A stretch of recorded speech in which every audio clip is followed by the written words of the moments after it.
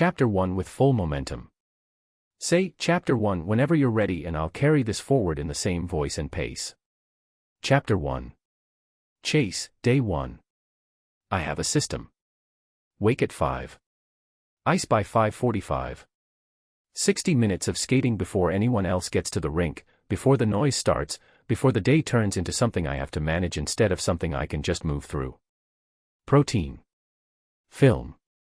40 minutes of resistance work. Lunch at 12 sharp. Nap. Film again. Dinner alone. Bed at 9:30. That's it. That's the whole thing. Some guys need a life outside the game to function inside it. I've never been one of those guys. The game is the life. Everything else is just furniture. I pulled into the Glacier's training facility at 5:22 on the first morning of preseason and sat in the parking lot for 8 minutes because the doors didn't open until 5:30 and I wasn't going to stand outside in the September cold like I was waiting for a bus. I had standards. Luca Ferrara pulled in at 5:29, passenger window already down, some Italian radio station playing at a volume that should have been illegal before noon. Chase. He said my name like it was the beginning of a joke. It always was, with him. You look terrible. You sleep at all this summer. 8 hours a night. That's the problem. You need less sleep. More living. He climbed out of his car, a thermos in one hand and a paper bag in the other. He held up the bag. Cornetto. From the place on Morrison. They open at 4:30 for some reason. I don't want a cornetto. I know you don't want it. That's why you need it.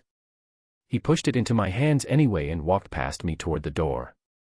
Come on. I sweet-talked the security guy into opening 10 minutes early. His name is Rodrigo and he has a daughter who likes my Instagram. I followed him in. That's the thing about Luca, you always end up following him, not because he leads but because standing still while he moves feels like a waste of time. The locker room filled up by 8. I knew most of the faces. Some of them I'd grown up playing against, spent years sizing up through visors and penalty box glass. A few were new, a pair of rookies who kept looking at everything with that wide, hungry expression that rookies always have, like the whole building is something they might wake up from. I'd had that look once. I trained myself out of it fast. Derek Shaw arrived at 8:15. I knew Derek the way you know a weather pattern, by what comes ahead of it. He walked into a room and immediately took stock of everyone in it, not out of curiosity but out of calculation. He'd been team captain for 3 seasons. He wore it like a second jersey. Mercer. He crossed the room and put out his hand. I shook it. He held on a half-second longer than a handshake needed. Not long enough to call him on it. Just long enough for both of us to know he did it on purpose. Good summer, he asked. Yeah. You work on the backhand. Always. He smiled. It didn't reach anything above his jaw. Good. We need you sharp this year. He let go of my hand. I need you sharp. He walked away before I could answer. Which was probably the point. Luca appeared at my shoulder, chewing his cornetto. He does that thing with the handshake to everyone, he said quietly. Measuring. I know. You going to let him? I pulled my practice jersey over my head. I'm not thinking about Derek Shaw. You should think about Derek Shaw a little. Enough to know what he's doing. I know what he's doing. Luca nodded. Then think about something else. He brushed pastry flakes off his chest. Or someone else. Reportedly there's a new hire on the medical staff. Ortega brought in a trainer. I said nothing. I laced up my left skate. Young, Luca said, still talking to the middle distance. According to Rodrigo the security guy, who admittedly is not a reliable source. I laced up my right skate. Just saying, Luca said. Stop saying.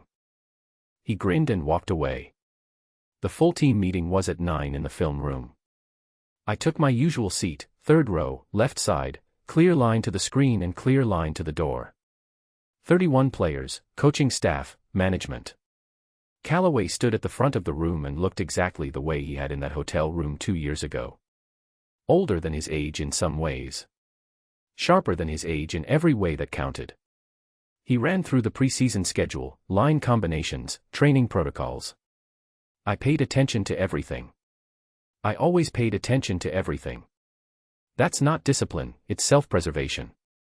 In this league, the man who stops paying attention is the man who gets traded. We're adding to the medical staff this year, Callaway said. He had a way of making every sentence sound like the last one. Final. No debate available. You've all worked with Coach Ortega. She's bringing in a full-time certified athletic trainer to manage in-season load and recovery protocol. You'll meet her this morning. Her. I wrote something in my notebook that didn't mean anything. Any questions on the schedule? Callaway asked. Nobody had questions on the schedule. We went to the ice for the first on-skate of camp and I stopped thinking about everything except the ice. That's what the ice does. It clears everything else out. The sound of blades on a clean sheet, the cold sitting in your lungs, the way your body wakes up to a language it knows better than any other, there's nothing like it. I've tried to explain it to people who don't skate and it never lands right. You just have to have it to understand it. I ran through my warm-up loops alone. Found my edges.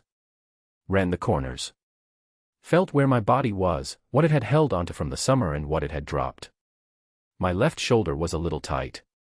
Nothing serious. I filed it away. Drills started at 10. Full-pace skating, then puck handling sequences, then compete drills that went harder than they should have for the first day of preseason because Callaway didn't believe in easing into anything. You came ready or you came late. Same result either way. I was on my fourth compete rep, going full speed at the offensive zone, when I caught movement at the glass to my left. The medical staff was walking through the corridor alongside the rink, doing the tour they always do on opening day. Ortega in front. 2 others behind her. I saw the clipboard first. Then the worn Glacier's cap. Then her. Something happened in my chest. Not dramatic. Not the way it happens in the kind of stories I've never read. Just a quiet internal shift, like a door you thought was closed turning out to be open. I felt it in my hands before I felt it anywhere else. I didn't drop my stick. But it was close. She wasn't looking at the ice. She was listening to something Ortega was telling her, nodding, writing something on the clipboard. She looked like she belonged there, not in a way she was performing, but in a way that was just true. Like competence that didn't know it was competence because it had been that way too long to notice. I turned back to the drill and fired the puck at the net. It hit the post. Luca, coming up on my left, said nothing. He didn't have to. We broke from the ice at noon. The locker room was loud, that particular kind of loud that only exists at the start of something, when everybody is still deciding what kind of year this is going to be and optimism hasn't been beaten out of them yet. Give it 6 weeks. I showered, changed, sat at my stall. I had a film session at 1. I wasn't hungry but I ate anyway because eating on schedule matters more than whether you feel like it. Coach Ortega came into the locker room at 12:20 to make the formal introduction.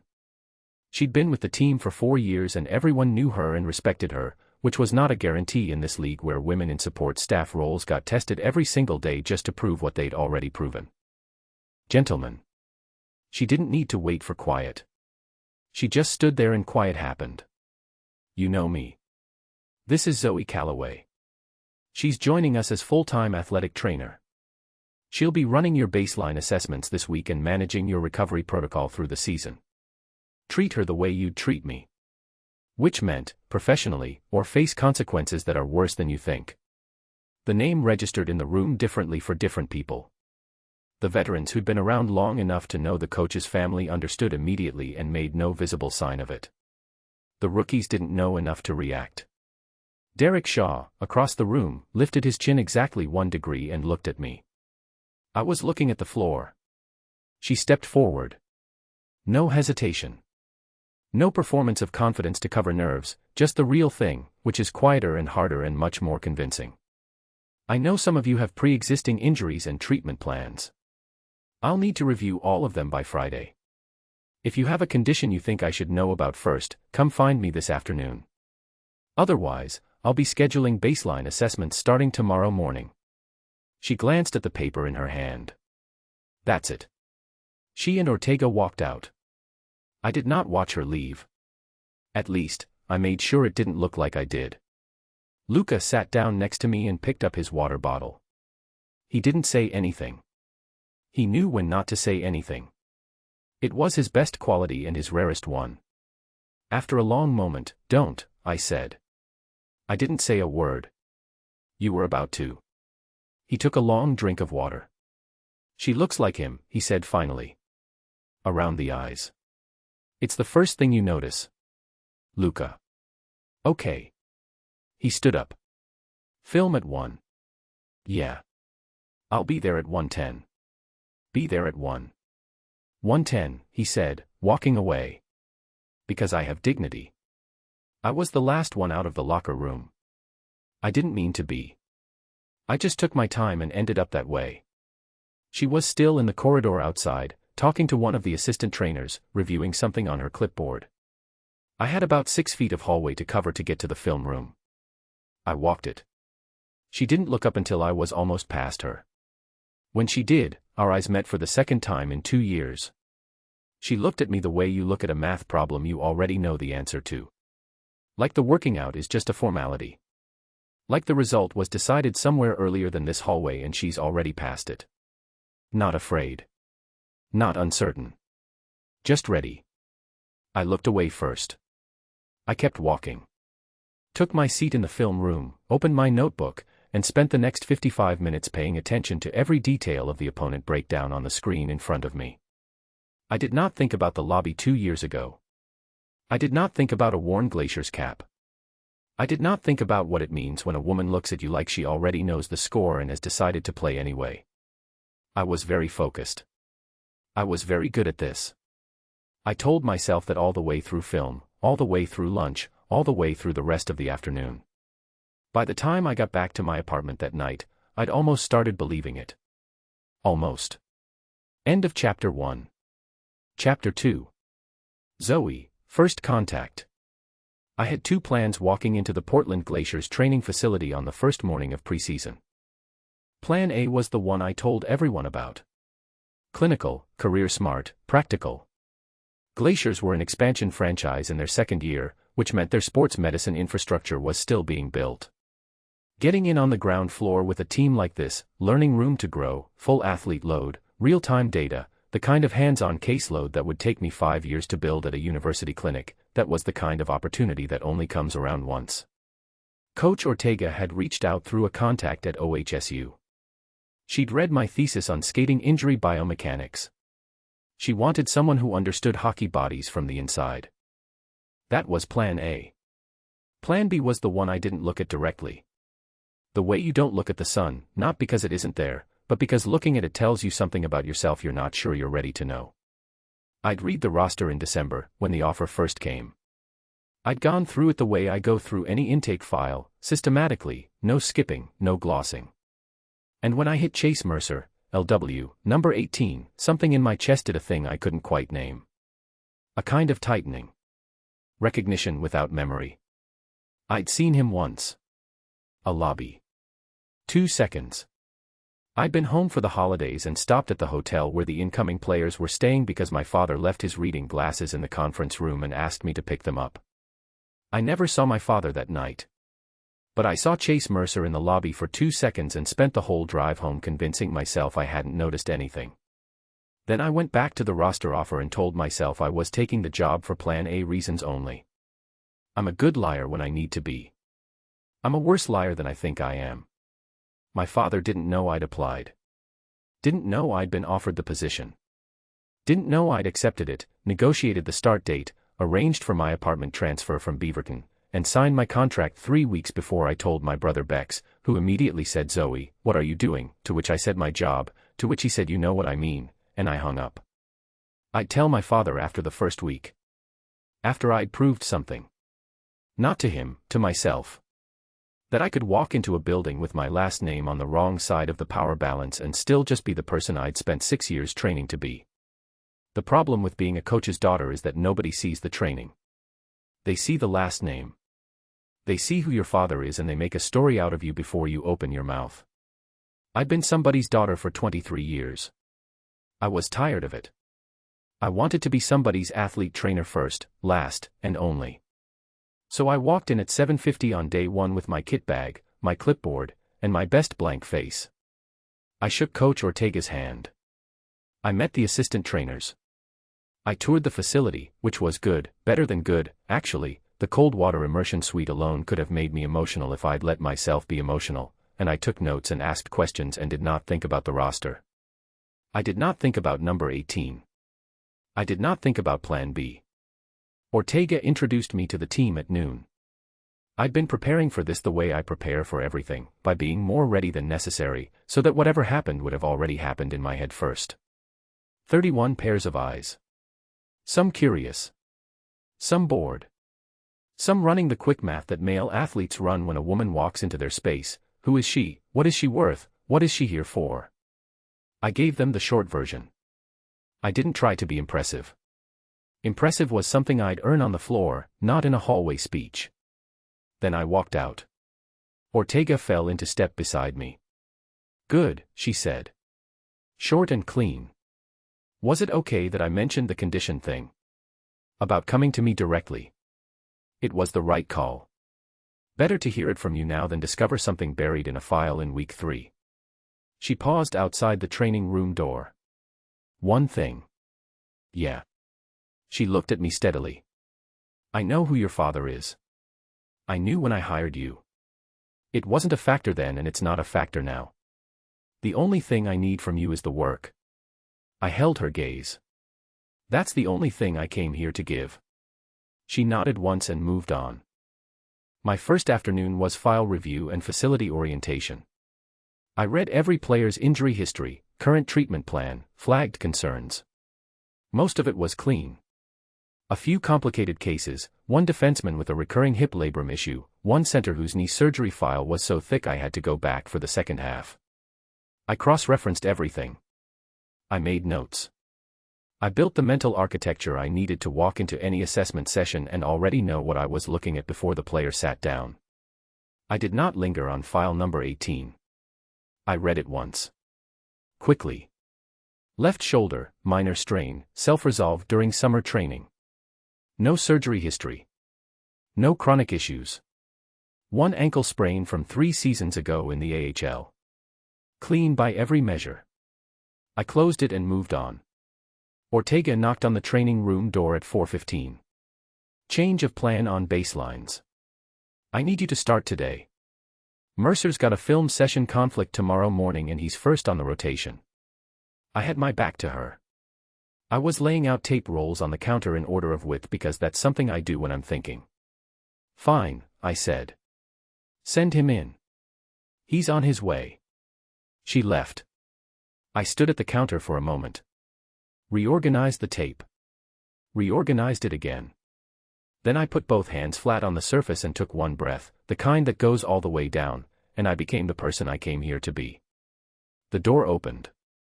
He was already sitting in the treatment chair by the time I turned around, like he'd done this 1,000 times in 1,000 rooms and had no interest in making it significant. Skates off, practice gear still on, wrist tape still wrapped from the session. He had his elbows on his knees and he was looking at the floor. He was bigger than I expected. Not taller, I'd seen his measurements in the file.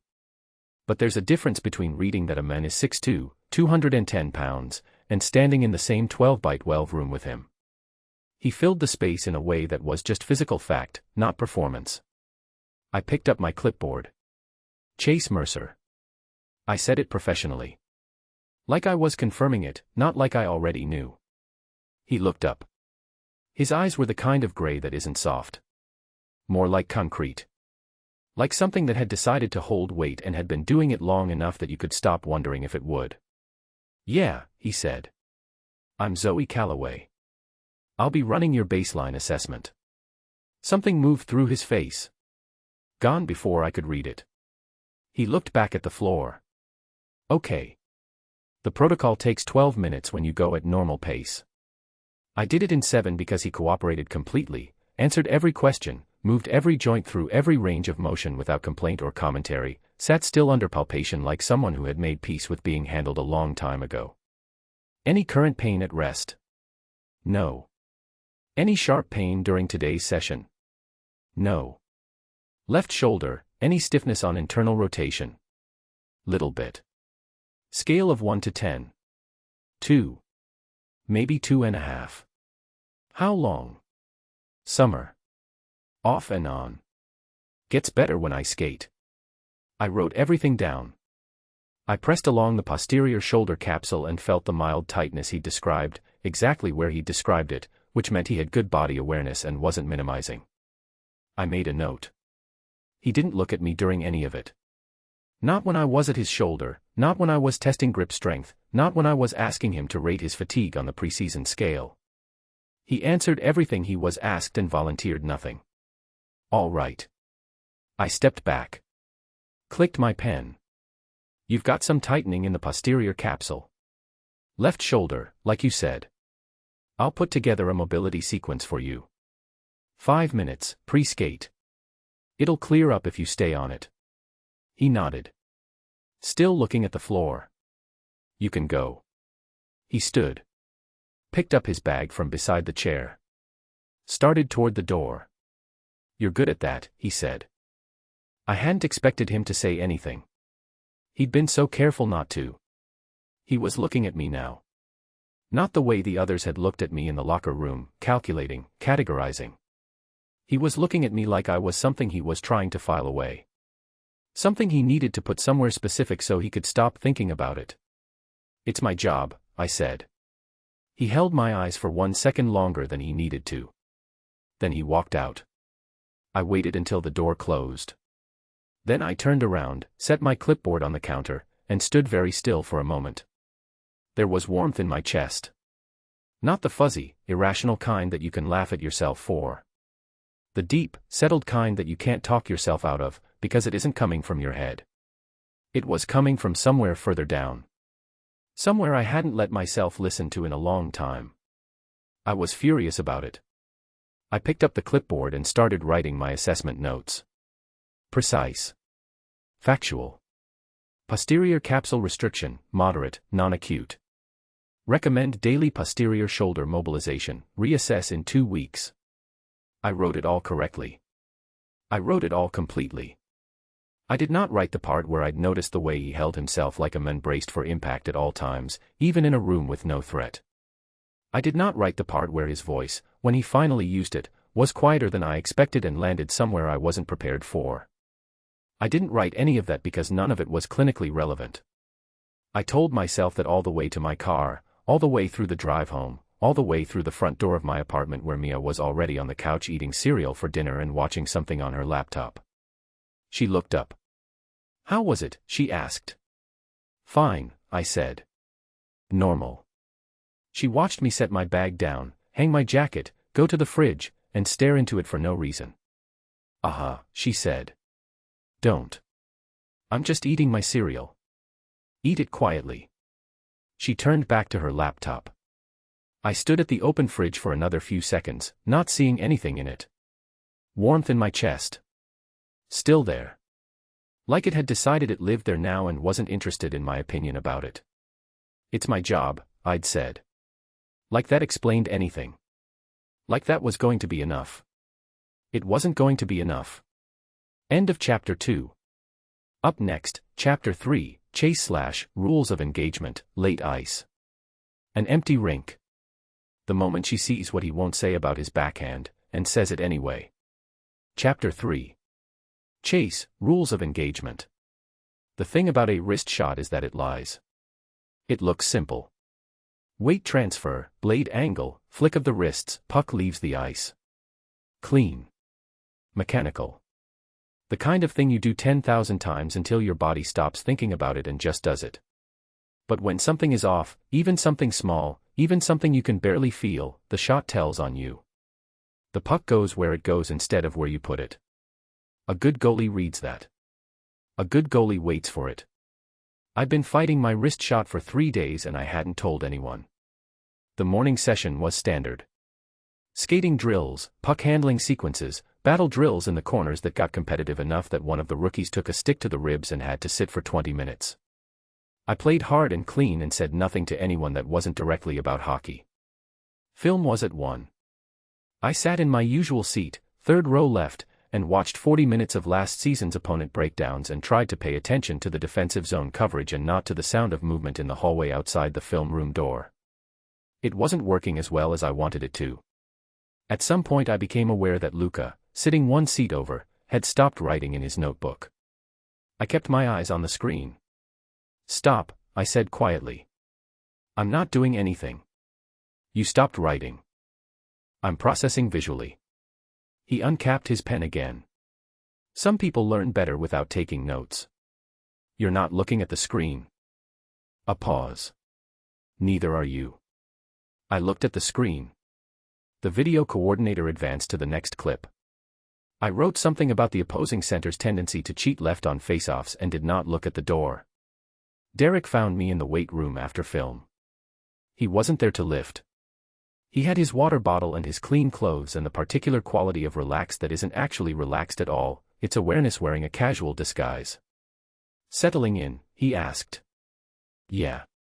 He moved to the cable machine beside mine. Didn't start a set. Just stood there. "New trainer seems competent." I kept pulling. Cable row. Controlled on the return. "Ortega knows what she's doing when she hires." "Sure." He unscrewed his water bottle. "Just making an observation.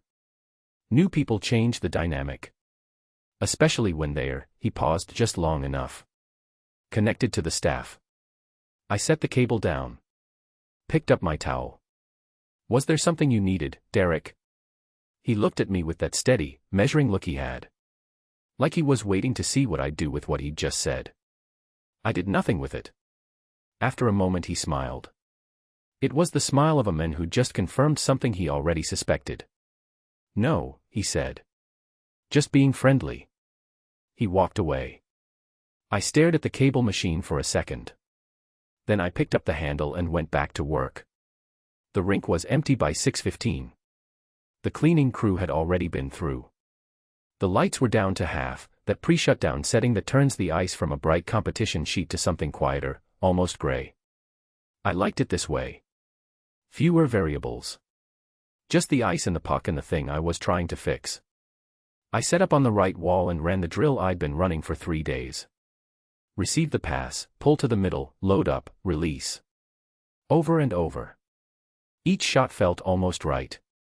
Close enough that someone watching wouldn't see it. Far enough off that I felt it every single time, in my left shoulder, in the slight hitch before the release, in the way the puck left my blade at an angle that was 2 degrees too high. 2 degrees. It sounds like nothing. In this league it's the difference between a goal and a save. I kept going. Set up. Pull. Load. Release. The puck bounced off the backboards and came back to center and I picked it up and did it again. I could do this for hours. I had done this for hours, in rinks worse than this one, in cold so bad my fingers went numb by the 3rd rep. That's not dedication. That's just what you do when stopping is not an option you allow yourself. I was somewhere in the 40th rep when I heard the door to the training room corridor open. I didn't stop. I set up again, pulled left, loaded up. "You're compensating." Her voice came from the boards. Clear. Not loud. Like she was stating something she'd already confirmed. "Your backhand. Left shoulder." I fired the shot. It went 2 degrees high and wide of where I'd aimed. I skated slowly toward center ice and picked up the next puck. "I'm fine," I said. "I didn't say you weren't." I looked up. She was at the boards, one hand on the top rail, still in her work clothes, dark pants, glacier staff pullover. She had her bag over one shoulder. She'd been on her way out. She'd seen me through the glass and stopped. She wasn't watching me the way people usually watch athletes train, with that slightly removed, spectator quality, like they're observing something that doesn't include them. She was watching me the way she'd watched my shoulder assessment. Functionally. Taking something apart to understand how it fit together. "The posterior capsule restriction," she said. "When you load up on the backhand, your shoulder can't complete the internal rotation. So you compensate by adjusting your trunk angle. Slightly. But it changes your blade position at release." I held the puck on my stick. "You saw that from there?" I saw it yesterday in the assessment. I see it now. She shifted her bag strap. The mobility sequence I gave you. Are you doing it? Yes. Every day. I said nothing. Chase. It was the first time she'd used my name. Just my first name, the way you use someone's name when you've stopped performing professional distance and accidentally become a person talking to another person. She seemed to notice it too. Her chin came up half an inch. It takes 2 weeks, she said. You have to do it every day for 2 weeks before it starts to clear. If you skip days, you reset the clock. She adjusted her bag again. That's not an opinion. That's how tissue works. Okay, I said. Okay, you'll do it, or okay, you've heard me. Both. She looked at me for a moment. That same look she'd had in the lobby 2 years ago and in the hallway yesterday, like she was reading something and already knew the last page. Don't train on it past 7, she said. Your rotator cuff needs more than an hour to recover when it's already under load. Then she walked away. Down the corridor, around the corner, out the door that clicked shut behind her with a sound that carried in the empty building like a period at the end of a sentence. I stood on the ice for a moment. Then I set up the drill again. Receive. Pull left. Load up. Release. The hitch was exactly where she said it was. The 2-degree miss was exactly what she'd described. My trunk was adjusting because my shoulder couldn't finish the rotation, and my blade angle was off because of it, and I'd been feeling it for 3 days without being able to name it. She'd named it in 40 seconds from behind the boards. I skated to the corner and collected the puck. Came back to center. I stood there for a long moment, alone in the half-lit rink, and thought about a promise I'd made in a hotel room 2 years ago. Then I thought about the way she'd said don't train on it past 7, not as a suggestion, but as a fact. The way she said everything. Like she wasn't interested in whether you wanted to hear it. Like the truth was the truth whether you showed up for it or not. I finished the drill. I was off the ice by 6:58. 2 minutes early. I didn't examine why. End of Chapter 3. Chapter 4. Zoe, what I know. Mia Torres had a gift. It wasn't athletic, she was the training staff's soft tissue specialist and moved through the world with the physical caution of someone who had personally witnessed too many ACL tears to believe in running for fun. It wasn't academic, though she was sharp enough when it mattered. Her gift was this: she could tell when you were lying to yourself before you knew you were doing it. She'd had this gift since the day I met her in our sports medicine program at Oregon, and she'd looked at my study schedule on the first week of classes and said, "You're using work to avoid feeling things," and I'd said, "You don't know me," and she'd said, "Not yet," and we'd been best friends ever since. She was sitting cross-legged on the couch when I got home, bowl of cereal balanced on her knee, laptop open, doing 3 things at once the way she always did. She looked up when I came in. Looked at my face. Looked back at her cereal. "How late were you?" she asked. 6:50 something. Training room.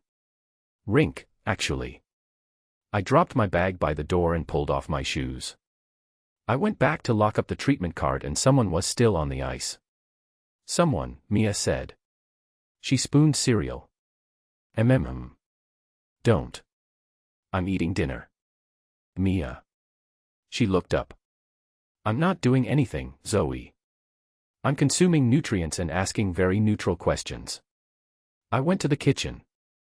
Opened the fridge. Stood in front of it and tried to decide what I wanted to eat, which was genuinely impossible because my brain was currently occupied with other calculations. "He was compensating on his backhand," I said, from inside the fridge. "Left shoulder. The restriction I found in the assessment was affecting his blade angle at release." I told him. Silence from the couch. "That's it," I said. "Clinically relevant observation. That's what happened." More silence. I turned around. Mia was watching me over the rim of her bowl with an expression I had seen many times and deeply resented. "What?" I said. "You went back," she said. "To lock up the cart. You never forget to lock up the cart." I turned back to the fridge. There was a lot going on today. "Sure. Mia, I'm serious." I went back to lock up. I saw him on the ice. I made a clinically relevant observation, and I left. And how did he respond to the clinically relevant observation? I took out leftover rice and closed the fridge harder than I needed to. Fine.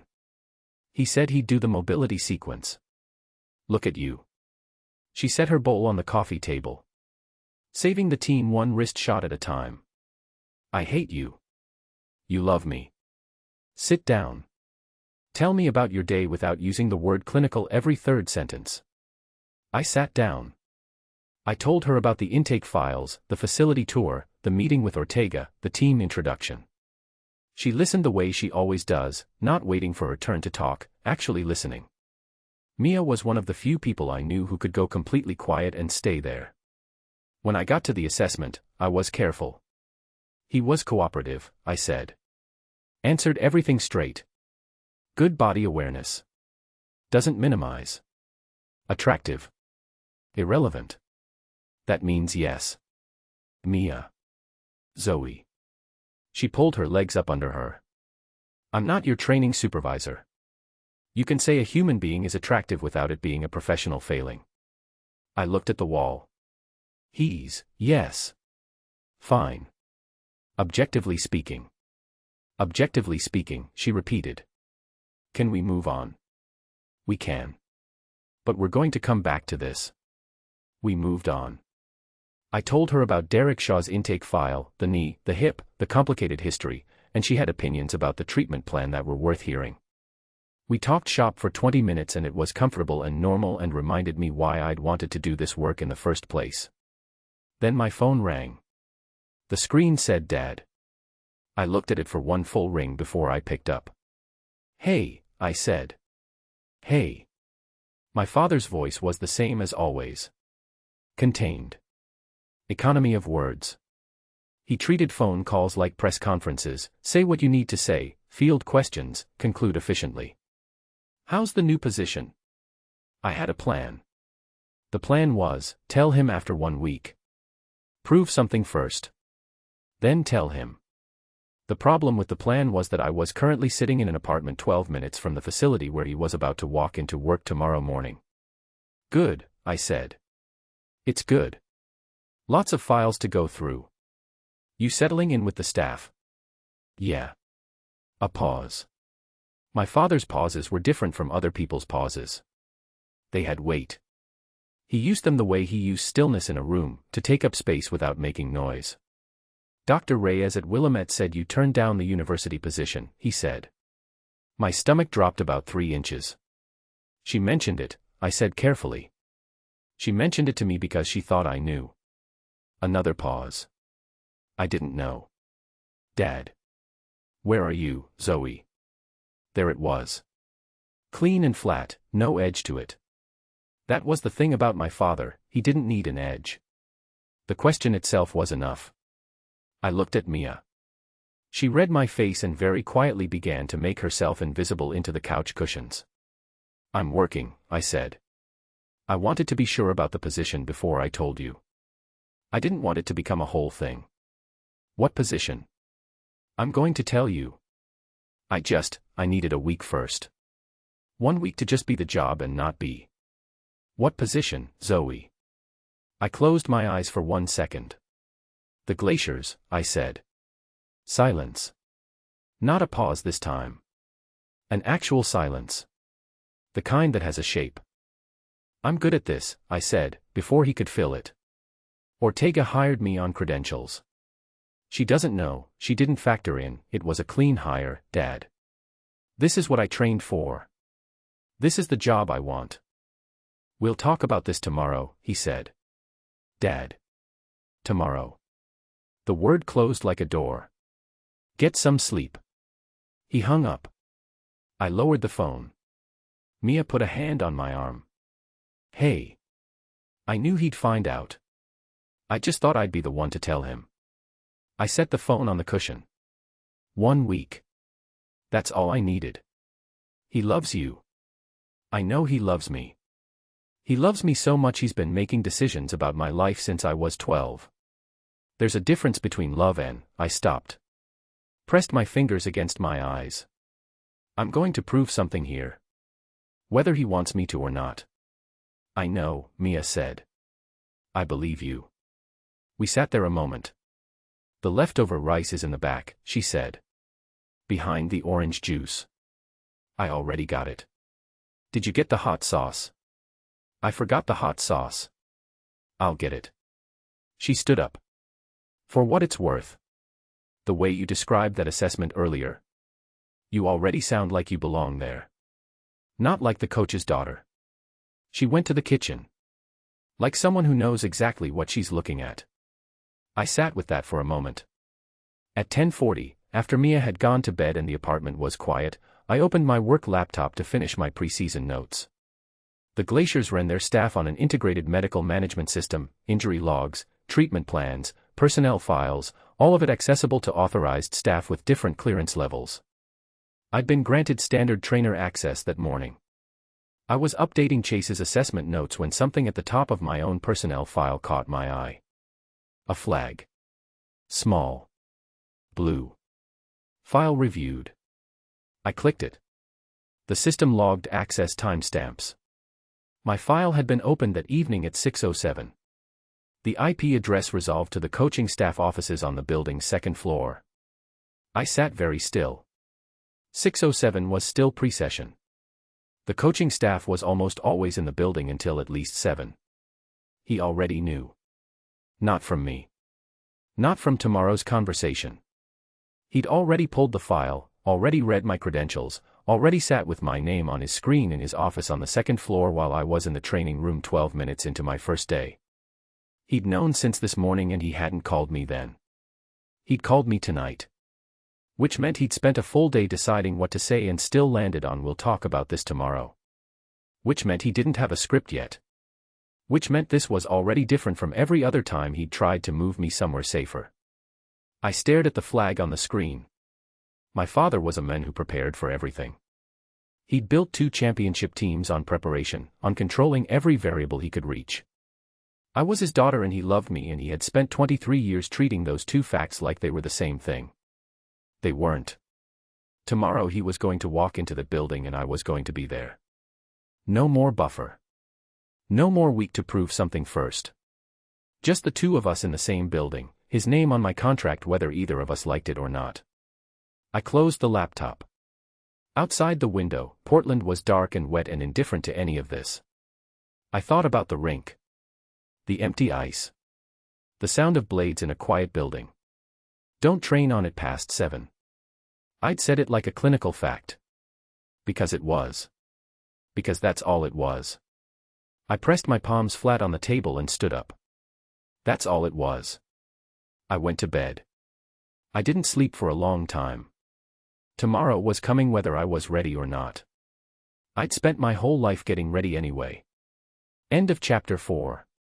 Chapter 5. Chase, the fallout. He called me in at 7:15.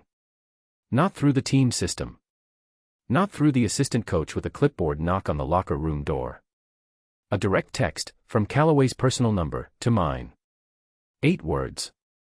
My office. 7:15. Before morning skate. FC. I read it at 6:48, standing in the rink tunnel in my practice gear, fresh off my private ice time. My coffee was still hot. I looked at those 8 words for a few seconds and then put my phone in my pocket and went to get tape for my wrists. I knew what it was about. I'd known since yesterday in the film room, if I was being straight with myself. The moment Ortega introduced her and I saw Callaway's face stay completely still, not calm, still, the way a man goes still when he's working very hard not to show what he's working through, I knew the timeline had moved up. He hadn't planned this any more than I had. His office was on the second floor, corner room, windows looking down at the ice. I'd been in it twice. Once the day I signed, 2 years ago. Once when he wanted to talk about my production in the first month of last season. Both times he'd offered me coffee. Both times I'd said no. He didn't offer this time. He was standing at his desk when I came in, reading something on his tablet, still in his coat. He set it face down when I closed the door. Gestured to the chair across from his desk and stayed standing himself, which told me something about how he wanted this to go. Standing is control. Sitting is conversation. He wanted control. "You know why you're here," he said. "Yeah." "Tell me." Zoe joined the medical staff. He clasped his hands in front of him. "She accepted a position with Coach Ortega. Without telling me." He said it without accusation, like he was laying out a set of facts for review. "I found out through the personnel system yesterday morning." "When did she find out you found out?" He looked at me. "That's not why I called you in." "I know. I'm just asking." Something moved through his face. I'd seen it before, that quick internal debate between shutting someone down and actually engaging with what they said. He was a complicated man. That's what made him a good coach and a hard father, I imagined. He engaged with information. He didn't like surprises and he engaged with them anyway. "Last night," he said. "We spoke. How'd it go?" "Chase." "Sorry." He moved around the desk and stood in front of it, arms crossed. "I called you in because I want to be clear. The situation has changed. I want to make sure you understand what I expect. I've always understood what you expect. I expect you to act accordingly," he said. "With the change in staffing.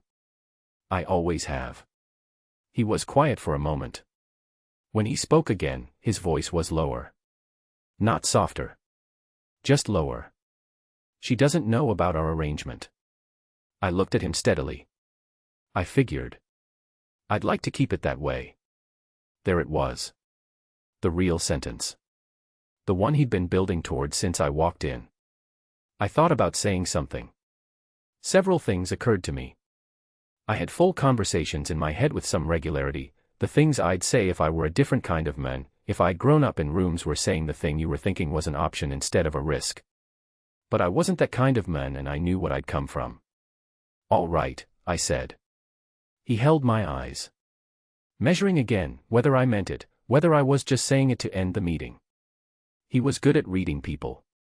It's what made him dangerous in negotiations and in arguments and in rooms where the truth was hiding behind something else. Whatever he found in my face seemed to satisfy him. "That's all," he said. I stood up. I was at the door when he spoke again. "Chase." I stopped. Didn't turn around. "She's good at her job." He said it like it surprised him slightly, like he'd opened a file expecting one thing and found another. "I know that. I'm not trying to," he stopped. "I just need this to stay clean." I turned the door handle. "I understand." "Good." I walked out. The hallway outside his office ran the length of the second floor and connected to the stairwell that dropped down to the main corridor, the locker rooms, the training wing. It was 7:29. Morning skate didn't start until 8. The building was awake but not full yet, facilities guys, video staff, early arriving coaches. I was about 30 feet from the stairwell when she came around the corner. Patient chart under one arm. Coffee in the other hand, from the place on the ground floor that only the staff seemed to know about. She was reading something clipped to the top of the chart and not watching where she was going. We had about 15 feet of hallway between us and it was closing. She looked up at 12 feet. Her eyes found me and she read my face the way she read everything, quickly, precisely, without showing what she'd found. Her pace slowed. Not dramatically. Just a fraction of a step. Like her body asked a question before her brain answered it. I looked straight ahead. I kept walking. Measured pace. Eyes forward. The way you skate through a hit you know is coming because ducking makes it worse. 3 feet between us. Then 2. Then 1. I didn't look. In my peripheral vision I saw her chin come up slightly. Saw her adjust the chart under her arm. Saw her take the half step that moved her to the right side of the hallway so we'd have room to pass without touching. And then she kept walking. I kept walking. The stairwell door was ahead of me. I hit it with my shoulder and went through. I stood at the bottom of the stairs for a moment. The concrete block walls of the stairwell were cold and indifferent and I was grateful for both. She doesn't know about our arrangement. Keep it that way. Callaway had said it like a reasonable request. And it was, by a certain logic, it was completely reasonable. Telling her would create a conversation none of us needed. Telling her would mean admitting to her face that 2 years ago I had shaken her father's hand and agreed that she was a category of thing to be stayed away from. Telling her would mean watching her look at me the way she'd looked at me in that hallway, that measuring, reading, already knows the answer look, and seeing it change. I didn't want to see it change. Which was a problem in itself. Because wanting things about the way she looked at me was already further along than I was supposed to be. I pushed off the wall and went toward the locker room. The ice was waiting. It always was. It was the most reliable thing I knew. On the third drill of morning skate, I ran the backhand sequence I'd been running all week. Receive. Pull left. Load up. Release. I thought about what she'd said in the empty rink the night before. About the posterior capsule. About the trunk compensation. About how tissue worked and how long it took. I let my shoulder move through the rotation slowly. Felt where the restriction was. Stopped fighting it and just let it be there, acknowledged it, the way you acknowledge a thing before you fix it. The shot released clean. 2 degrees low, which in hockey means just under the crossbar. It went in. Luka, skating past, finally. I didn't answer. But I stood there for a second and thought about a woman walking around a corner with a patient chart and a coffee, looking up at 12 feet, and almost stopping. Almost. I knew what almost meant. The problem was, I think she did too. End of Chapter 5. Up next, Chapter 6, Zoe/Velocity, the first regular season game. Chase scores twice. And in the corridor after, neither of them pretends hard enough. Chapter 6. Zoe, Velocity. Nobody tells you what it actually feels like to watch someone do the thing they were built for. You think you know. You've seen sports your whole life, grown up inside the machine of it, on benches and in locker rooms and in film sessions where your father breaks down a player's movement like it's a language he invented. You think you understand what athletic excellence looks like because you've been adjacent to it since before you knew what adjacent meant. You don't. Not until you see it up close. Not until you're standing 5 feet from the ice with a clipboard in your hand and a player you are professionally obligated not to think about is moving at full speed 20 feet away and your body just stops. Just goes completely still for a second, the way it does when something real and undeniable walks in front of you and you can't look away from it. That's what watching Chase Mercer skate felt like. I'd seen the file. 43 points in 60 AHL games. Top skating metrics at his draft combine. My father's assessment from 2 years ago, which I'd read once in the facility records during my first week, elite acceleration, hockey sense above his draft position, will be a problem for this league within 2 seasons. My father doesn't use words like elite on paper. He saves them. But none of that is the same as watching it happen. The home opener sold out 3 weeks before puck drop. The building was loud in a way that felt almost physical, 20,000 people and the particular energy of a crowd that believes they're about to see something. I was on the bench side, positioned between the penalty box and the team's gate, with my kit and my clipboard and the game day injury log that I'd be updating in real time all night. This was the job. Watching. Not the game, the bodies. Tracking load, monitoring for impact events, flagging anything that changed in the way someone was moving. You learn to watch hockey differently when you're responsible for the people playing it. You stop seeing the puck and start seeing the hips. You stop watching the play and start watching the landings. First period, I tracked everyone on rotation. Noted 2 awkward shifts from the defenseman with the hip issue. Flagged one of the rookies who was landing wrong on his left edge, something to watch but not act on yet. Standard load monitoring. I wrote everything down. Chase scored 4 minutes into the second period. I wasn't specifically watching him. I was watching the play develop, the line change, the puck moving up the right side, and then suddenly there was a gap in the opposing defense that hadn't existed half a second ago, and Chase was through it before anyone on the ice had fully processed that it was there. That's the thing about elite acceleration. It doesn't look fast from a distance. From a distance it just looks like everyone else is slightly slower. It's only when you're close that you understand what you're seeing, that the gap between him and the next fastest player on the ice is not a matter of inches but of time. He was operating in a different unit of time than everyone else. He pulled to his backhand, the left shoulder, the restriction I'd been working on, and released it clean. Low blocker side. The goalie's pad was still moving when the puck was already through. The building went up. I wrote in my log, Mercer, backhand release, no compensation observed. Shoulder sequence working. I underlined it. Then I went back to watching Hips. He scored again in the third. Tap in from the slot, not athletic, just positioning, being exactly where the puck was going to be before it got there. Hockey sense. The kind you can't teach. You either read the ice or you don't. Final score, Glaciers 4, Nashville 2. The building was still loud when the buzzer went. I started packing my kit. Post-game protocol meant I needed to be in the corridor outside the locker room for the injury queue. Guys come off the ice and don't always know yet what hurts. My job was to stand there and watch them walk past and catch what they didn't report. I was writing the last of my period-by-period notes when the corridor door opened. I didn't look up. I heard the skates first, the specific sound of blades on rubber matting, slow and tired, and then the voices of players moving through the space. I kept writing. Locker room after a win has its own particular energy. It's not celebration exactly, not yet. It's more like a collective exhale. 20 minutes of noise and then quiet, and then they start to feel the game in their bodies. I heard him before I saw him. Not because his footsteps were louder, but because the hallway sound changed slightly, a small shift, like a change in air pressure. I looked up. He'd pulled his jersey off but still had his base layer on, untucked at the back, the number 18 twisted slightly at his hip. Medical tape still on both knuckles. He was moving slowly, the specific slowness of someone whose legs have given everything they had and are now in negotiation with gravity. He stopped when he saw me. Not dramatically. Not a full stop.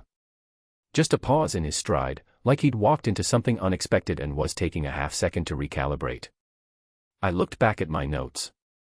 Good game, I said. A beat of silence. You were watching, he said. It's my job to watch. I heard him take one step closer. Not toward me, just away from the wall. Repositioning.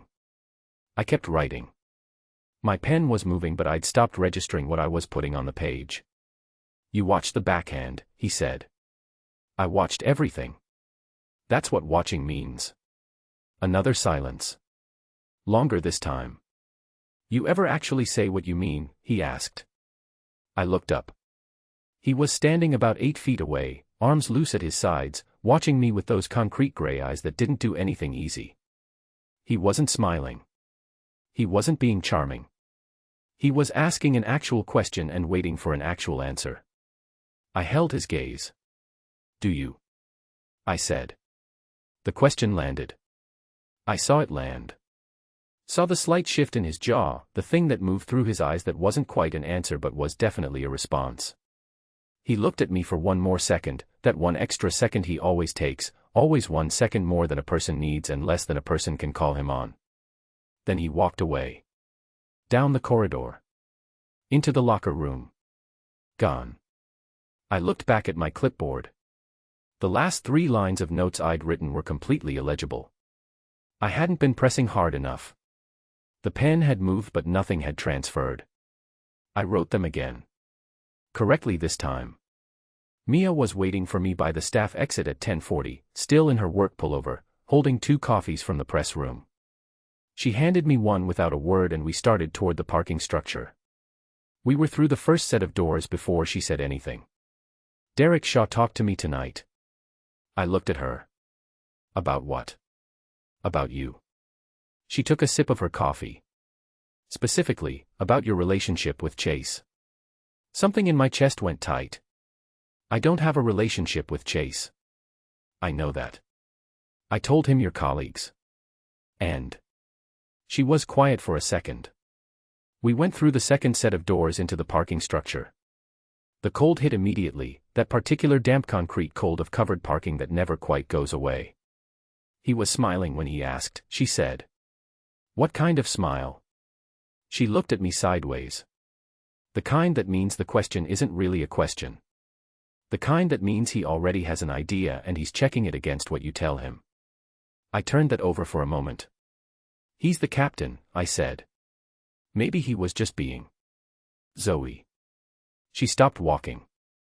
I've worked in male athletic spaces for 4 years. I know every version of a man asking a friendly question. That wasn't a friendly question. I stood in the cold parking structure holding my coffee and thought about Derek Shaw. About the handshake Luka had described on day one that lasted a half second too long. About the way he'd watched me from across the room at the team introduction. What exactly did he ask? He said, she paused. Choosing words. He said, you and Mercer seem to have hit it off pretty quick. Then he smiled. Then he said, just making sure the team dynamic is healthy. Then he smiled again. That's it. That's it. She started walking again. It was the smiling, Zoe. Each one landed in a different place. Like he was putting something down and watching to see if you'd pick it up. We got to her car. She unlocked it. We sat in it for a moment without starting the engine. He's watching something, she said quietly. I don't know what. But someone who smiles like that is keeping score. I stared through the windshield at the concrete wall of the parking structure. 8 feet of corridor. 1 extra second. Do you? I thought about what Derek Shaw might have seen. What he thought he knew. What he was planning to do with it. Start the car, I said. Mia started the car. I looked out the side window at the wall moving past us as we backed out. Whatever Derek Shaw was keeping score of, I needed to understand it before it became something I couldn't manage. And whatever was happening in corridors after games and empty rinks at 7 in the evening needed to stop happening. I knew that. The problem was knowing it and doing something about it were two completely different things. And I had a feeling Derek Shaw already knew the difference too. End of Chapter 6. Chapter 7. Chase, Ice and Proximity. Luka sent me the hotel floor plan at 11:04 p.m., 12 minutes after we checked in. It was a screenshot of the Marriott app, the floor selector, with a red circle drawn around the 7th floor and a text underneath that said, Training Staff. Just FYI. For your health. Then 3 seconds later, medically speaking. I put my phone face down on the nightstand and unpacked my gear bag. You see my text. Luka said from the other bed, where he was already horizontal with his shoes still on. Take your shoes off. I'm processing the travel. Did you see it? Take your shoes off, Luka. He kicked them off without sitting up. One landed on the floor, one hit the wall. Floor 7, he said to the ceiling. Just so you have the information. I don't need the information. Everybody needs information. Information is. Luka. Okay. He laced his hands behind his head. I'm going to sleep. I'm not saying anything else. He was quiet for about 40 seconds. 2 floors up, he said. That's all I'm saying. That's the opposite of not saying anything. It's my last statement. I'm done. I turned off the lamp on my side of the room. The Seattle skyline came through the gap in the curtains, gray and wet, the way Seattle always is. I'd played in this city a dozen times over the years in different jerseys and the city always looked the same to me. Like it was waiting for something that hadn't happened yet. I looked at the ceiling. I was not thinking about the 7th floor. We won the first period and lost the second. That happens sometimes. You come into a road game with the right energy, establish your structure in the first, and then around the 12-minute mark of the second something shifts and you can't find it again. Momentum is like that. It doesn't go where you tell it. I was on my 3rd shift of the second period, working the left wall on the forecheck, when their defenseman stepped up on me. I went around him on the outside, clean, I had the angle, but his stick caught my outer thigh on the follow-through. Not a call. Just hockey. It happens 40 times a game and you feel about 30 of them. I felt this one. Not sharp. More like a slow burn. The kind that doesn't limit you immediately but sits in the muscle and builds. I finished the shift. Came off and told no one. Second shift later I had to really think about my stride on the left side. Third shift I couldn't stop thinking about it, which is how you know it's moved from manageable to something else. I went to the bench between the second and third periods and pulled Luka aside. I need to see Ortega. He looked at me. How bad? Not bad. Enough. He nodded and went to find her. Ortega was in the trainer's corridor. She assessed it in 4 minutes, moderate quad strain, upper third, no structural concern, but she wanted it worked before the third period if I was going to play. We've got 20 minutes, she said. Treatment room. Now. I followed her down the corridor. She opened the treatment room door and held it. Zoe's going to work it, she said. I've got Halverson's elbow to deal with and I need both hands. I stopped moving for a fraction of a second. She either didn't notice or didn't find it relevant. Go, she said. I went. The treatment room was a standard setup. Portable table, kit bag, fluorescent light that was doing its best and still losing. Zoe was already there, pulling supplies from the kit. She turned when I came in. She looked at my leg. Not at me. Quad, she asked. Upper third. Sit. I sat on the table. She pulled on gloves and came around to my left side. Her hands went straight to the area without asking me to point to it. She'd read the location from the way I'd walked through the door. How did it happen? Stick catch. I had outside position on a forecheck and their D caught my follow-through. Sharp or dull? Dull at first. Building. How long ago? End of the second. She pressed along the muscle belly with her thumbs, controlled pressure, working the path of the strain. I kept my jaw locked and didn't make a sound. It wasn't unbearable. It was the kind of pain that has a logic to it, that tells you something about the structure underneath, and if you let yourself just feel it without fighting it, your body gives you more information than it would if you tensed up. She knew that too. I could tell by the way she worked, not fast, not apologizing with the pressure, just steady and purposeful. Like the muscle had a conversation to have and she was listening. For the first 20 minutes neither of us said anything. She worked in sections, muscle belly first, then the proximal attachment, then back to the belly with slightly deeper pressure as the tissue responded. I tracked what she was doing the way I track a defenseman, not because I needed to second-guess it but because understanding the pattern helped me stay inside it. At some point she switched from direct pressure to cross-fiber work and the burn in the muscle shifted to something that was almost relief. Shoulders holding up, she said, still working. It took me a second to realize she was talking about the backhand. About the mobility sequence. Yeah, I said. I noticed in the first period. Your trunk angle was neutral. Full rotation. You were watching the trunk angle. I was watching everything. That's what watching means. I almost smiled. I stopped myself. You got your 2 goals with the right setup, she said. Both reads were good. She repositioned her hands. You saw the second one before the pass happened. Where was the defenseman leaning? Left. His outside shoulder dropped on the line change. That's it, I said. When the outside shoulder drops on a line change, they're committed to containing the boards. The slot is open for 2, maybe 3 seconds. And you were already moving. Before the pass. She was quiet for a moment, still working. Is that something you learned or something you see? I thought about it. Both. You learn to look for the shoulder first. After enough repetitions you start seeing it without looking. Pattern recognition. Something like that. We went quiet again. But it was different from the first 20 minutes of quiet. That one had been 2 people in a room not talking because talking would have been too much of something.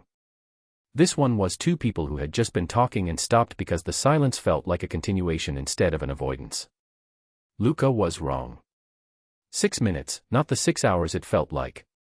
She pressed a final cross-fiber sequence and then stepped back. Pulled off her gloves.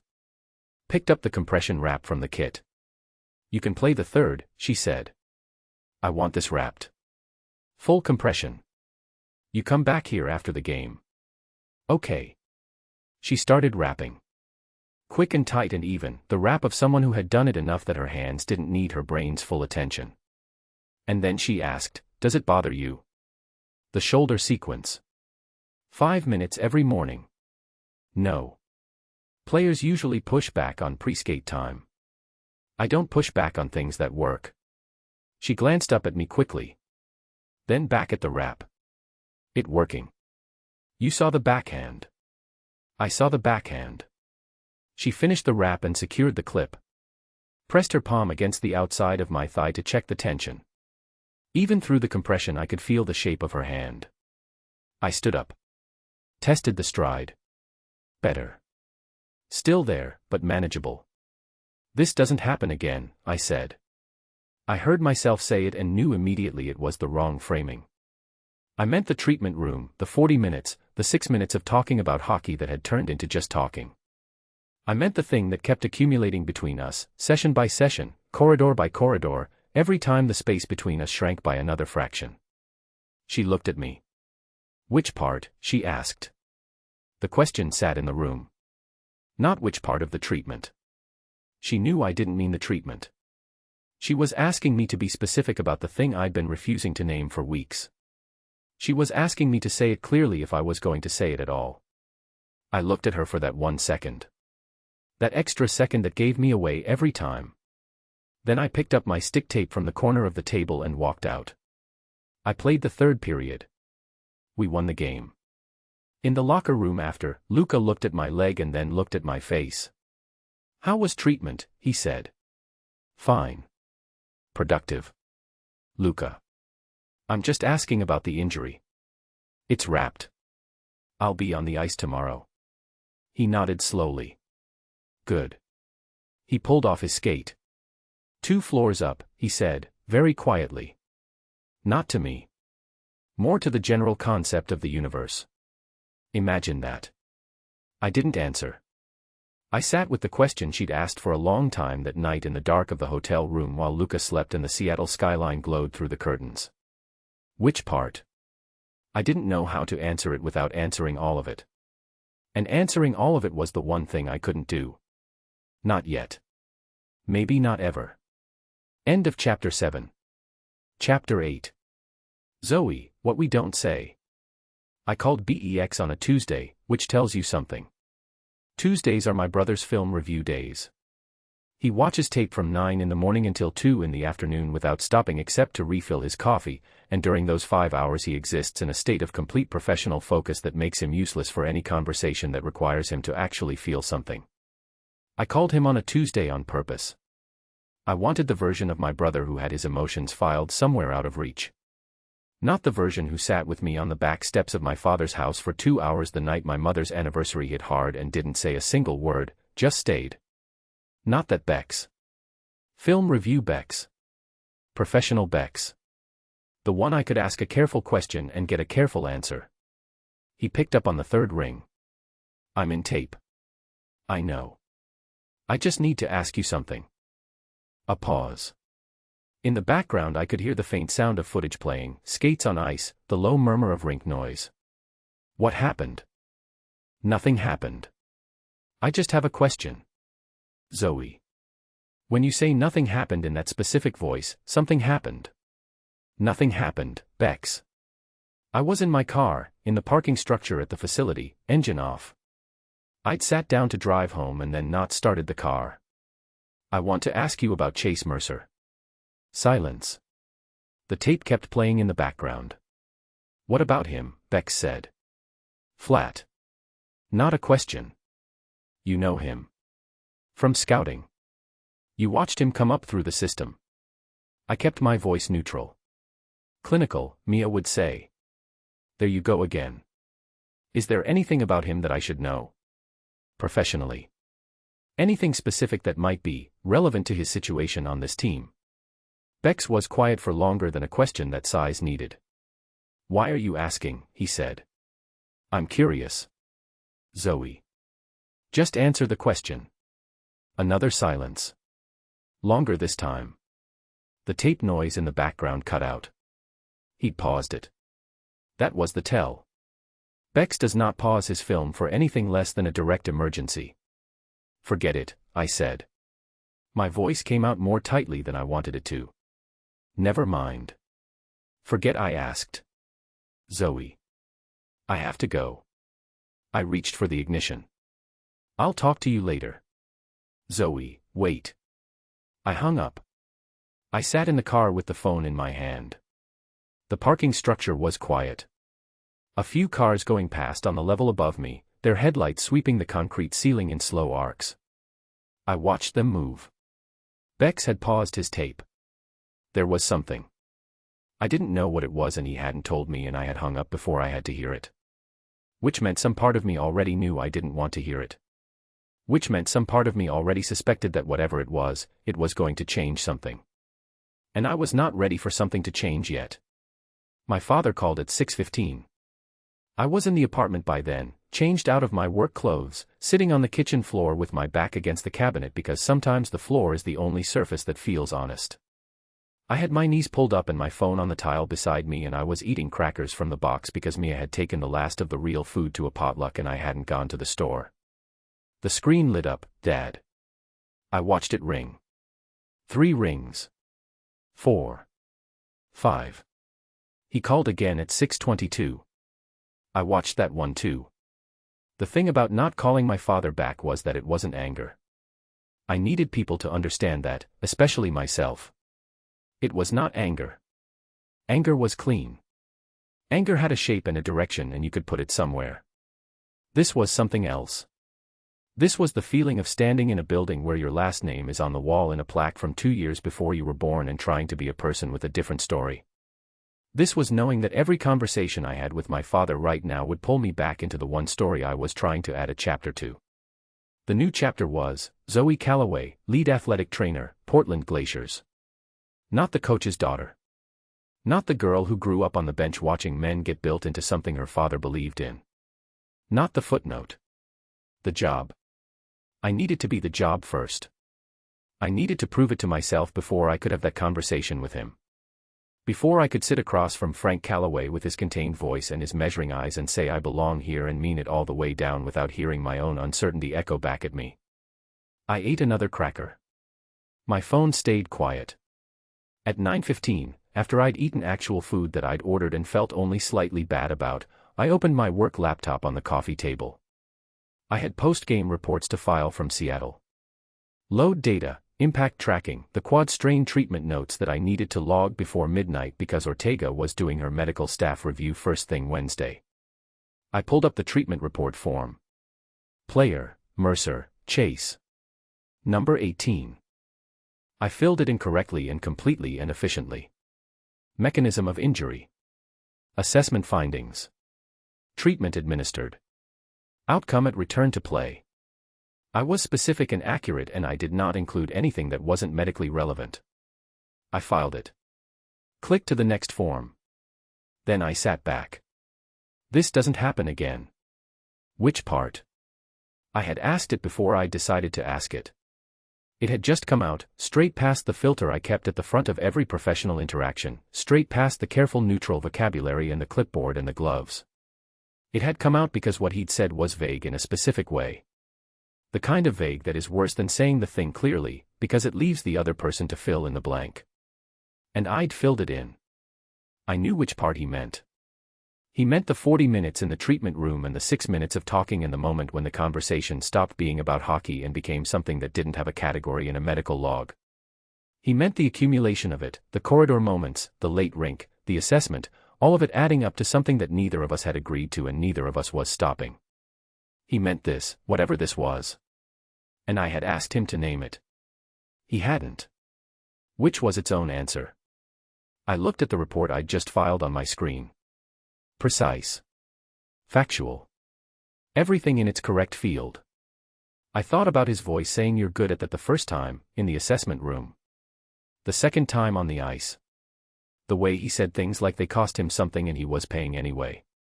I thought about Bex pausing his film. I thought about Derek Shaw and his smile that landed in different places. Outside the window the city was wet and moving.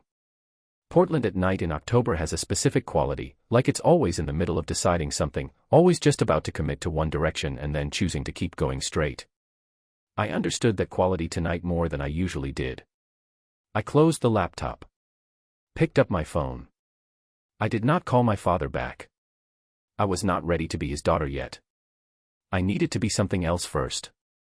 The problem was the thing I was trying to be was getting harder to separate from the thing I was trying not to become, a woman in a parking structure asking her brother careful questions, eating crackers on a kitchen floor, watching the city from a window and feeling the weight of a question nobody had answered. Which part? Both parts. That was the answer. He meant both parts, and he wasn't going to say it, and I wasn't going to say it, and we were going to keep standing in hallways and treatment rooms and empty rinks and corridors after games, being very professional and very precise and very careful. Right up until we weren't. I didn't know yet how soon that would be. I should have. End of Chapter 8. Up next, Chapter 9, Chase / the photo. Derek Shaw finds Chase after practice. He shows him his phone. And suddenly everything Chase has been carefully managing has a price tag on it. Chapter 9. Chase, the photo. The thing about a man like Derek Shaw is that he never comes at you directly. Direct is for people who aren't sure they'll win. Derek was always sure. He'd been sure since the day he was drafted 9th overall and handed a team at 23 and told he was the future of a franchise. Men who get told that young either grow out of it or they don't. Derek hadn't grown out of it. He'd just learned to dress it up better. He found me after Thursday practice. Not in the locker room.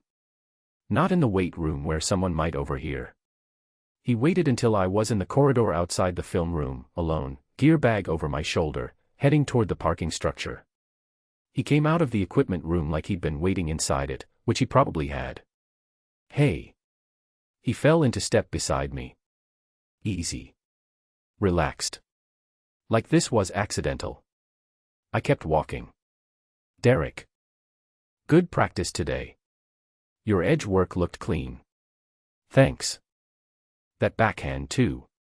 Whatever Ortega's new girl is doing with your shoulder, it's working. I kept my face still. Kept my pace. She's a trainer, not Ortega's girl. Sure. He said it lightly. Like the correction was interesting to him. Zoe, right? Callaway's daughter. I stopped. Not dramatically. I just stopped walking and turned and looked at him. He stopped too, 2 feet away, hands loose at his sides. He had that expression he wore in press conferences, open, friendly, the face of a man with nothing to hide who has everything accounted for. What do you want, Derek? He reached into his jacket pocket. Took out his phone. Held it up. The screen was bright in the dim corridor. The photo was from Seattle, shot from a high angle, the way security cameras are positioned in hotel lobbies. Wide frame, slightly grainy, the kind of image that's not quite surveillance but not quite not. Zoe and I were in the corridor outside the treatment room. I remembered the moment, after the game, after the wrap, I'd come back to get the compression sleeve I'd left on the table. She'd been heading out. We'd crossed paths in the corridor, 2 feet of space between us, and she'd said something about the compression schedule and I'd said something back and she'd laughed. Quick. Honest. The kind of laugh that comes out before a person decides whether to let it. I remembered it because it was the first time I'd heard her laugh. In the photo I was looking at her. Not the way you look at a colleague. Not the way you look at a trainer who has just given you post-game instructions. I was looking at her the way you look at something you have been trying not to look at for a very long time and finally, for one unguarded second, you just do. I looked at the photo for exactly as long as I needed to understand what it was. Then I looked at Derek.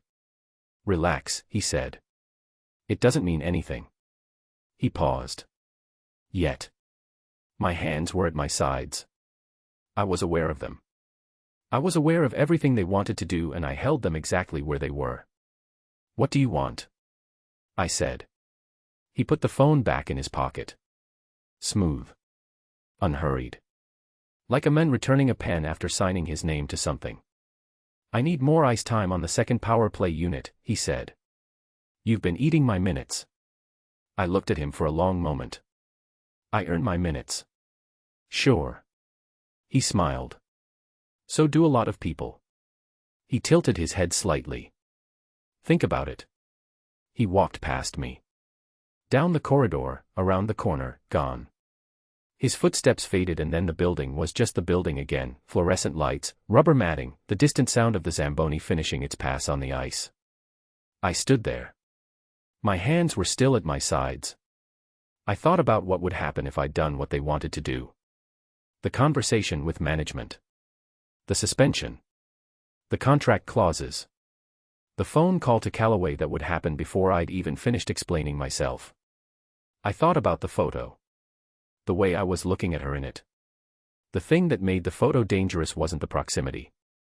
2 feet of corridor between a player and a trainer after a game is nothing. Innocent by every measure.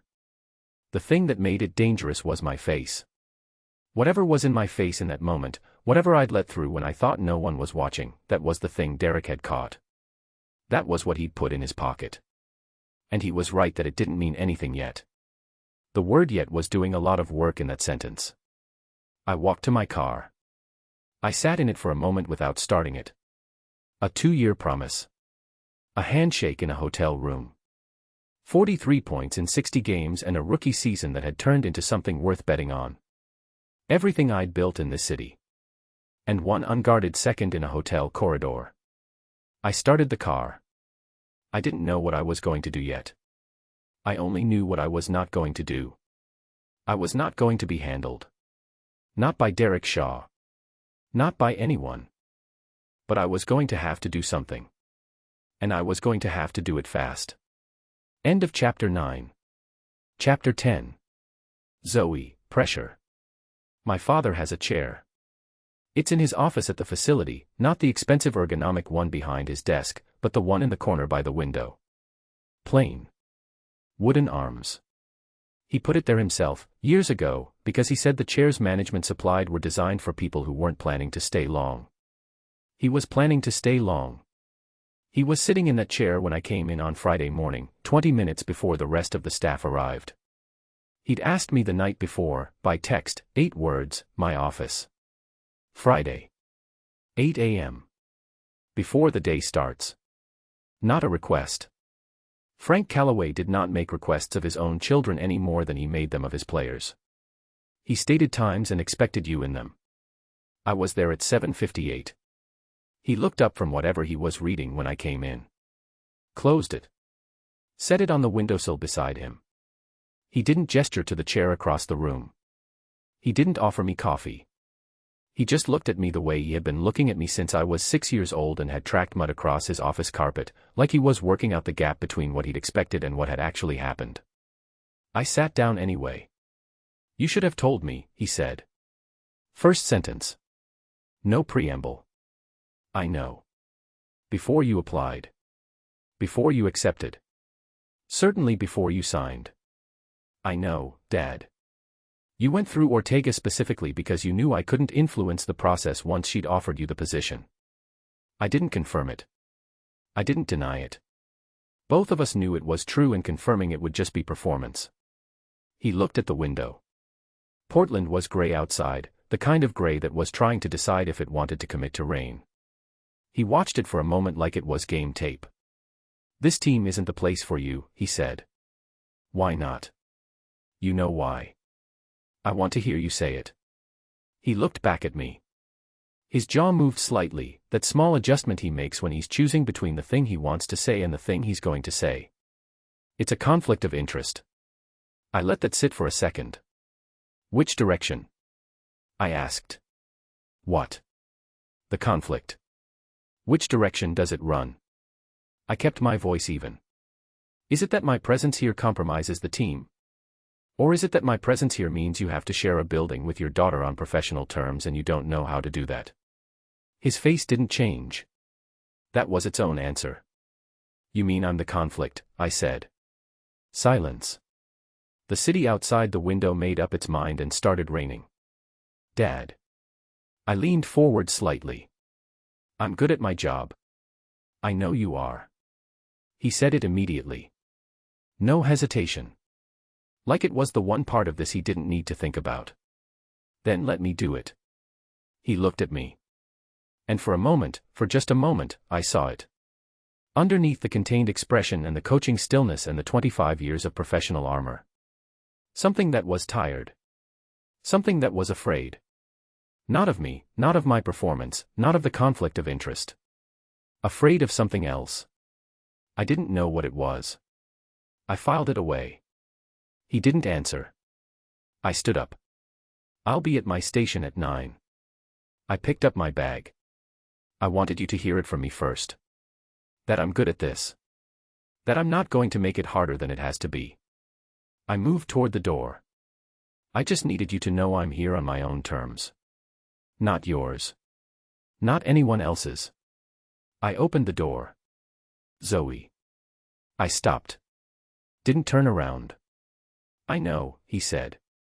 Very quiet. I know you are. I walked out. I needed air. The facility was starting to fill up, early arrivals, facility staff, video room lights on. I didn't want to be inside any of it right now. I wanted cold and space and the particular quality of Portland rain that hits your face flat and doesn't apologize for itself. I went out the side entrance and started walking. No destination. Just movement. Down the block, right on Burnside, through the Pearl District with its Saturday morning energy, coffee shops opening, a couple walking a dog that had decided the rain was an affront, a delivery truck blocking the left lane while the driver took his time about it. I walked fast. The way you walk when you're not going somewhere, you're getting away from something. I know you are. That's what he'd said.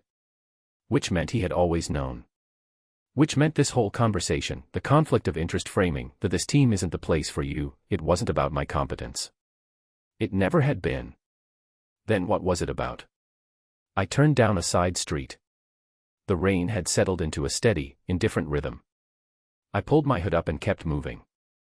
I was somewhere in the middle of the block, still turning the conversation over, when I heard footsteps behind me fall into pace with mine. Not close. Not aggressive. Just parallel. I looked left. Chase was about 3 feet away, hands in his jacket pockets, collar up against the rain. He was looking straight ahead like he'd been walking this direction the whole time, which was technically possible. The facility was 2 blocks back. This street ran toward the residential end of the Pearl. Plenty of people walked it. Neither of us said anything for a full half block. The rain kept coming. A car went past, headlights smearing across the wet pavement. A shop door opened ahead of us and the smell of coffee came out for a second and then the door closed and it was just rain again. How'd it go? He said. I looked at him. How did what go? The conversation. He kept his eyes forward. With your father. You knew about it. He's not subtle when he's preparing for something. He had the door closed for an hour before staff arrived. I thought about the chair in the corner. The window. The rain he'd been watching before I sat down. It went the way it goes, I said. He said what he had to say. I said what I had to say. Neither of us convinced the other of anything. That's usually how it works with him. You sound like you know. He said nothing for a moment. I've sat across from him a few times. He never changes his position in those conversations either. He changes his position, Chase said. He just doesn't tell you when he does it. We walked another half block. My street was coming up on the left, the turn that would take me toward the apartment, away from this sidewalk and the rain and the strangeness of walking through the Pearl District next to the one person I'd been trying to maintain 3 feet of professional distance from for 6 weeks. I stopped at the corner. He stopped too. 1 step behind me, to my right. I turned to look at him. He was watching me the way he watched everything, with that particular economy, like he was deciding what was worth the energy of an expression. You said the same thing in the assessment, I said. That I was good at my job. I know. The first day. After the baseline. I remember. Why do you keep saying it? He looked at me for a moment. The rain came down between us, steady and even. Because you look like someone who needs to hear it, he said. And because it's true. It landed somewhere I wasn't prepared for. Not because it was complicated. Because it was simple. Because he said it the way he said the things that cost him something, quietly, directly, without dressing it up or taking it back. I turned toward my street. Thank you, I said. To the corner, mostly. To the rain. I walked away. I didn't look back. I already knew he was still standing there. I didn't let myself think about why that made it harder, not easier. I was getting better at not letting myself think about things. I was getting worse at it working. End of chapter 10. Chapter 11. Chase, breaking point. I want to be clear about something. I knew exactly what I was doing when I went to Derek. I'm not going to dress it up as a mistake or a miscalculation or something I walked into without understanding the cost. I understood the cost. I counted it out, item by item, the way my mother used to count grocery money on the kitchen table, carefully, because there was never enough and you needed to know the number before you committed to spending anything. The cost of giving Derek his power play shift, 1 period of compromised ice time, 2 minutes of standing in the wrong position on the unit, the specific and familiar disgust of doing something against your own judgment because someone has leverage you haven't figured out how to dissolve yet. The cost of not giving it, a photo. The story that came with it. Callaway's face when he saw it. Zoe's face when she found out there was a story at all. I did the math. I went to Derek on a Saturday morning in the equipment hallway and I told him he'd have the second unit slot for the next home game. I said it in 8 words. I didn't explain it or frame it or add conditions. I said it, looked him in the eye, and walked away. He smiled. Not at me. At the space I'd just vacated. I heard it in the silence behind me, the specific quality of a smile from someone who's just confirmed something about the world that they already believed. I went home. I did my mobility sequence. I sat on my kitchen floor and stared at the wall for a while. Then I went to the rink and worked my wrist shot for an hour until I stopped thinking about Derek's smile. It didn't work. But I had better shoulder rotation than I'd had in a year, which was something. The home game was on a Tuesday. I played the first 2 periods clean. Did my job, hit my assignments, made the reads I was supposed to make. The line was moving well. Luka and I had a chemistry that had been building since last season, the kind where you stop thinking about what your line mate is going to do and just know it, the way you know the angle of the ice before you look at it. Third period, Callaway sent out the second power play unit. Derek was at the point. I was supposed to be his support, the wheel option, the guy who keeps movement on the half wall and gives the unit a second look if the primary isn't there. I stood in the wrong place. Not dramatically. Not in a way that anyone in the building would clock. But I stood 2 feet right of where I should have been, which opened the lane Derek wanted to use, which gave him the setup he'd been angling for. He scored. The building responded. His fist went up. I skated back to the bench and sat down and stared at the boards. Luka sat down beside me 30 seconds later. He didn't say anything. The next shift I played normally and we won the game 3-1 and I stood in the post-game handshake line and touched gloves with the other team and felt like I'd spent the night with my hands tied behind my back. Callaway had me in his office by 11:15. He hadn't called me in. I didn't get the 8-word text this time. He just appeared in the corridor outside the locker room as I was heading out and said, quietly, "Minute." I followed him up. He closed the office door. Stood at his desk. Same posture as always, arms crossed, weight even, the specific stillness of a man who controls a room by giving nothing away. Third period, he said. Power play unit. Yeah. You're positioning on the half wall. Yeah. He looked at me. What was that? I held his gaze. Said nothing. He studied my face for a long time, the way he studies game tape, frame by frame, not looking for the obvious thing but for the thing underneath the obvious thing. Was it physical? He asked.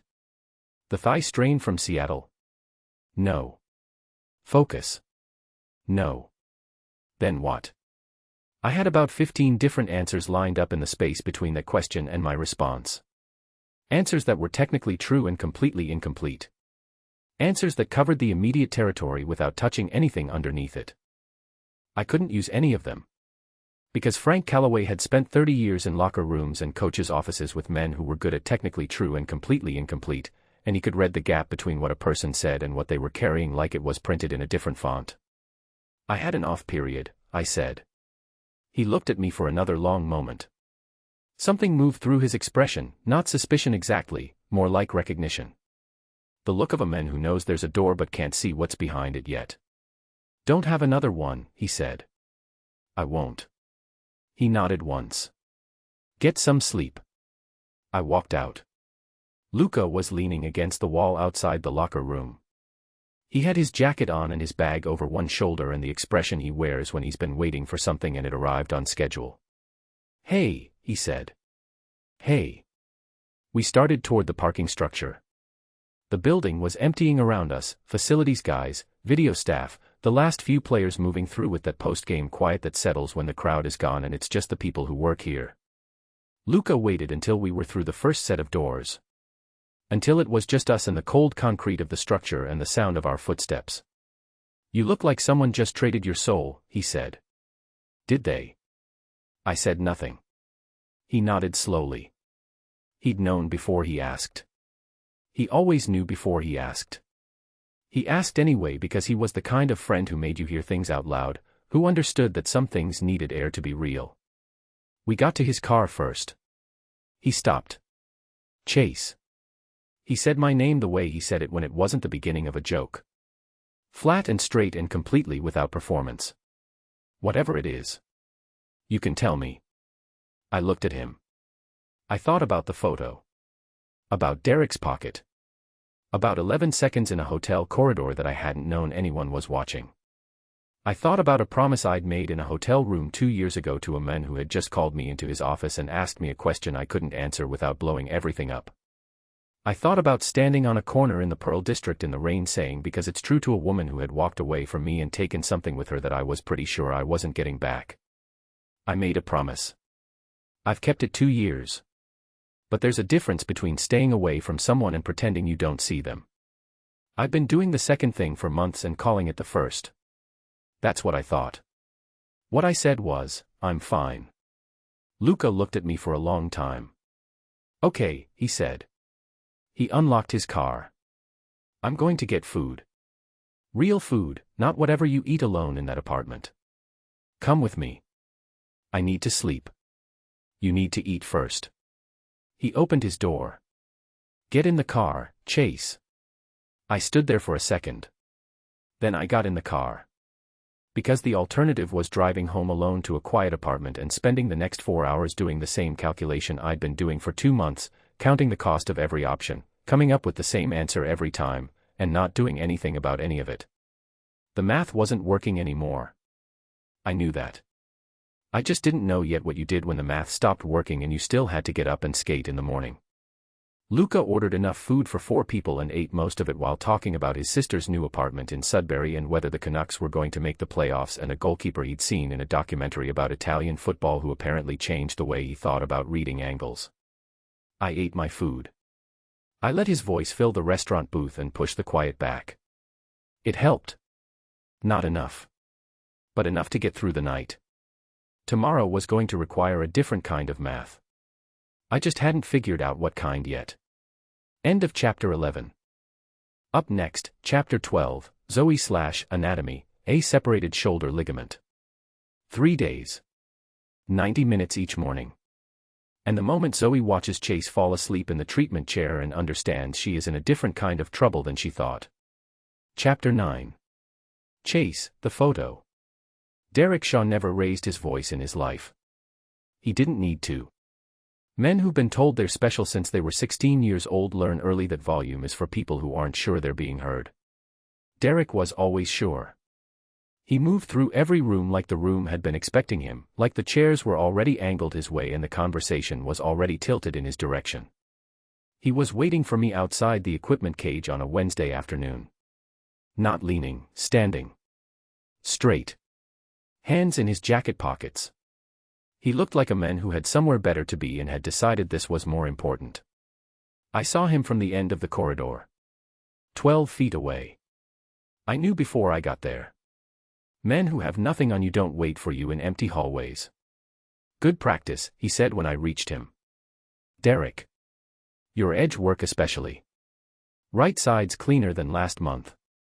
I stopped in front of him. Waited. He reached into his jacket pocket and took out his phone. No build-up. No explanation. He just turned the screen toward me and held it at chest height, the way you show someone a document you're pretty sure is going to change something. I looked at it. A photograph. Shot from above, that high-angle, wide-frame quality that hotel corridor cameras produce when they're doing their job and nobody is watching them do it. Seattle. The corridor outside the training room. The timestamp in the bottom corner read 11:42 p.m., night of the game. Zoe was 2 feet to my left. Her head was tilted slightly back. She was laughing at something, I could tell from the line of her jaw, the openness of her expression. Whatever I'd said in that corridor, it had landed. I was looking at her. Not at the camera.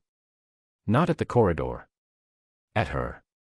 Like I was trying to put something to memory before it went away. I looked at the photo for exactly long enough to know what I was looking at. Then I looked at Derek. His expression hadn't moved. "Relax," he said. "It doesn't mean anything." He paused one beat. "Yet." The word landed where he put it. Precise.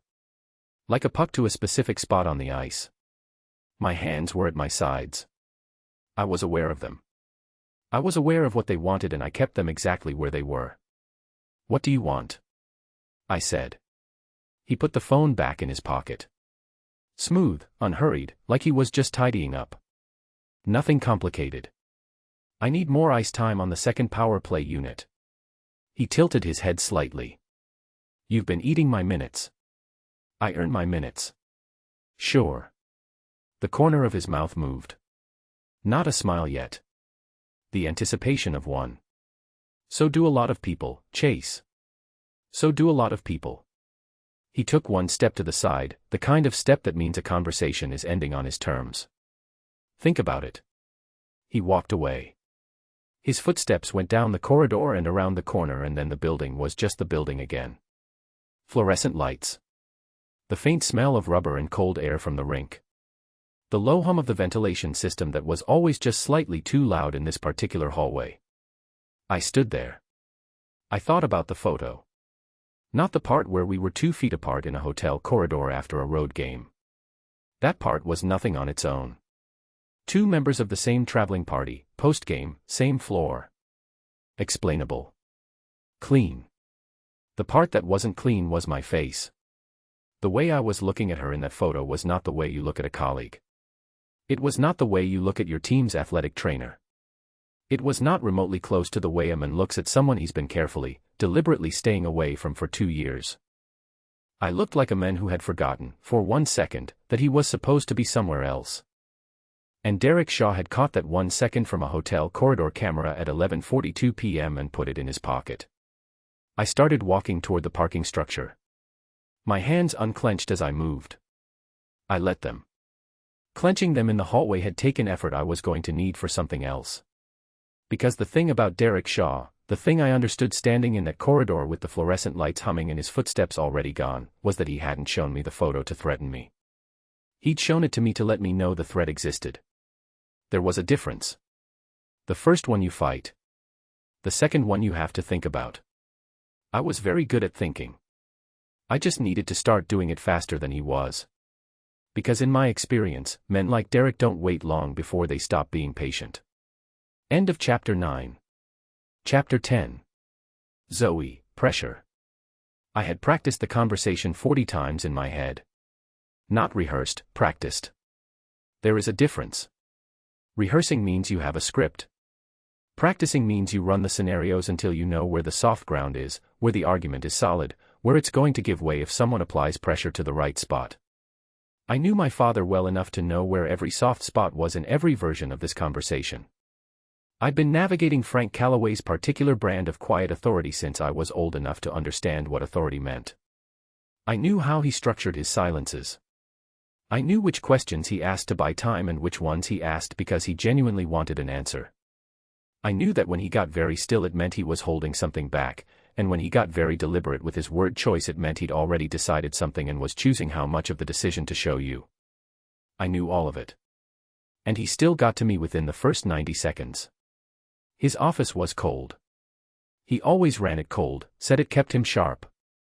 He was in his chair when I came in, the plain wooden one in the corner by the window, not the desk chair. He'd chosen the corner chair on purpose. It lowered the formality of the room, which meant this was going to be a conversation, not a meeting. Conversations were harder.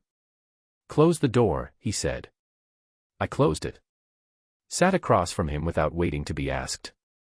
I wasn't going to stand in this room while he sat. I'd done that when I was 9 years old and gotten in trouble for taking his truck keys and I was not doing it again. "You should have told me," he said. No preamble.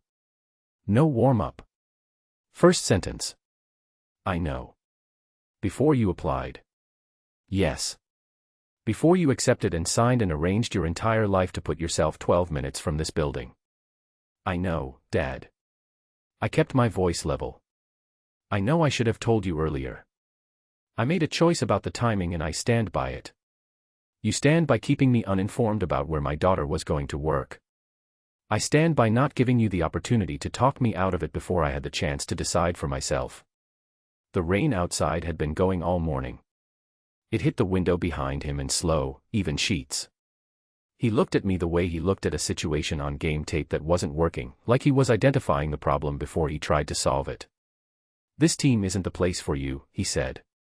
You've said that. I'm saying it again. Why not? I leaned forward. Not aggressive. Just present. Give me a specific reason. A real one. He shifted slightly in his chair. It's a conflict of interest. That's not a reason. That's a category. I watched his face. Which direction does the conflict run? My professional judgment, or yours? Because if it's mine, if you think my relationship with you is going to compromise the care I give these players, then you haven't been paying attention to how I work. I paused. And if it's yours, that's a different conversation. He held my gaze. It compromises the integrity of the staff structure. Ortega hired me. She reviewed my credentials independently. She didn't know about our family situation until after the offer was made. I stopped. Something in his expression had tightened slightly, a fractional shift around his eyes, there and gone. You mean I'm the conflict? Silence. Just rain and the ventilation hum and 23 years of us in the same room trying to say the real thing. Dad. I made my voice as plain as I could. Stripped everything unnecessary out of it. I'm good at my job. I know you are. Immediate. No pause at all. Like he'd been holding that part ready. Then let me do it. He looked at me. For a long moment he just looked at me, and I saw it again, the thing I'd caught a glimpse of before. Underneath the coaching stillness and the measured expression. Something that wasn't stubbornness. Something that looked more like fear. Not of me. Not of my work. Something else. Something he wasn't saying and I didn't know how to name yet. He didn't answer. Which was an answer. Just not the one I'd been practicing for. I stood up. Picked up my bag. I'll be at my station at 9. I walked out before he could find a way to make the silence into something I had to respond to. I needed to move. The facility lobby was filling up with early arrivals, assistant coaches, video staff, 2 of the rookies who always came in an hour before anyone expected them because rookies in their first year can't afford to look like anything except extremely dedicated. I moved past all of it and out the side entrance and turned left and just walked. The Pearl District in the rain has a specific quality. The streets are clean and the buildings are the kind of architectural gray that looks intentional in bad weather, and the coffee shops all have their lights on and there are enough people moving around that you don't feel alone, but not so many that you have to be aware of them. I walked fast and let the rain hit my face and thought about I know you are and what it meant that he'd said it so fast. Like he'd given up fighting that particular ground a long time ago. Like the argument he was having with me wasn't about my competence at all. Like there was a whole other conversation happening behind the one I could hear. I was somewhere in the middle of a block thinking about my father's expression, that fractional eye shift, there and gone, when I heard footsteps fall into pace on my left. I knew before I looked. I don't know how I knew. Something about the weight of it, the rhythm. The way the footsteps didn't hesitate or adjust, just landed beside mine like they belonged there. Chase had his collar up and his hands in his jacket pockets and he was looking straight ahead like we'd been walking together for 20 minutes and this was just a continuation of something already in progress. We didn't say anything. Half a block of just walking. The rain coming down between us, even and indifferent. A bus went past and sprayed a fine mist from the gutter and we both adjusted half a step without looking at each other. Hard morning, he said. To the street ahead of him. Something like that. He call you in. I called myself in. I watched the wet pavement.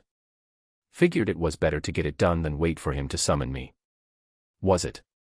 I thought about it. Marginally. He almost made a sound. Not quite a laugh.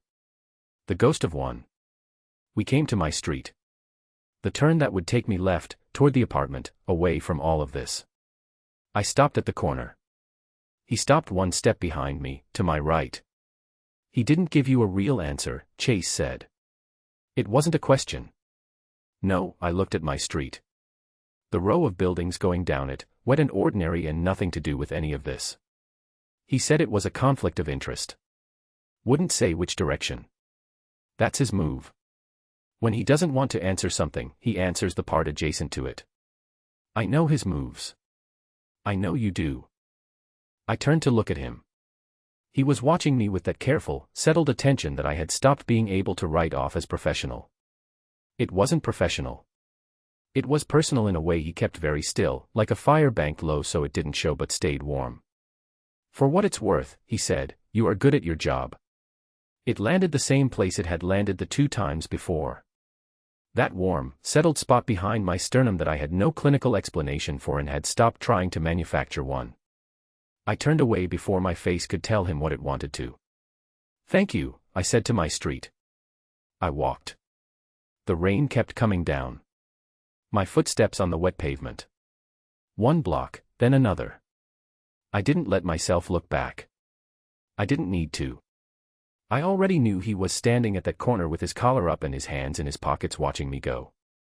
I knew it the way I was starting to know too many things about Chase Mercer, not from observation alone, but from somewhere deeper. The place where your body has started keeping track of someone even when your mind is telling it not to bother. My father had been afraid of something in that chair this morning. And Chase had just said, for what it's worth, the way you say something when you know you're not supposed to say it and you say it anyway because the cost of not saying it has finally gotten higher than the cost of saying it. 2 people. 2 different kinds of pressure. Both of them pushing on something I didn't fully understand yet. I needed to understand it. Before it got to a place where understanding it wasn't enough anymore. I was starting to think I might already be there. End of chapter 10. Chapter 11. Chase, breaking point. I want to be honest about something. There's a version of what I did that sounds like sacrifice. Like I gave something up to protect someone, and that makes it almost noble if you don't look at it too closely. Guys tell themselves stories like that. I've heard them in locker rooms for 8 years, the way a man can take something he did out of fear or weakness or calculation and sand the edges off it until it looks like a choice he made for the right reasons. I'm not going to do that. What I did was hand Derek Shaw a piece of my game because he had a photograph and I was scared of what he'd do with it. That's the whole thing. Start to finish, that's what it was. I went to him on a Saturday. Caught him in the equipment hallway before the morning skate because catching someone before they're fully into the day means catching them before their defenses are all the way up, and I wanted this conversation short and conclusive and never to happen again. You get the 2nd unit slot, I said. Next home game. 1 shift on the power play. He looked at me. He'd been pulling tape from the dispenser and he kept doing it while I talked, like the conversation wasn't significant enough to interrupt the task. 1 shift, he repeated. That's it. After that you earn what you earn. He bit the tape off the roll. Pressed it flat. And the photo stays in your pocket. He considered this with the expression of a man doing math that he'd already done and was now just running for show. All right, he said. 1 shift. He looked at me directly for the first time in the conversation. Good talk. He walked out. I stood in the equipment hallway and felt the specific cold of having just done something I couldn't take back. Tuesday night. Home game. I played the first 2 periods the way I always play, sharp, committed, everything where it was supposed to be. Luca and I were moving well. The line had a rhythm going that felt almost automatic, the kind you build over months of practice until thinking about it becomes the wrong approach and you just let it happen. 3rd period. Callaway sent out the power play unit. 2nd configuration. Derek was at the point. I took up my position on the half wall. And then I moved 2 feet right. 2 feet. Nobody in the stands noticed. The coaching staff might have, the good ones always notice positioning, even small variations. I was banking on the game situation being complex enough to pull their attention elsewhere. 2 feet to the right. It opened Derek's lane like a door swinging wide. He saw it immediately, I could tell from the way his shoulders adjusted, the half-second recalibration of a man who'd just been given something he expected to have to take. He scored. The building went up. His fist went up. He skated back through the neutral zone and tapped my shin pad with his stick, a quick, easy gesture, the kind teammates make after a goal. I wanted to break his stick with my hands. I skated back to the bench and sat down and stared at the boards and waited for the feeling in my chest to either turn into something I could do something about or go away.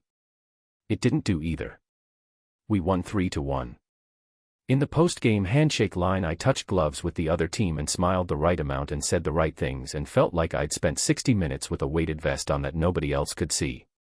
Callaway was waiting in the corridor outside the locker room at 11:15. He didn't call me in with a text this time. He didn't need to.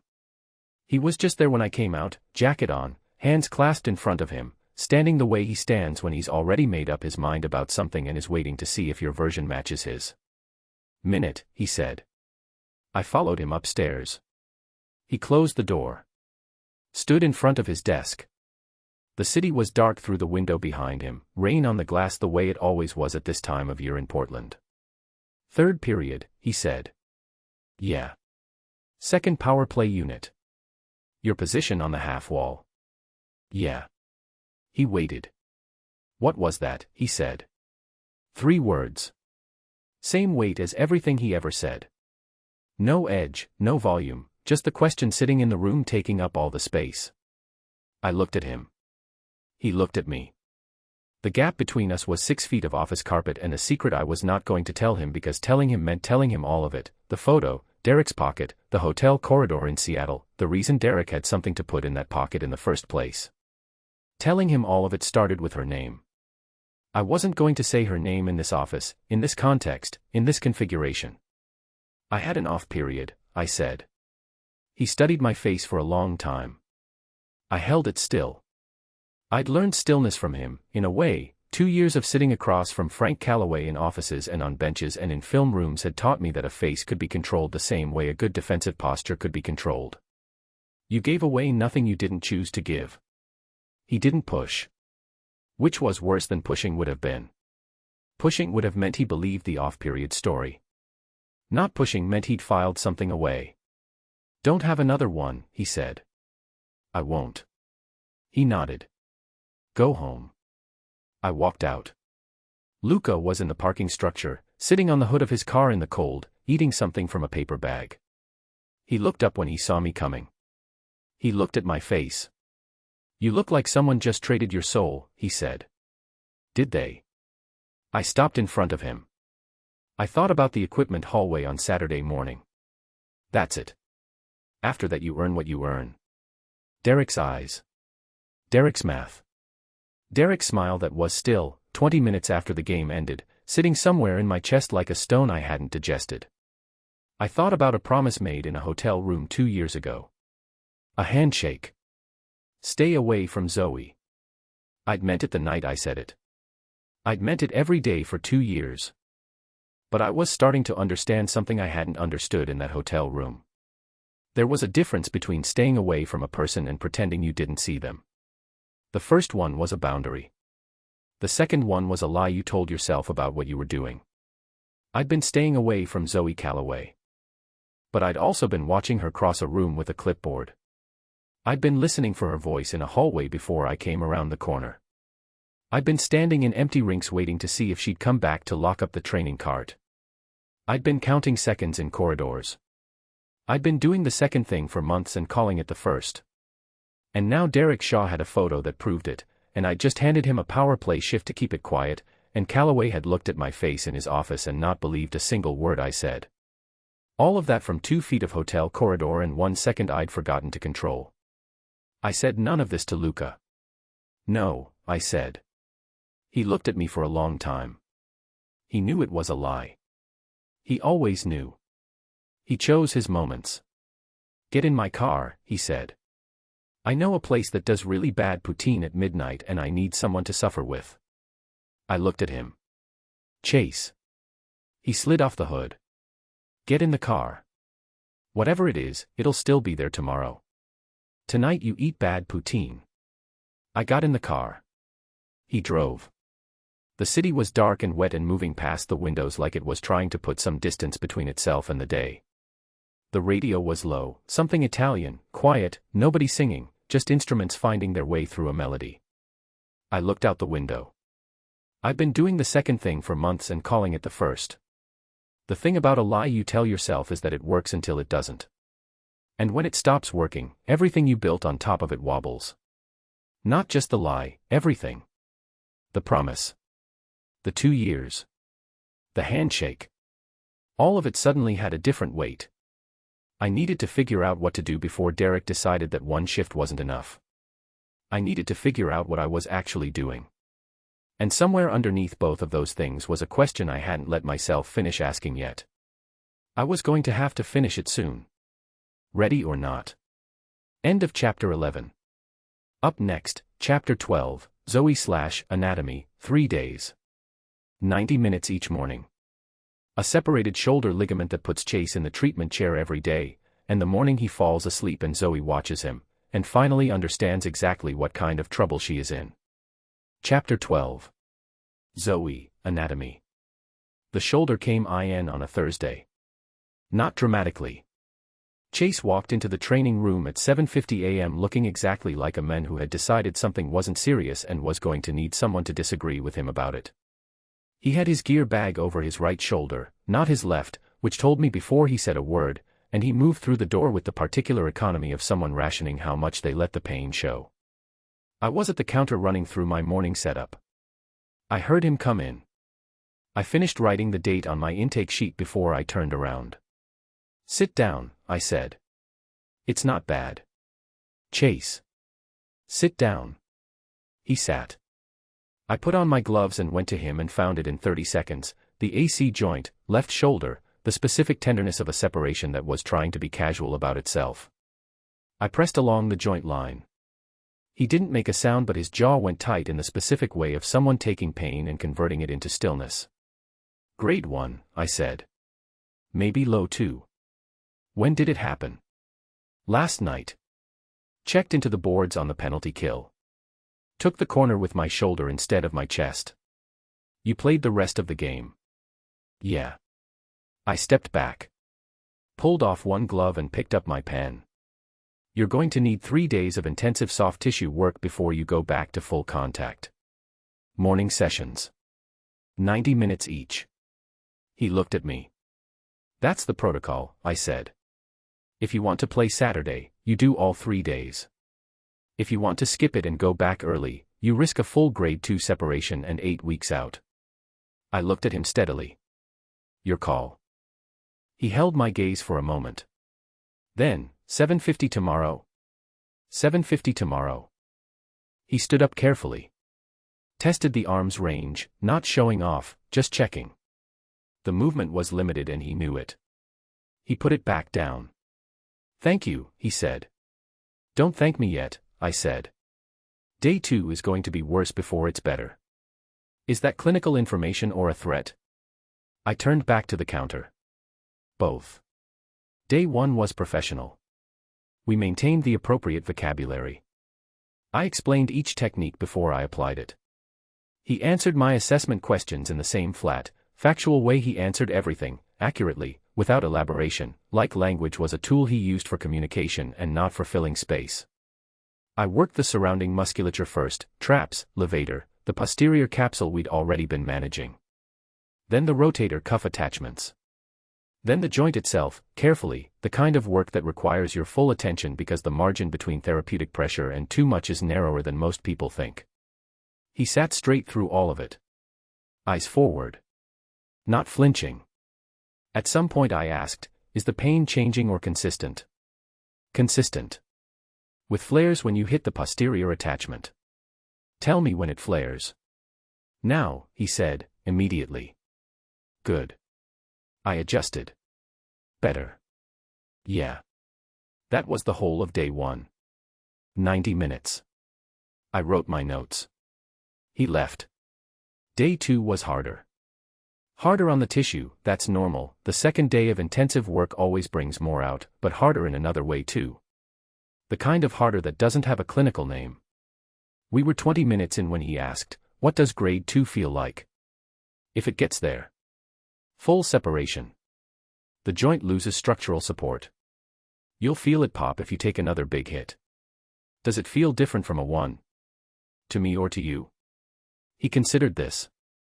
Both. To me, there's more give under palpation. The joint line is wider. To you, I pressed carefully along the AC line. More instability. Like the floor has shifted. I've had worse, he said. To the wall, not to me. I know. I read your file. You read everyone's file. First week. All of them. I moved to a different section of the joint. Yours was clean by comparison. Relative to what?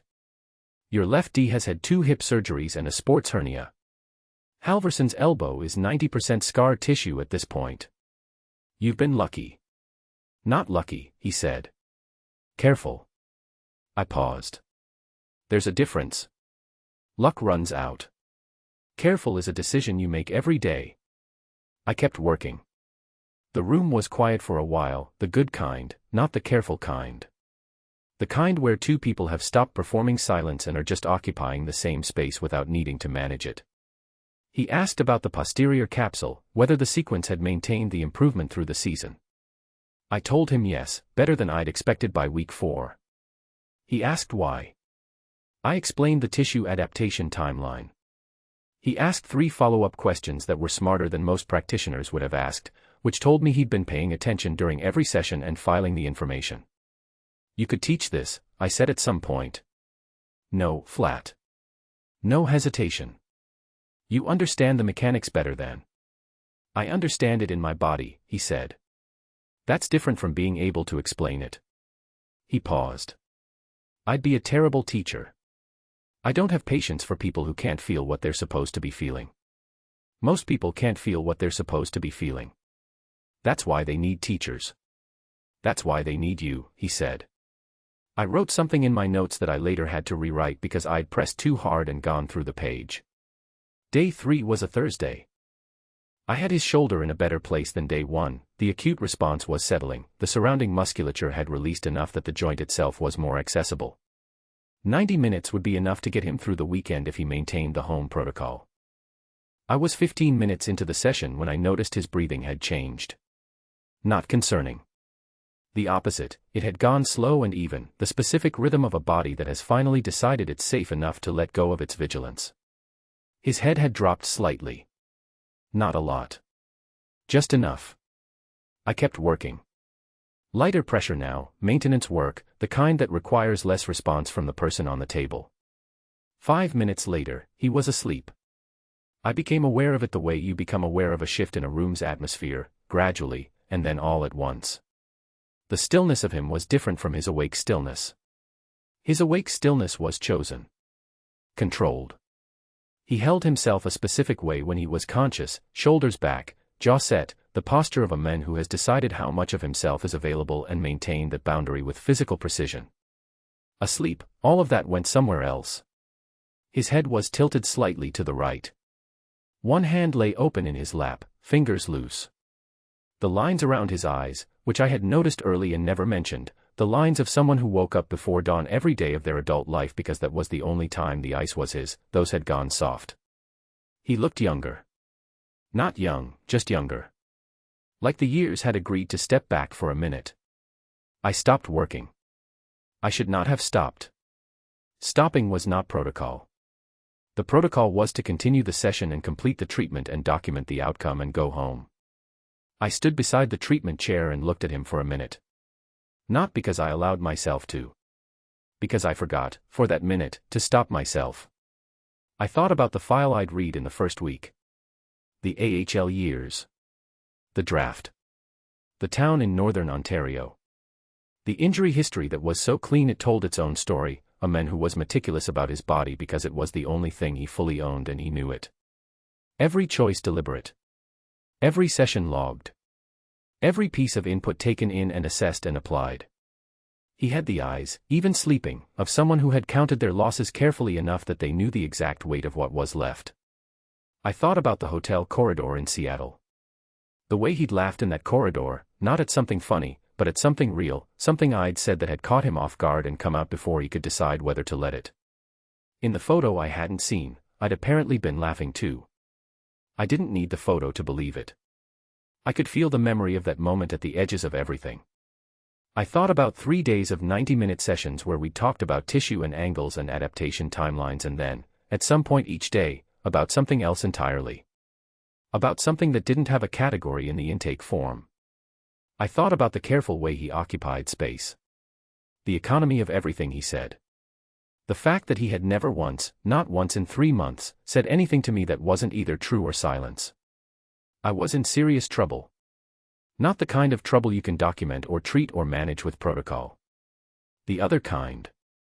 The kind that sits in your chest with the warmth and the weight of something real, something you didn't plan and can't walk back to the beginning of because the beginning was a lobby 2 years ago and you've been carrying it ever since without knowing what it was. I knew what it was now. I picked up my pen. I pressed it to the intake sheet and held it there without writing anything for a moment. Then I wrote my session notes. Correctly. Completely. Everything in the right field. I did not write. He fell asleep and I watched him for 1 minute and understood that I had been telling myself the wrong story about what this was. I did not write. I am in serious trouble and I don't know what to do about it. I capped the pen. He woke up 4 minutes later. Slow, the kind of surfacing that happens when the body decides on its own schedule. He blinked once. Looked at the ceiling. Then at me. Sorry, he said. Don't be. I moved to the counter. Kept my back to him. The parasympathetic response means the tissue is releasing correctly. If you fall asleep, it means the treatment is working. A pause. Is that clinical information or a consolation? He said. I turned around. He was sitting up now, testing the shoulders range with the careful, incremental movements of someone taking inventory. Both, I said. He almost smiled. Almost. I wrote the discharge instructions on a card and handed it to him across the space between us and did not let our fingers touch when he took it. You're cleared for light contact Saturday, I said. Full contact Sunday pending morning assessment. Thank you. Do your home protocol tonight. I will. He stood. Picked up his bag from the right shoulder. Moved toward the door. He stopped with his hand on the frame. He didn't turn around. You're the best trainer I've had, he said. To the doorframe. Like he was telling it something he didn't want to watch land. Then he walked out. I stood in the treatment room. The chair was still warm where he'd been sitting. I sat down in the chair across from it and looked at the space he'd occupied and thought about 34 sessions over 3 months and a lobby 2 years ago and a man with careful eyes and open hands. Serious trouble, I thought. You are in serious, serious trouble. I didn't know yet how much more serious it was going to get. End of chapter 12. Chapter 13. Chase, gravity. I don't go to parties. That's not a personality statement. It's a logistics decision. Parties are unstructured time in public spaces with people whose behavior I can't predict, which means I spend the entire duration managing variables instead of recovering, which means the next morning's skate suffers, which defeats the purpose of having a social life in the first place. The math never works. I'd skipped the team social events for 2 years running and nobody had pushed back on it because I scored enough goals that my absence from optional functions was considered acceptable eccentricity rather than team culture problem. The Christmas party was not optional. Callaway made that clear on a Wednesday, not through the team system, not through an assistant coach with a memo, but by saying it in the film room with the specific flatness that meant the conversation was over before it started. Team event Friday night. Everyone attends. That includes you, Mercer. He looked directly at me when he said the last part. He did not do that for anyone else in the room. I went. The venue was a rooftop bar in the Pearl District that management had rented out for the evening. It had that polished, intentional quality that event spaces always have: warm lighting, long tables, a bar along one wall, a view of the city through the glass panels that was trying hard to be impressive and mostly succeeding. I arrived at 7:15. Not late. Not obviously early. I found Luca at the bar and stood next to him and accepted the sparkling water he'd already gotten for me, because Luca knew I didn't drink at team events and had decided years ago to preempt the awkwardness of me standing at a bar holding nothing. You look thrilled to be here, he said. I'm here. That's the spirit. He surveyed the room with the open enthusiasm of a man who genuinely liked parties, which I had never been able to fully understand but had learned to appreciate by proximity. This is good. Management did well. The catering looks Italian, which, listen, it won't be good, but it'll be sincere, which counts for something. I don't care about the catering, Luca. You care about the catering when it's bad enough. Trust me. I looked at the room. The team was well into the event already, conversations going, the relaxed quality of people who've been working together for months and have finally been given permission to stand in the same space without a purpose. The rookies looked slightly overwhelmed. The veterans looked the way veterans always look at team events, present, calibrated, neither too invested nor too distant. Derek Shaw was at the far end of the room, talking to two of the assistant coaches, laughing at something at the exact right volume.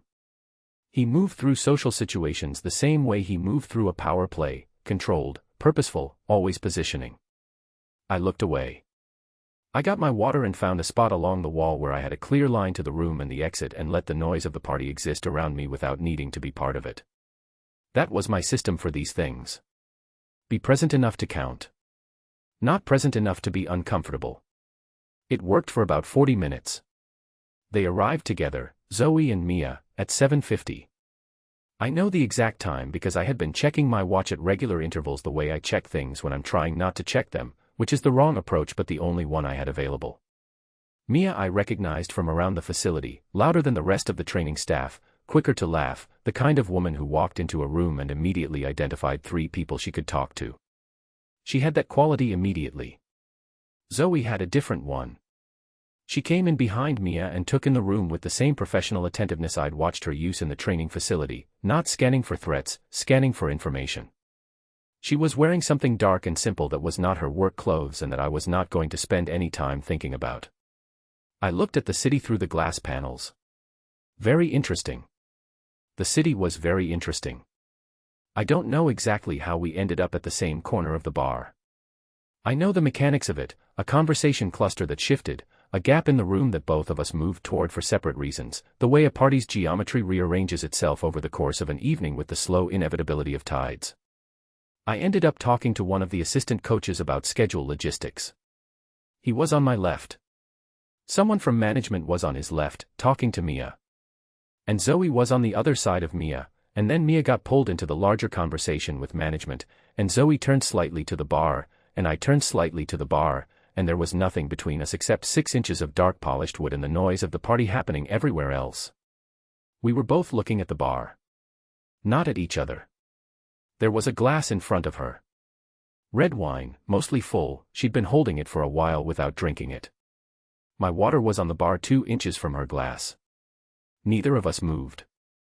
The conversation around us continued. Someone at the table behind me laughed.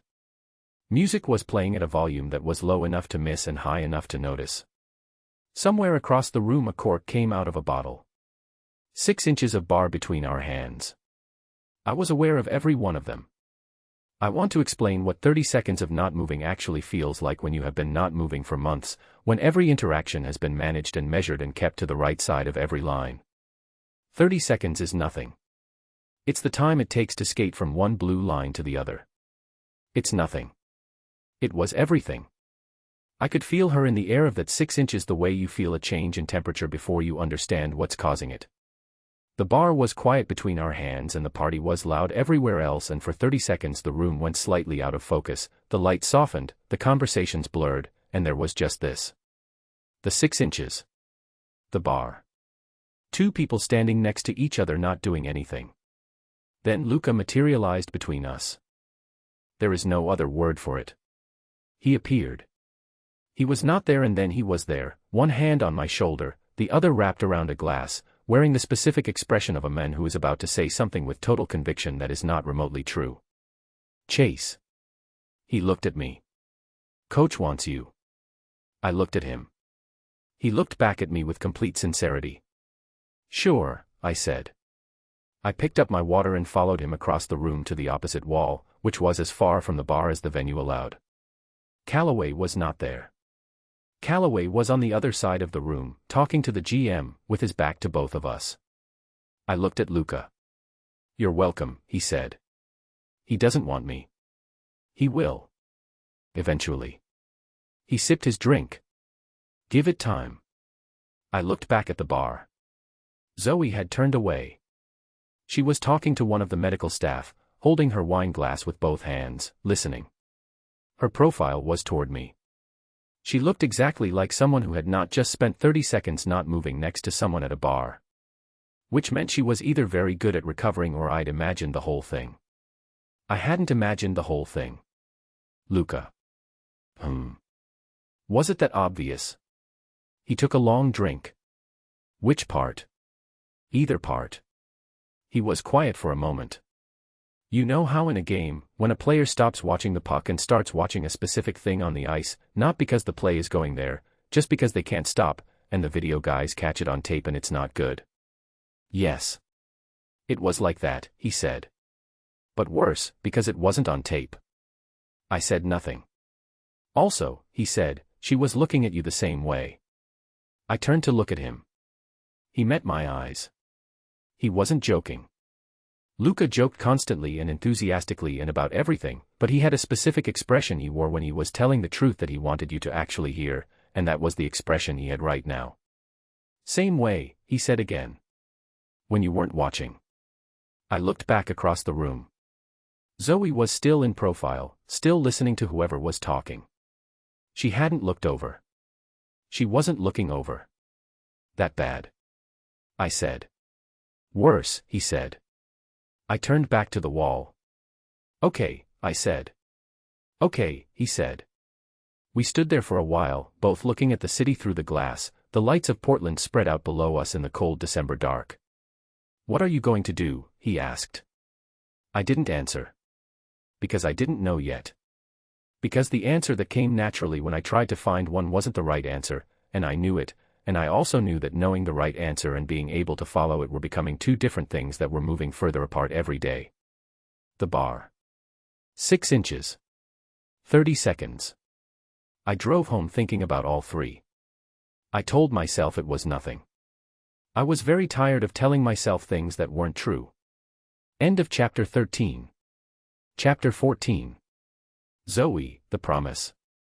Bex came on a Friday. He didn't call ahead. He texted at 2 in the afternoon, I'm in Portland. Dinner at yours tonight? Which for my brother meant he was already on his way and dinner was happening regardless of my answer. I said yes because the alternative was him showing up anyway and standing in the doorway with that specific look he wore when he decided something needed to happen and he was going to make it happen through sheer patient presence. I cooked. Nothing complicated, pasta, the kind that forgives distraction, which was good because I was distracted all afternoon and I couldn't have told you why exactly. A feeling like weather. Like something was coming and the pressure in the air had already started to shift. He arrived at 6:30 with a bottle of red wine that was better than anything I kept in my apartment and the particular energy of a man who had been sitting with something for a while and was running out of room for it. We ate. We talked about easy things first, his scouting schedule, my caseload, the team's current position in the standings. Mia had gone to a friend's place for the night, which in retrospect felt less like coincidence and more like Bex had timed his arrival for exactly this. He cleared the plates without being asked. Poured more wine. Sat back down across from me. The candles I'd lit earlier were burning low. The apartment was quiet. Portland outside the window was doing its usual night thing, wet, lit, unhurried. He looked at me. There's something I need to tell you, he said. My hands were around my wine glass. I kept them there. Okay, I said. He didn't rush it. Bex never rushed the hard things. He'd learned that from our father, the understanding that silence before a difficult sentence wasn't weakness, it was respect for the weight of what you were about to put down in front of someone. 2 years ago, he said. The night before Chase Mercer's first training camp. Dad had him in the hotel. To go through the contract. I knew about the hotel meeting. Everybody in the family knew about it. It was the night Dad had said this rookie from Sudbury was going to change the team's trajectory. He'd come home afterward looking like a man who'd made a decision he felt good about. I was there, Bex said. Not in the room. I was dropping something off for Dad, some scouting files he needed for the morning. I was in the hallway. He stopped. I waited. I heard the conversation, he said. The whole thing. They talked hockey for about an hour. Then Dad, he stopped again. Looked at the table. Dad told him to stay away from you. Made it a condition. Part of the handshake. I went very still. Not the still of a shock. The still of something sliding into a shape that your body had already prepared for without telling your brain. Chase shook on it, Bex said. Right there in the hotel room. And he picked up his wine glass and set it back down without drinking. He's been keeping it, Zoe. 2 years. I watched him this season, how he manages every interaction, how careful he is. He's been keeping that promise. The candles moved. No window was open. The movement was from the air we were breathing. I looked at the table.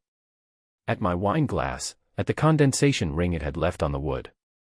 He made a promise about me. Not to me. About me. In a hotel room I wasn't in, between 2 men I knew, one of whom was my father. You knew, I said. This whole time. Yes. Since before I took the job. Yes. I looked up at him. Did it occur to you to tell me? He held my eyes. It occurred to me constantly. He didn't look away. I kept thinking, it's a thing from 2 years ago, it doesn't affect anything. And then you took the job and I thought, she'll figure it out. And then I watched you this season and I thought, he exhaled. I thought you deserved to know before it went further. Before what went further? He looked at me. The question answered itself. I set my wine glass down. Very carefully. The way you set something down when your hands are not entirely reliable. He's been keeping it, I said. Not a question. Yes. Every time, I stopped. Reorganized the sentence. Every conversation we've had. Every session. The corridor, the rink, Seattle. The bar on Friday at the Christmas party. My voice was coming out flat, which meant the thing underneath was too large for a normal voice. All of it. He's been managing it. Because of a promise he made my father. Zoe. That's not attraction, Bex. I heard myself say it. Felt how clean and final it sounded. That's contract compliance. That's not what. He shook my father's hand. I looked at him directly. He's a man who keeps his word. Yes, fine. I know that. I've watched him for 3 months and I know exactly what kind of man he is. I pushed my chair back slightly from the table. But every moment I thought was real, every time I thought something was actually happening, it wasn't him choosing it. It was him being the person who doesn't break his word. You don't know that those are different things. I don't know that they're not. He looked at me. Zoe. I need you to go. Zoe. Please. I said it quietly. The please was genuine. I wasn't angry at Bex. I understood why he'd waited and why he'd finally come and I loved him for it and I needed him to leave before I had to perform being okay with someone watching. He looked at me for a long moment. Then he stood up. Put his jacket on. He stopped at the door. He didn't have to keep it, he said. The promise. Nobody checks. Nobody enforces it. It's a handshake in a hotel room, not a signed clause. He held the door handle. He kept it because he's the kind of man who keeps his word. That's the only reason. He looked at me. I think you already know that's not the same as not feeling it. He opened the door. I know you know the difference, he said. That's why it's harder. He left. I sat at the table for a long time. The candles burned. The wine sat in both our glasses, half finished. The pasta plates were still by the sink because Bex had stacked them but hadn't washed them and I hadn't moved. A promise he made over my head. In a room I wasn't in. By a man who was 22 years old and wanted a career and sat across from my father and shook his hand and said, "What? What exactly did he say?" "I'll stay away from her." Simple as that. Done. And then he had, for 2 years, and then I had walked into a building with my last name on it and my credentials in hand and my own plan, and every session and every corridor and every 30 seconds of not moving at a bar had been him honoring the handshake. Not him choosing. Or, and this was the part that was going to keep me up all night, that was already sitting in the center of my chest with a weight I couldn't lift and couldn't put down, was there a difference? You could keep a promise and still feel every inch of what you were keeping it away from. You could be the kind of man who didn't break his word and also be the kind of man whose hands remembered where they'd been for 40 minutes in a treatment room and whose extra second at the end of every conversation was him deciding, again, to stay on his side of the line. Not because there was nothing to feel. Because there was everything to feel, and he'd made a promise, and he was that kind of man.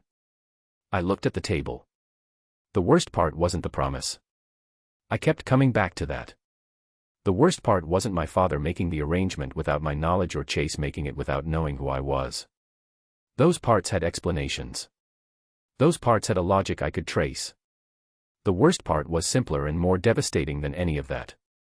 The worst part was that I didn't know if what I'd felt, all 3 months of it, the sessions and the corridors and the rink at night and the bar and the specific warmth of you're good at your job landing in the same place every time, I didn't know if any of it was something that had been growing between two actual people, or if it was just one person performing their most fundamental quality. A man who keeps his word, kept something. And I had confused the keeping of it for something else. Or I hadn't. Or both things were true. I didn't know. I blew out the shorter candle.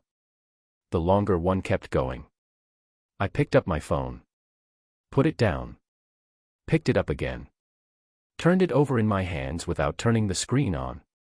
The apartment was very quiet. Outside, Portland kept moving through its night. Cars. Rain. The low, indifferent hum of a city that had nothing to do with any of this. I sat with it. All of it. For a long time, I just sat with it.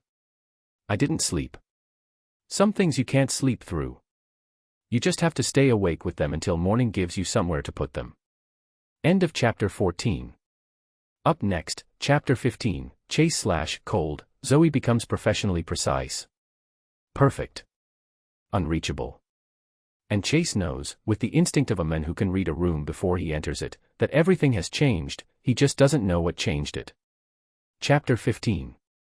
Chase, cold. I noticed it on a Monday. Not because I was looking for it. I wasn't looking for anything.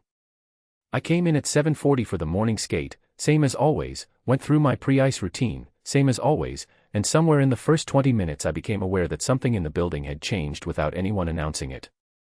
The training room door was closed. That's not unusual. Ortega ran closed sessions when a player needed privacy, injury assessments, sensitive medical discussions, things that didn't need an audience. Closed doors were normal. This one felt different. Not in a way I could have explained to anyone. Just different in the way I can feel a change in the ice surface before I've skated it, something in the air that the body picks up before the brain has the information. I finished my pre-ice work and went to the rink. She was at the bench during the morning skate, same position as always, kit beside her, clipboard in hand, watching the bodies on the ice with that functional attention that never looked like watching from the outside but caught everything. I skated past her station twice on the near side loops. Both times she wrote something on her clipboard. Neither time did she look up. I told myself that was normal. That during a skate she was tracking everyone, not specifically anyone, and there was no reason her eyes would have a reason to land on me any more than on Halverson or the left D or any of the 21 other players on the ice. I told myself that all the way through the session. By the end of it I'd also told myself it 4 separate times, which is 4 more times than you tell yourself something that's actually normal. I found Luka in the locker room after. He was pulling tape off his wrists and telling a rookie something about defensive zone coverage that the rookie was nodding at without fully processing. I sat down at my stall. Hey. I kept my voice flat. Did something happen this weekend? On the staff. Luka finished with the tape. Looked at me sideways. What kind of something? I don't know. Anything. Why? Just asking. He looked at me for a moment with the expression he wore when he was deciding whether my version of just asking deserved a straight answer or a more careful one. Not that I know of, he said. Why? Did something happen? No. Then why are you asking? I picked up my own tape and started unwrapping my wrists. Never mind. He watched me for another second. Then he turned back to the rookie and picked up wherever he'd left off on the defensive zone conversation. I sat at my stall and unwrapped tape and thought about a closed door and a clipboard that didn't look up. Tuesday was the same. Wednesday was the same but more precise. That was the word that kept coming back to me. Precise. She moved through the facility with the same competence she always had, handled every session and every player interaction and every hallway pass with the same clean efficiency, but something had been removed from it. Some quality that I hadn't had a name for until it was gone, and the absence of it was the loudest thing in the room. I passed her in the corridor on Wednesday afternoon. 4 feet of space between us. She had a file in one hand and her phone in the other, and she was moving with purpose. She looked up when she saw me. Met my eyes for exactly the time it took to register that I was there. Nodded once, the professional nod, the same one she gave Halverson and the rookies and the equipment manager. Then she kept walking. I stood in the corridor for a second after she passed. The professional nod. 3 months and I got the professional nod. I went back to the weight room and put 40 pounds more on the bar than I'd planned and spent 45 minutes making my body pay for something I couldn't talk to it about. The message came through the team system on Thursday at 8:14 a.m. Standard format. Medical clearance notification. Player, Mercer, Chase. Number 18. Left shoulder AC joint, cleared for full contact as of 12/19. Report to ICE for return to contact protocol. Sender, Callaway, Z, athletic trainer. I read it twice. Then I put my phone in my pocket and went to find her. She was in the hallway outside the medical suite, talking to one of the assistant trainers about something on a tablet. She saw me coming. Said something to the assistant trainer, who nodded and took the tablet and moved off. She stood there with her clipboard. I stopped in front of her. Did I do something? I said. She looked at me. And there it was, the thing I'd been trying to name for 3 days. Her eyes were doing something I'd only seen once before, in the hotel corridor in Seattle when she'd laughed at something and then caught herself. They were saying something specific and complete and fully formed, and the words coming out of her mouth were not that thing. No, Chase. Her voice was even. Level. Every word placed with the care of someone who had practiced the sentence. You've done everything exactly right. The sentence landed. I heard all of it. The surface of it and the underneath of it and the layer below that where the real thing was living. Exactly right. Not well. Not fine. Not without complication. Exactly right. Like that was the problem. I stood in the hallway and looked at her and tried to find the thing I was missing, the piece of information that had turned precisely nothing into this specific, glass wall distance, that had taken 3 days of sessions and 6 months of corridors and 30 seconds at a bar and compressed them into a professional nod in a hallway. I didn't have it. All right, I said. She nodded. The professional nod. I'll be on the bench for the session this afternoon if anything comes up with the shoulder. Okay. She turned and walked away. I watched her go. She had a particular way of walking that I had noticed early and never commented on, not fast, not slow, but absolutely deliberate. Like every step was a choice she was fully committed to. Like she moved through the world on her own terms and had decided that before she could walk. She turned the corner at the end of the hall. Gone.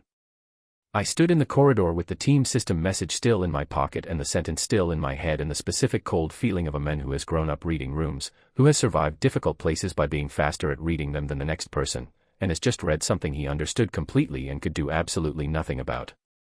Everything had changed. I didn't know what had changed it.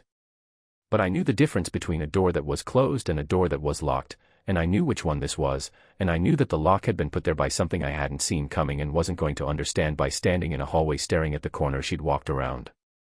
I went to the ice. I skated the hardest session of my week. I came off dripping and empty and exactly as confused as when I'd gone on. Luca caught up with me in the tunnel. What was that? What? That session. You were, he searched for the word. Intense doesn't cover it. You were skating like something was chasing you.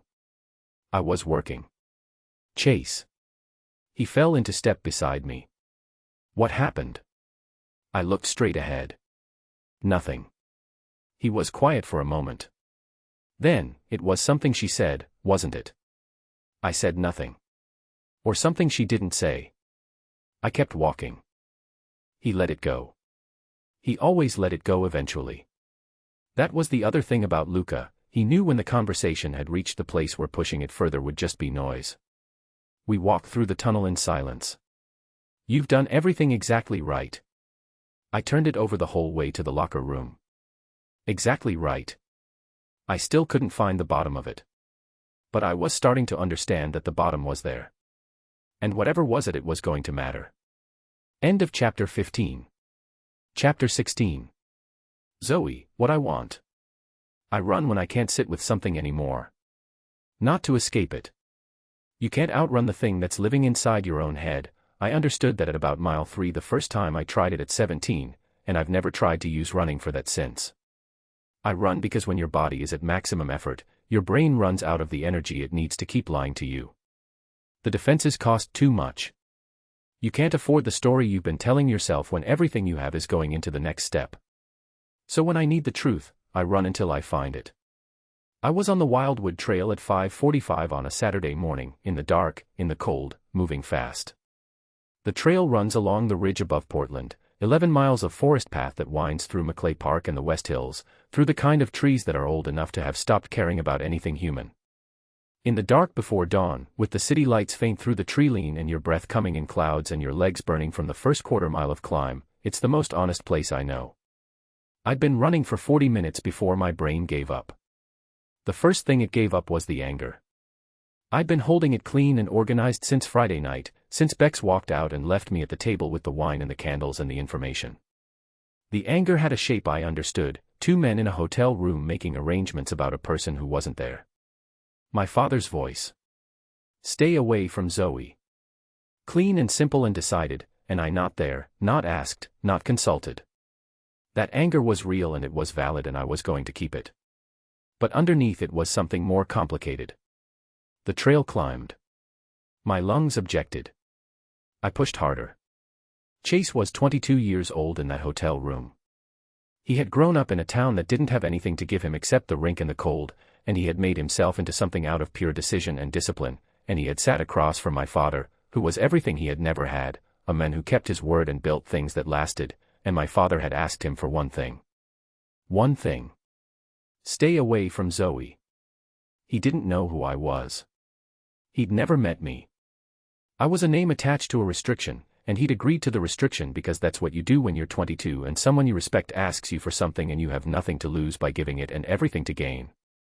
That part wasn't about me at all. I could not be angry at a 22-year-old for something he did before I existed in his world. My lungs were burning. I pushed harder. The harder thing was September. When I walked into the Glacier's facility, Chase Mercer had known exactly who I was. His coach's daughter. The restriction with a face. And he had, what? What had he done? He had been careful. He had been careful in every session, in every corridor, in every moment where something could have tipped over into something else. He had been careful the way you are careful when the stakes are too high to be anything else. He had kept the line. But careful wasn't the same as not feeling it. I had stood in the treatment room on day 3 of the shoulder protocol and watched him fall asleep, and I had read his body the way I'd been trained to read bodies, and the thing his body told me in that chair, asleep, with all its defenses gone, was not the body of a man performing an absence of interest.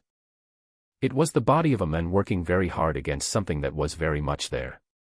He had been working against his own physiology since September. I knew what that cost. I was doing it too. The trail crested and opened onto the overlook. I stopped. Portland was below me, gray and green and wet in the early morning light, the city spread out in its particular way, bridges over the Willamette, the Pearl District a cluster of lights, the hills rising on both sides. The sky was doing that thing it does in December, that particular pewter quality that isn't threatening, just settled. Like the sky has made peace with not being blue for a few months. I stood there with my hands on my knees, breathing.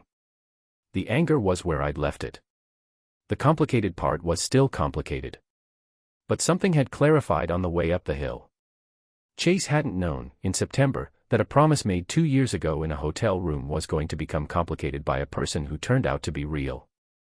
He hadn't known I would walk in with a clipboard and be good at my job and make him fall asleep in a treatment chair and say things in corridors that landed differently than they were supposed to. He'd made a promise with limited information. And he'd been keeping it, not because there was nothing to feel, but because he was the kind of man who kept his word even when keeping it was the harder thing. I stood up straight. My breathing slowed. Here was the truth the hill had given me. I couldn't ask him to break it. That wasn't how this worked. I wasn't going to stand in a hallway and tell a man who had structured his entire professional life around his word that the word needed to bend for me. That wasn't who I wanted to be, and it wasn't what I wanted from him. But I could figure out who I was. Outside of every arrangement made on my behalf. Outside of my father's protection and my brother's careful timing and Chase's careful distance. Outside of all the stories other people had written about me before I was old enough to write my own. I had come to this building for a reason. My reason. Not my father's reason, and not Bex's reason, and not the reason Derek Shaw was watching from across a room. I was the lead athletic trainer of the Portland Glaciers. I was good at my job. I was a person who ran 5 miles in the dark when she needed the truth and climbed a hill until her lungs gave out and stood at the top and looked at the city and chose her own next step. That was what I was. And I was going to go back down the hill and go to work and do my job and be the person I come here to be, and I was going to let the promise be what it was, a thing that existed between two men 2 years ago, a thing that cost more than it was supposed to, a thing that would eventually have to be named and examined and decided about by the people it actually belonged to. Which was not today. Today was the job. I turned away from the overlook and started back down the trail. The city fell behind me. The trees came back. The cold was cleaner moving than it was standing still. I ran. I didn't have the answer yet. But I had the right question. That was enough to start with. End of chapter 16. Chapter 17. Chase, Code. The thing about playoff hockey is that everything costs more. Every shift. Every hit. Every second you're on the ice in the playoffs, you're spending something you can't get back, and the smart players know it and spend carefully, and the reckless ones spend like the supply is unlimited and eventually the bill comes due. I was always a careful spender. I knew exactly what I had in any given game, any given period, any given shift, and I used it with precision. Game 4 of the conference semifinal was the kind of game that spent you down to nothing whether you were careful or not. We were tied at 2 going into the second period. The other team, Minnesota, was big, structured, physically punishing in the corners. Their game plan was simple and effective: take away the middle, make everything hard, grind the 60 minutes down until someone cracked. They'd done it in Game 3 and nearly done it in Game 1, and they were doing it again now with the patient confidence of a team that knew exactly what it was. I was working the left wall on a forecheck in the 12th minute of the second when the ice in front of our bench shifted. Not the ice itself. The energy on it. I felt it the way you feel weather, not through any single sense but through all of them at once. The crowd sound changed before I could see why. Someone behind me on the bench stopped moving. The rhythm of the game, which had been grinding and consistent, stuttered. I came off my shift and hit the gate and looked toward the bench. Callaway was sitting. He sat on the bench the way he always stood behind it, except he was sitting, and his head was down, and the assistant coach had a hand on his shoulder and was turned away from the ice talking fast into a radio. I stopped at the boards. The play had continued. Minnesota had the puck in our zone. The referee's whistle hadn't gone yet. The crowd was shifting, that slow, uncomfortable murmur that starts when something is wrong and the building hasn't been told how wrong yet. Callaway listed. The assistant coach caught him. The whistle went. She was through the gate before anyone called her name. I watched her move through the bench corridor, her kit bag already open, her hands already working the zipper to the side pocket with the AED and the cardiac kit, her face shut down into that specific focused expression I had seen in the treatment room on day 3 of the shoulder protocol when she worked with everything she had and showed nothing else. Except her jaw was tight. One muscle, jumping slightly at the hinge. That was the only thing she was letting through. I skated to the boards. I didn't plan to. My legs just went there, the way they go toward the play in a game without consulting the part of the brain that makes decisions, and I was at the near boards 3 feet from the corridor before I processed that I'd moved. The game was stopped. The building was in that particular suspended silence where 20,000 people have all reached the same understanding at the same moment and nobody has decided yet how to carry it. She was on her knees on the corridor floor beside him. He was conscious. That was the first thing I checked and the thing I held on to. He was conscious, leaning against the boards with his eyes open and his hand at his own chest and his breath coming in a way that wasn't right but was still coming. She had 2 fingers at his neck. Counting. Dad. Her voice was steady. Not calm, steady, which is a different thing and harder. Look at me. He looked at her. Tell me where the pain is. Chest. His voice was thin. Left side. Started, he stopped. 20 minutes ago. Her jaw moved. Why didn't you? I'm telling you now. She kept her fingers at his neck and reached into her kit with her other hand without looking at it, found what she needed by memory and by feel, and I watched her do in 10 seconds what would have taken most people 40 because her hands knew the kit the same way my hands knew the ice, not through thought but through the thousands of repetitions that make thinking unnecessary. I stood at the boards. I couldn't do anything useful. I knew that. There was nothing my hands could do in that corridor that her hands weren't already doing better. But I couldn't move either. I was anchored to the boards by something more fundamental than choice, the specific helplessness of watching a person you care about be afraid, and not being able to do anything about either the fear or the thing causing it. Calloway's eyes moved over Zoe's shoulder. Found me. I don't know how. The corridor was busy by then, 2 paramedics coming in from the tunnel entrance, the assistant coaches trying to manage the bench, team management moving fast through the far door. There was plenty to look at. But his eyes came straight to me the way a coach's eyes go straight to the specific player they want in any crowd of players. He looked at me for a long time. Then he looked back at Zoe. His mouth moved. I couldn't hear it over the building noise and the paramedic radio and the distance between us. But I read it. I should have told her myself. Then the paramedics were in and moving and Zoe stepped back 1 precise step to give them the space they needed and stayed exactly where she was, hands at her sides, watching them work on her father with the expression of a woman who was simultaneously a professional watching a procedure and a daughter watching her father be lifted onto a stretcher. The 2 things were fighting each other in her face. The professional was winning by a margin that looked like it was costing her everything. The game resumed. I don't know who decided that. Someone in management, probably, in consultation with the league. You don't cancel games for cardiac events in the corridors unless the person dies, and Calloway was alive and moving and conscious when they wheeled him out, and so the game continued and I went back on the ice and played the 3rd period. I have no memory of it. I know we won because Luca told me afterward. 3-2, I scored the game winner in the 3rd period, apparently, though I couldn't have described the play to you 10 minutes after it happened. My body was on the ice and my body knew what to do on the ice and it did it, and the rest of me was somewhere in the corridor outside the bench watching a woman's jaw muscle hold the whole world together. The paramedics told us in the tunnel after the game. Cardiac arrhythmia. His heart had gone into an abnormal rhythm, serious, not immediately fatal, treatable with the right intervention. He was alive. He was at Oregon Health and Science on Marquam Hill and he was stable and they expected him to remain that way. I stood in the tunnel with my helmet in my hands and listened to the team physician relay all of this and thought about I should have told her myself. The physician kept talking. Follow-up care. Recovery timeline. Protocols for the next 48 hours. I let it wash past me. Then one of the assistant coaches said it, not to the room, to a specific person, as an aside he didn't think I could hear, not surprising, given the diagnosis. I looked up. The assistant coach noticed and looked away. I crossed the tunnel in 4 steps. What diagnosis? He looked uncomfortable. Chase. What diagnosis? Quieter this time. More precise. He looked at the floor. Calloway's been managing a cardiac condition since the spring. Arrhythmia.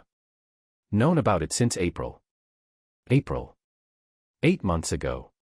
How many people knew? I said. Management. Medical leadership. A pause.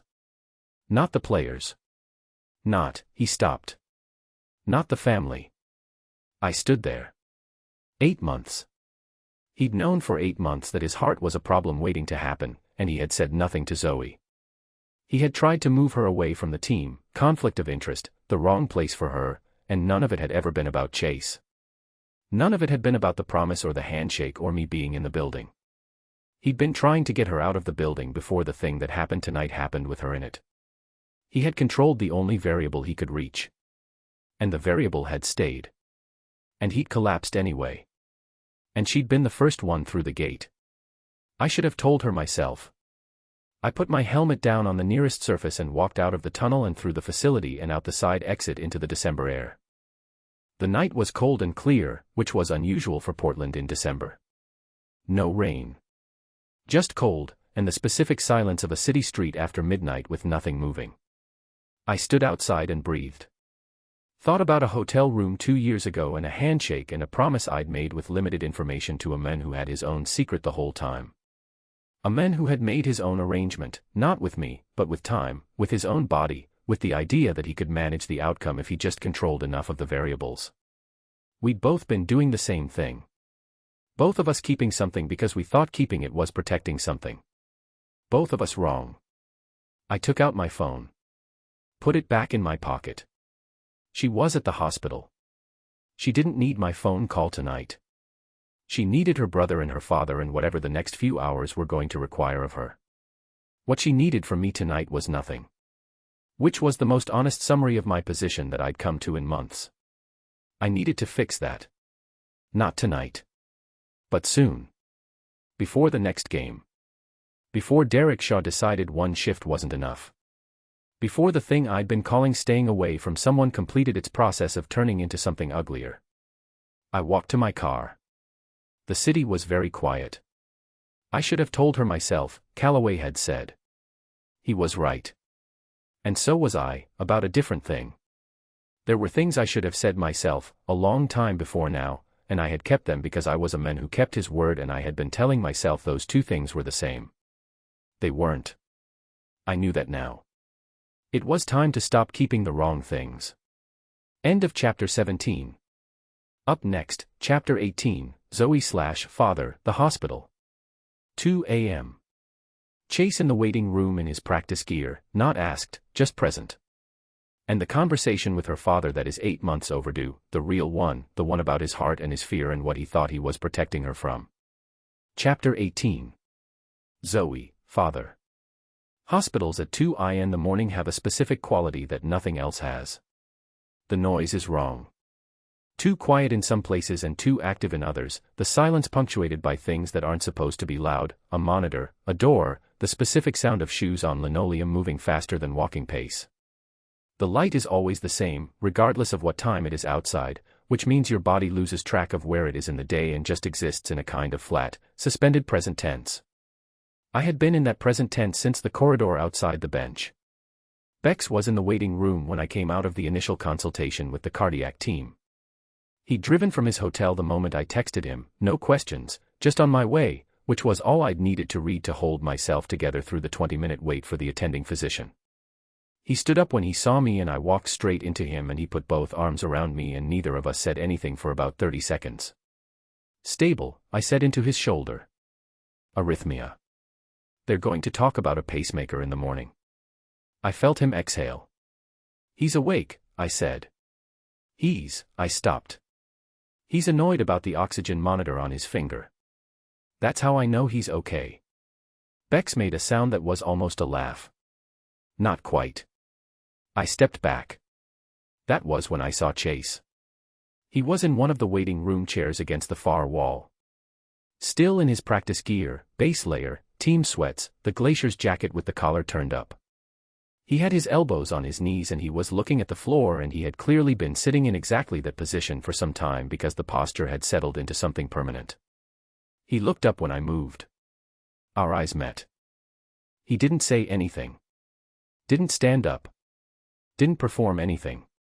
He just looked at me the way he always looked at me, steadily, with that careful economy, like he was giving me the choice of what to do with his being there.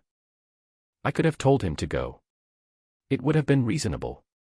This was not his family, not his crisis, not his hospital waiting room to occupy at 2 in the morning in his practice gear. He had a game in less than 48 hours. I looked at him for a moment. Then I looked at Bex, and then at the hallway that led back to the cardiac unit, and I walked toward the hallway without telling Chase to go anywhere. My father was in a room at the end of the corridor, third door on the right. He looked smaller in the bed. That's the thing about hospital beds, they scale everyone down. The cardiac monitor beeped in a steady, if slightly irregular rhythm. The oxygen monitor was on his right index finger. He was looking at the ceiling when I came in. He turned his head when he heard the door. We looked at each other. "Close the door," he said. His voice was thinner than normal. Not weak, thin. Like it was being rationed. I closed it. Pulled the chair to the bed and sat down. Not at a distance. Right beside him, close enough that I could reach his hand if I needed to. I didn't say anything. I waited. He looked at the ceiling for a moment. Then back at me. "I've known since April," he said. "I know." A pause. "Who told you? Does it matter?" He closed his eyes for a moment. Opened them. "No," he said. "I suppose it doesn't." "April," I said. "You've known since April and you spent 8 months trying to move me away from the team and never once told me the reason." "Zoe. I'm not angry." I said it flatly so he'd know I meant it. "I'm past angry. I just need to understand." He was quiet for a long time. The monitor kept its rhythm. Someone walked past in the hallway outside. The light in the room was that flat hospital light that didn't change and didn't apologize for it. "I didn't want you to watch me fall apart," he said. It was so simple that it hit harder than a complicated thing would have. "I know what happens in these situations," he went on. His voice was careful, measured, the way it was always careful and measured, but underneath it something was coming loose. I could hear it. The specific quality of a controlled man running out of control. I've seen players go down on the ice. I've seen the faces of the people who watch it happen. I know what it does to a person. He paused. "I didn't want that for you." I looked at him. My father. 17 years in this league. 2 championships. The wooden chair in the corner. The man who had looked at a 22-year-old kid from Sudbury and bet his legacy on him and been right. The man who had been carrying 8 months of his own heart's deterioration alone in a coaching office on the 2nd floor while I worked 12 minutes away and called him twice a week and asked how he was doing. "Too late," I said. My voice broke on the second word. His face changed. Not dramatically, it wasn't a dramatic man's face. But something in it opened. Some piece of the armor that had been there so long it had started to look like a feature rather than a defense. "Zoe." His voice broke too. "I watched you go down on the ice tonight," I said. "In front of 20,000 people. With the game going in the crowd in, I stopped. Pressed the back of my hand to my mouth for a second. I had your pulse in my fingers, Dad. I was counting your heartbeats on my hand." I looked at him. Nothing you could have protected me from would have been worse than that. He reached out. Found my hand on the bed rail. His grip was weaker than I was used to, but it was there. "I know," he said. "You should have told me." "I know. I could have." I stopped again. "I could have been there. This whole time. You didn't have to carry it alone." "That's why I didn't tell you," he said. Very quiet. "Because you would have been there. And I would have watched you carry it too." He looked at me. His eyes were wet. My father, who I had seen cry exactly twice in my life, at my mother's funeral and the night his team won the championship, in that order, in both cases briefly and without comment afterward. "I'm not, Zoe, I'm not good at letting people." "I know," I said. "You're terrible at it." Something that was almost a laugh crossed his face. "Your mother used to say the same thing." She was right. His grip on my hand tightened slightly. We sat there. The monitor kept going. The light didn't change. After a while his breathing evened out and his grip loosened, and for a few minutes I thought he was asleep. Then he said, "I need to ask you something." "Okay. Are you all right? Tonight. What you had to do in that corridor." He was still looking at the ceiling. That's not a thing I wanted you to have to do. I'm a trainer, Dad. You're my daughter first. Both of those things are true at the same time, I said. You don't get to pick which one counts in a given moment. He was quiet. I'm all right, I said. I knew what to do. I did it. I paused. I was scared. I was scared the whole time. But I knew what to do and I did it, and you're here. Because of you. Because of the paramedics and the cardiac team and a functional AED kit. I looked at him. I just got there first. He turned his head and looked at me. Really looked at me. The way he looked at things, he was trying to understand instead of manage. You're better at this than I gave you credit for, he said. The job. All of it. I know. I'm sorry it took, he stopped. I'm sorry it took this. I held his hand. We sat in the flat hospital light and said nothing for a while, and it was the most honest thing we'd done together in years. Then I asked him. I hadn't planned to. I had planned to let the night be what it was and leave the other thing for a different conversation, a better time, a version of this where he wasn't lying in a hospital bed with a monitor on his finger. But I was tired of waiting for better times. Did you know what you were doing to me? I said. With Chase. His hand went still under mine. What you were asking him to do, to stay away, to manage every interaction, to treat me like a restricted zone, did you know what that cost? I kept my voice level. What it cost him. What it cost me, once I was in that building. He was quiet for a long time. I was protecting the thing that mattered most, he said. To the ceiling. I know. I said it without anger. I understand that's what you believed you were doing. I paused. But that wasn't your call. Silence. She wasn't yours to protect in that way, I said. The way you made that arrangement, I wasn't a person in that conversation. I was a condition. He looked at me. His eyes were tired and old and more honest than I'd seen them in a long time.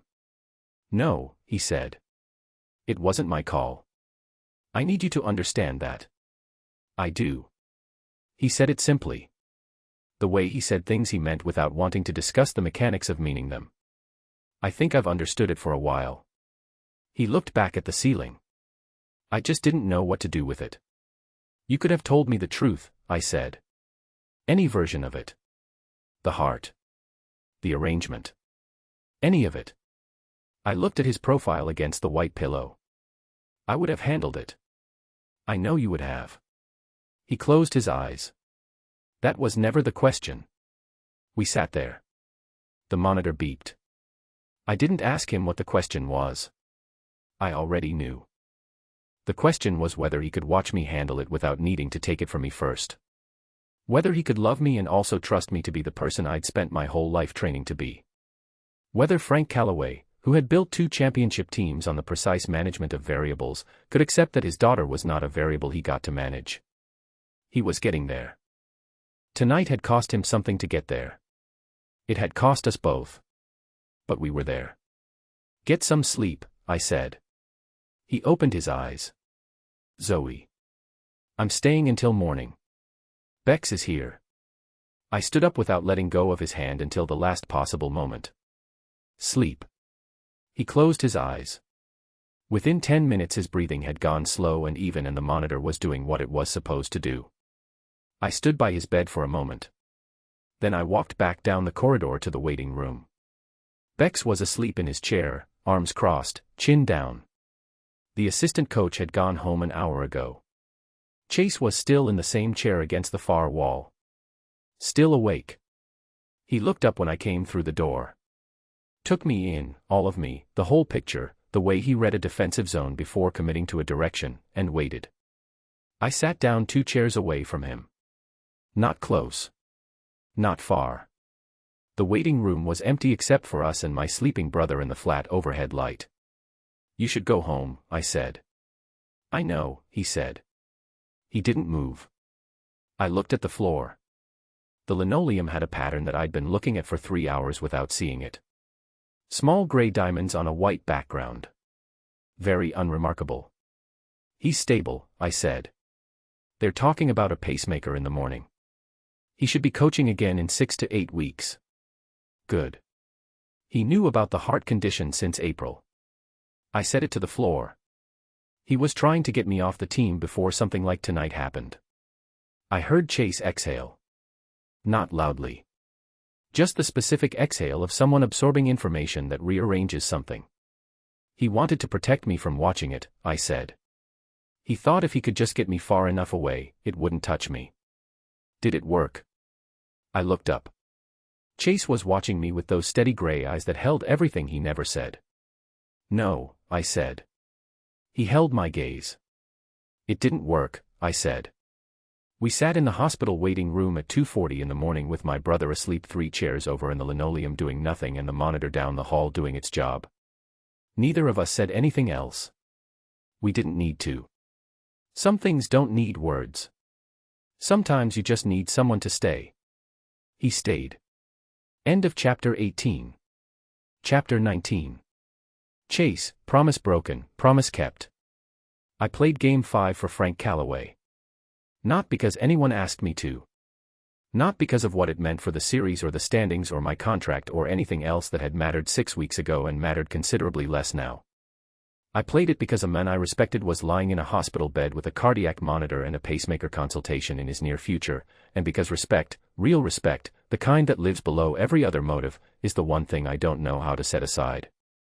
The assistant coach ran the bench. His name was Phil Garrett, and he'd been in professional hockey for 22 years as a player, then an assistant, and he knew the game in the deep way that time gives you if you spend it paying attention. He wasn't Callaway. Nobody was Callaway. But he stood behind that bench with a steadiness that the team needed and leaned into it, and it was enough. I led the team in ice time. I scored in the first. Set up Luka in the second.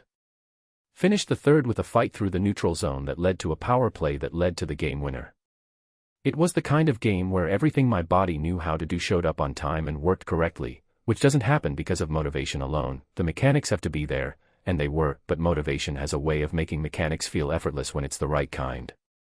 This was the right kind. Final score, Glaciers 4, Minnesota 1. The locker room after was controlled noise, loud but not reckless, the energy of a team that had won a game that meant something beyond the scoreboard and knew it. Luka hugged me hard enough that my shoulder complained about it, and I let him because Luka needed to hug someone after a big win and I was the nearest acceptable target. I showered. Changed. Sat at my stall for a minute. Then I walked out. The arena exits onto a wide concrete apron before the parking structure, a covered space, half inside and half outside, where the delivery vehicles came and went during games. The team used the side exit, not the main public doors, which meant this area was usually quiet after a game. Players' families sometimes waited here. Staff sometimes stood here to get air between stints inside. She was standing at the far end of the concrete apron. Not waiting for me. She was standing with her arms crossed and her eyes on the middle distance, the specific posture of someone who has been thinking very hard and has arrived somewhere they needed to arrive and is now just standing in it. She'd been at the hospital most of the day. She'd told me that morning in the waiting room, brief, factual, before I'd left to get some sleep before the game. Dad's stable. Meeting with the cardiac team at 9. Bex is staying. That was all she'd said. I'd nodded and left and she'd gone back down the corridor. I stopped when I saw her. She looked up. The city was wet behind her, the parking structure lights on the rain, the sound of traffic from the street. Portland in the playoffs had a specific outdoor quality, the city going about its business while something important happened inside its buildings, indifferent and constant. We looked at each other. Good game, she said. Thanks. She uncrossed her arms. Let them fall to her sides. Looked at me with the expression that had replaced the professional precision over the last week, not the glass wall, not the careful neutrality, but the other thing, the real thing underneath both of them that she'd stopped working as hard to hide. I know about the promise, she said. I went still. Not surprised. I'd known it was coming. Bex had been in Portland 3 weeks ago and Bex knew everything about that hotel room and I'd understood from the first week that the information existed in the world and would eventually travel the distance between his knowledge and her. I'd known and I hadn't said it first. That was on me. Zoe. I know about the hotel room, she said. The handshake. All of it. She wasn't angry. That was the first thing I checked. Not anger, something more complex and more direct. Bex told me.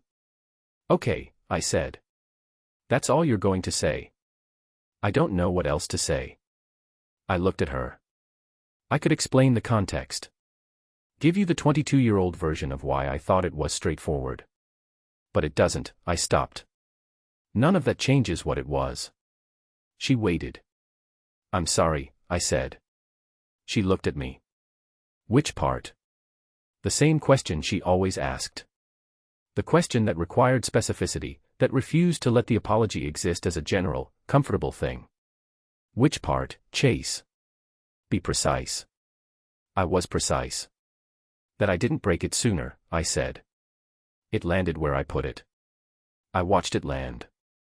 Something in her face shifted, not softening exactly, more like a lock turning over.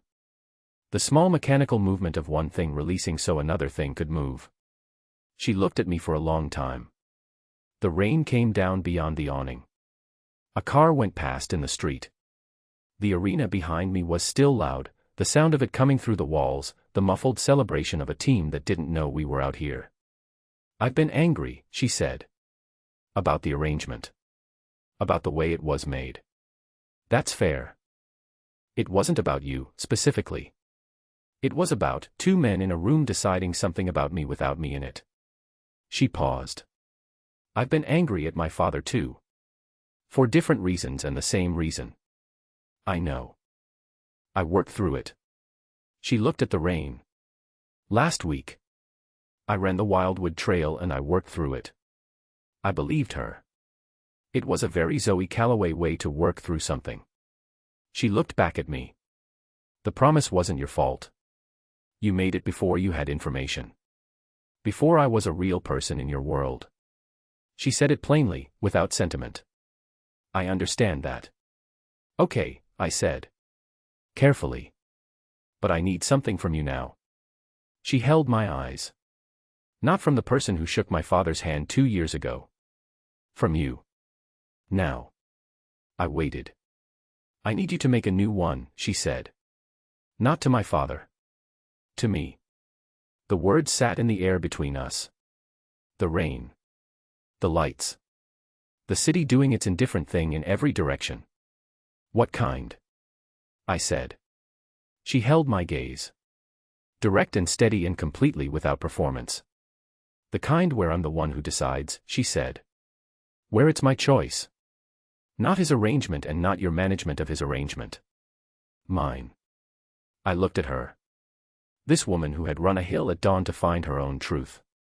Who had worked on her father's heart in a corridor with 20,000 people watching and held herself together with one jaw muscle. Who had walked into a building with her last name on the wall and refused to be the footnote in someone else's story. Okay, I said. Okay, you understand what I'm asking, or okay, you'll do it. Both, I said. She looked at me for a moment. I'm not ready for anything yet, she said. Tonight is, there's too much tonight. I know. But I needed you to know that the decision is mine. She straightened slightly. Not his. Not yours. Mine. It's yours, I said. It always should have been. She held my eyes for one more second. Then she looked at the rain and something in her shoulders settled, not dropping, just settling, the way a person's body moves when they've put something down that they've been carrying too long. Go celebrate, she said.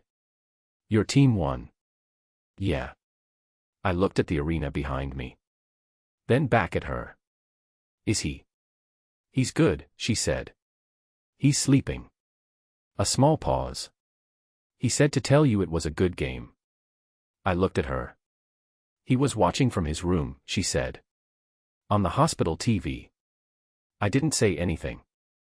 I didn't have anything that would cover that specific feeling, the weight of it, the complicated gratitude of being seen by a man from a hospital bed the night after his heart tried to quit on him. I nodded once. She nodded back. I walked back toward the arena. At the door I stopped. Turned around. She was still standing at the edge of the awning, watching the rain. Zoe. She looked at me. When you're ready, I said. It's yours. That's the promise. She looked at me for a long time. I know, she said. I went inside. It was the most important thing I'd ever said in fewer than 10 words. I meant every one of them. End of chapter 19. Chapter 20. Zoe, exposure. My phone started at 6:47 in the morning. Not with one notification. With the specific sequence that meant something had broken overnight and was still breaking, the short staccato of message after message after message, the kind that doesn't stop because the thing generating it is bigger than a conversation, it's a wave and you're downstream of it. I was at my kitchen table with coffee and my laptop, reviewing discharge protocol documentation for my father's homecoming, which the cardiac team had moved up to Sunday. I'd been up since 5. I had been sleeping badly for a week, which was predictable, and I had stopped trying to fight it and just got up early and worked. I looked at my phone screen. The first notification I registered was Mia, Zoe, call me right now. Then Bex, have you seen it? Call me. Then 3 texts from numbers I didn't recognize. Then an email from the Glacier's director of communications. I put my coffee down. I opened the email first because email from a director of communications at 6:47 in the morning had a specific register that told you the size of the problem before you read a word of it. Zoe, please be aware that a sports media story has published overnight referencing you and player number 18. Front office is aware and managing. Please refrain from public comment. We'll be in contact this morning. I opened my browser. It took 11 seconds to find it. Third result on a search for my own name. A sports blog, not major, not minor, exactly the kind of outlet that lived for this specific type of story. The headline. Glacier's rookie Mercer romancing coach's daughter. New photos suggest OFF ice distraction. The photo was the Seattle corridor image. I knew it immediately. The angle, the timestamp, the way we were positioned, 2 feet apart, me laughing, him looking at me. The photo was grainy and shot from above and completely, utterly innocent of anything concrete and absolutely devastating in what it implied. The article was 8 paragraphs of careful implication. Nothing stated. Everything suggested. Sources close to the team. That phrase, doing all the heavy lifting. The timing of Ms. Calloway's hire has raised questions. Her father's team. Her father's player. The suggestion braided in between every sentence that the whole arrangement was compromised. That the hire was personal. That the proximity was deliberate. That I was there because of my last name, not my credentials. I sat at my kitchen table and read it twice. Then I set my phone face down and sat with both hands flat on the table and breathed through the thing that was moving through me. Not shame. I was clear on that immediately. I knew the difference between being ashamed and being furious, and this was furious, clean and cold and purposeful.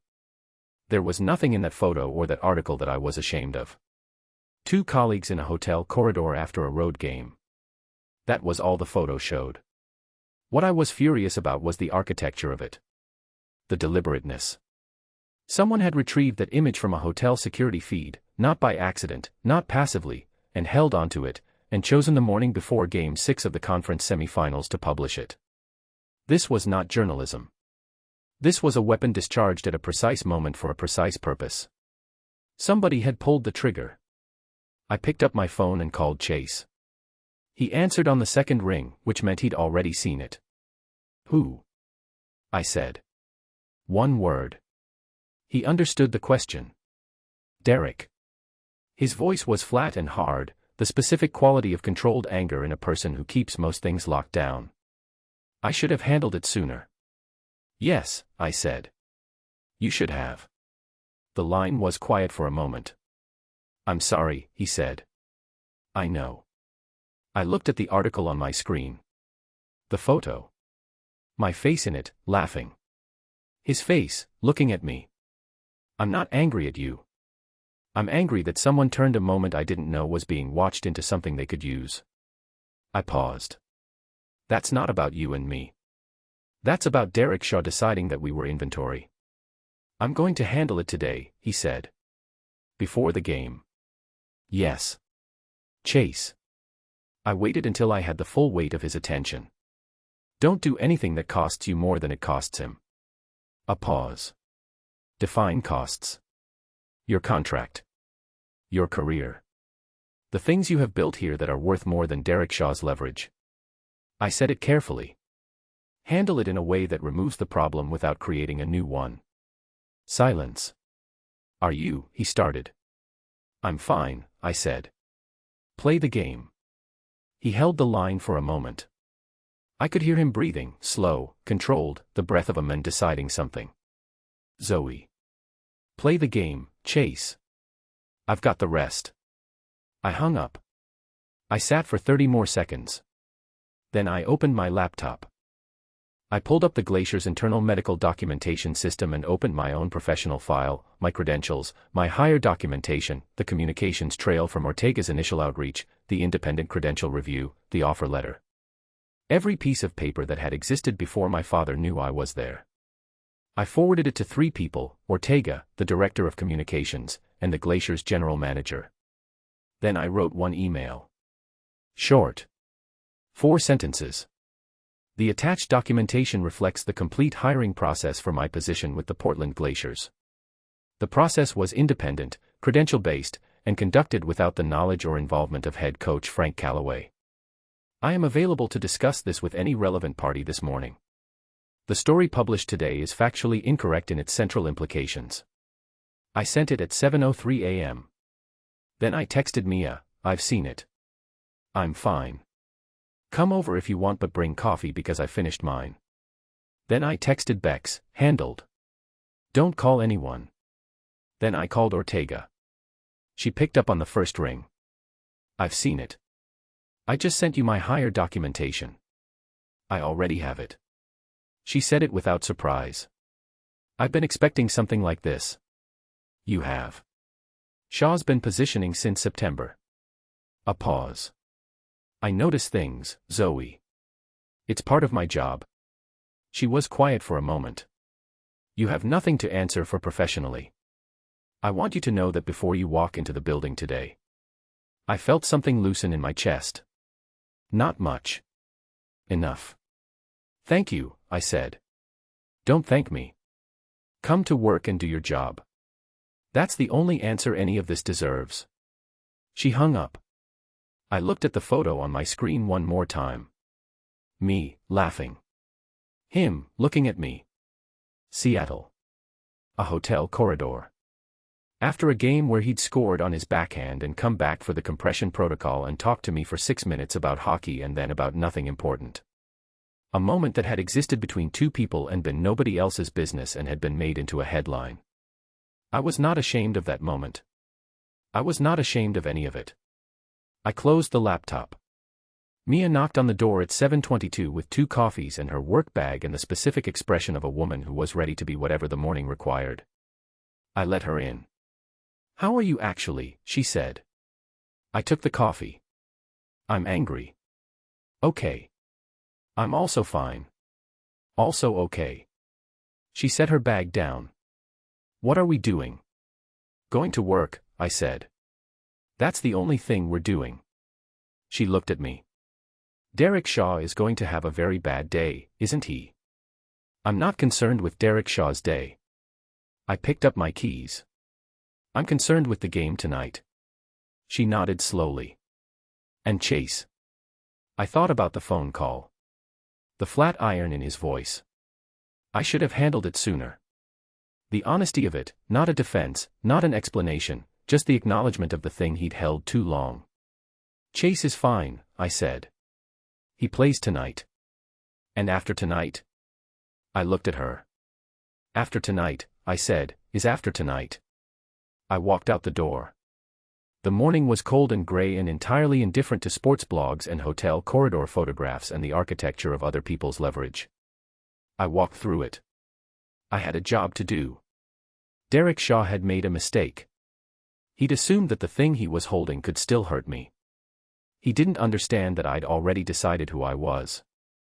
And she wasn't something anyone got to weaponize. End of chapter 20. Up next, chapter 21, Chase/Derek, before warm-ups. The locker room. Chase finds Derek. No threats. No punches. Just the quiet, precise dismantling of a man who overestimated his position. Chapter 21. Chase, Derek. I found him at his stall. Not by accident. I'd known where he'd be. Derek Shaw arrived at the rink exactly 90 minutes before warm-ups, same time every game day, same stall, same routine. I knew his schedule the way I knew every player's schedule on this team because knowing the patterns of the people around you is not paranoia. It's just paying attention. I came in at 88 minutes before warm-ups. The locker room was half occupied. A few players at their stalls, headphones in, going through pre-game prep. The equipment staff moving around the perimeter. The specific low-grade energy of a room that was building towards something and knew it. Derek was lacing his skates. He looked up when I came through the door. His expression didn't change, not because he was surprised, but because Derek Shaw's expression almost never changed when it needed to. He kept it the way he kept everything, which was close and managed and available only when it served him. I walked across the room. I sat down on the bench directly across from him. Not beside him, across, so we were looking at each other. Close enough that this was a conversation and not a performance. He finished the lace on his right skate. Started the left. "Chase," he said. "Easy." Like I'd stopped by to talk about the weather. I let him finish the lace. He looked up. "Here's what's going to happen," I said. My voice was quiet. Completely level. The specific register I used for things I meant completely and wanted to be heard correctly the first time. "You're going to contact Coach Ortega and team management today. Before the game. You're going to tell them the photo is from a public hotel hallway, that it is not what it's being presented as, and that you obtained it through improper access to surveillance footage." He looked at me. His hands were still on his skate. "And then," I said, "you're going to spend the rest of this season trying to remember why you play hockey." The locker room moved around us. Someone at the far end laughed at something. Equipment hit the floor 2 stalls down. The room was doing what locker rooms do, existing in its own world, full of its own noise, and none of it touched the 10 feet of space between Derek and me. He looked at me for a long time.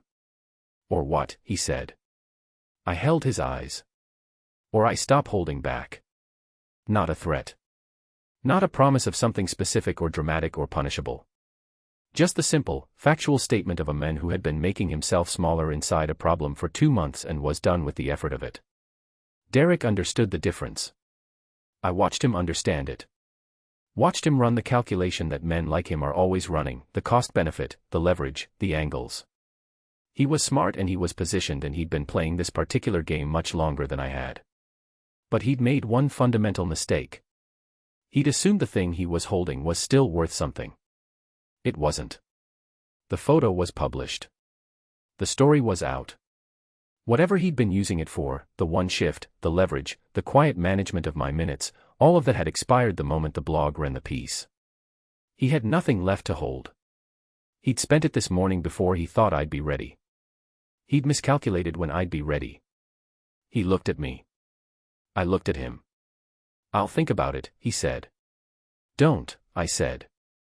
"Think about it and come to the wrong answer and then I'll have to have this conversation again. Just do it." I stood up. He watched me from his stall. "You know this doesn't change anything," he said. "In terms of your minutes. The unit. What I'm owed." I looked down at him.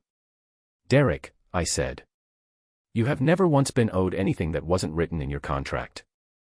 Everything else you've taken." I held his gaze for one final second. "Tonight that changes." I walked to my stall. I sat down. I put my headphones in. I started my pre-game protocol. Luca appeared in my peripheral vision, sitting down 2 spots over, catching my expression. He looked at Derek's stall. Looked back at me. I shook my head slightly. He nodded, put his own headphones in, and left it alone. On the ice, Game 6 was a different kind of game. Not emotional in the loose sense, emotional in the way a controlled detonation is emotional. Contained, precise, and very deliberate about where the force went. Derek got his first breakaway in the second period. He'd beaten the defensive coverage clean, legitimately, on a rush, the way he still could when he was skating at his actual ability instead of his managed ability.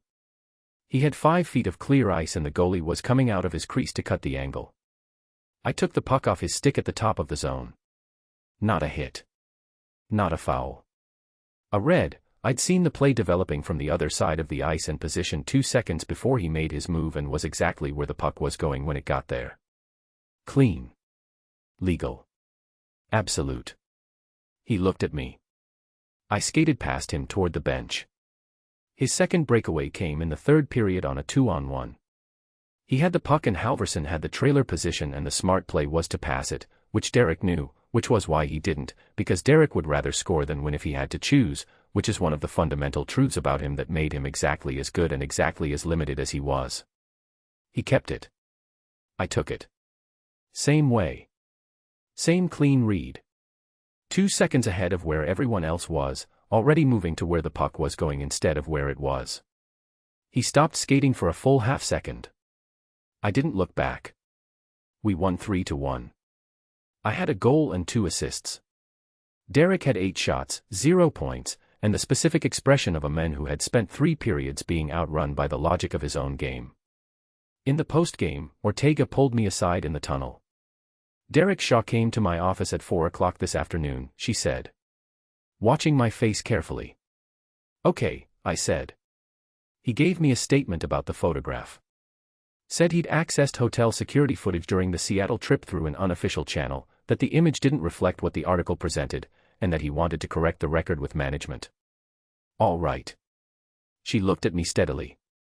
He said it unprompted. Good. Chase. She tilted her head. Do I need to know how unprompted it was? I met her eyes. It was his decision. Everything he said was true. He made it on his own. She held my gaze for a moment. Then she nodded once, the nod of a woman who had been in professional athletic settings long enough to know which questions to ask and which ones to let answer themselves. The front office is already walking back their concern, she said.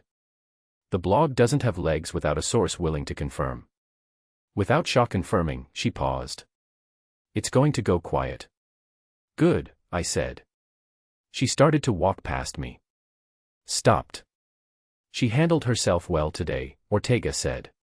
In the front office. She was precise and clear and completely professional. She looked at me. You should know that. I do, I said. Okay. She kept walking. I stood in the tunnel for a moment. The celebration was still going in the locker room behind me. Luca's voice was audible above everything else, which was normal. I thought about Derek in his stall this morning. The calculation in his eyes. The moment when the calculation ran out and what was left was just a man who had overestimated what he was holding. I thought about a hotel room 2 years ago and a handshake and everything I'd been holding since then. I was done holding things that weren't mine to carry. 1 game left. Everything after that was mine to decide. And I'd already decided. End of chapter 21. Chapter 22. Zoe, on the record. I had been in difficult rooms before. I presented doctoral thesis work to a review committee that included 3 people who didn't think women belonged in sports medicine at the elite level and said so in the language of academic rigor rather than the language of what it actually was. I had sat across from athletic directors at 3 different programs and made the case for evidence-based load management to men who had been coaching on instinct for 30 years and considered evidence and opinion with better formatting. I had walked into my father's office and told him I was taking a job on his team.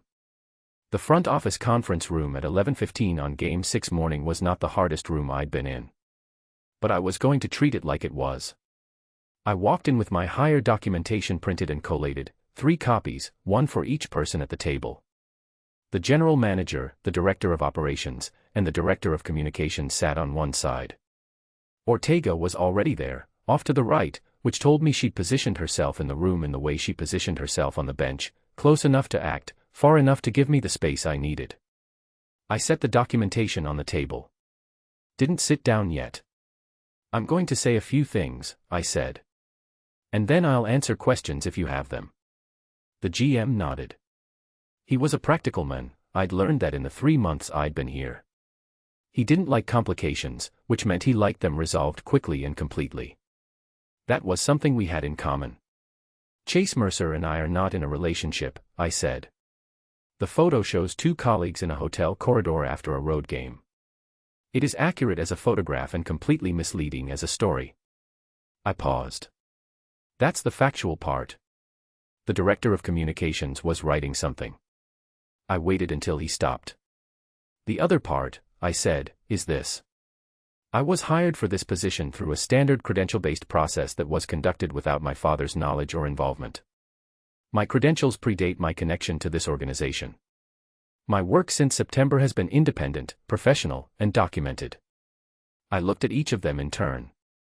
I am not here because of my last name. I am here because Coach Ortega reviewed my work and made an offer and I accepted it. The GM looked at the documentation in front of him. He hadn't opened it. He didn't need to. The fact that it existed in that form, organized, complete, preemptive, was its own kind of statement. The story that ran this morning implies that my hire was a conflict of interest, I said. If the organization believes there is a genuine conflict of interest, I expect it to be addressed through a clearly articulated policy that applies to all staff with familial connections to the team. I kept my voice level. Every word placed exactly where I put it. Don't address it with me personally. Don't address it with implication. Put it in writing and apply it evenly. The communications director looked at the GM. The GM looked at me. And if no such policy exists, I said, which it doesn't, I checked, then there is nothing to address. Silence. Then Ortega, from her position off to the right, made a sound. Small.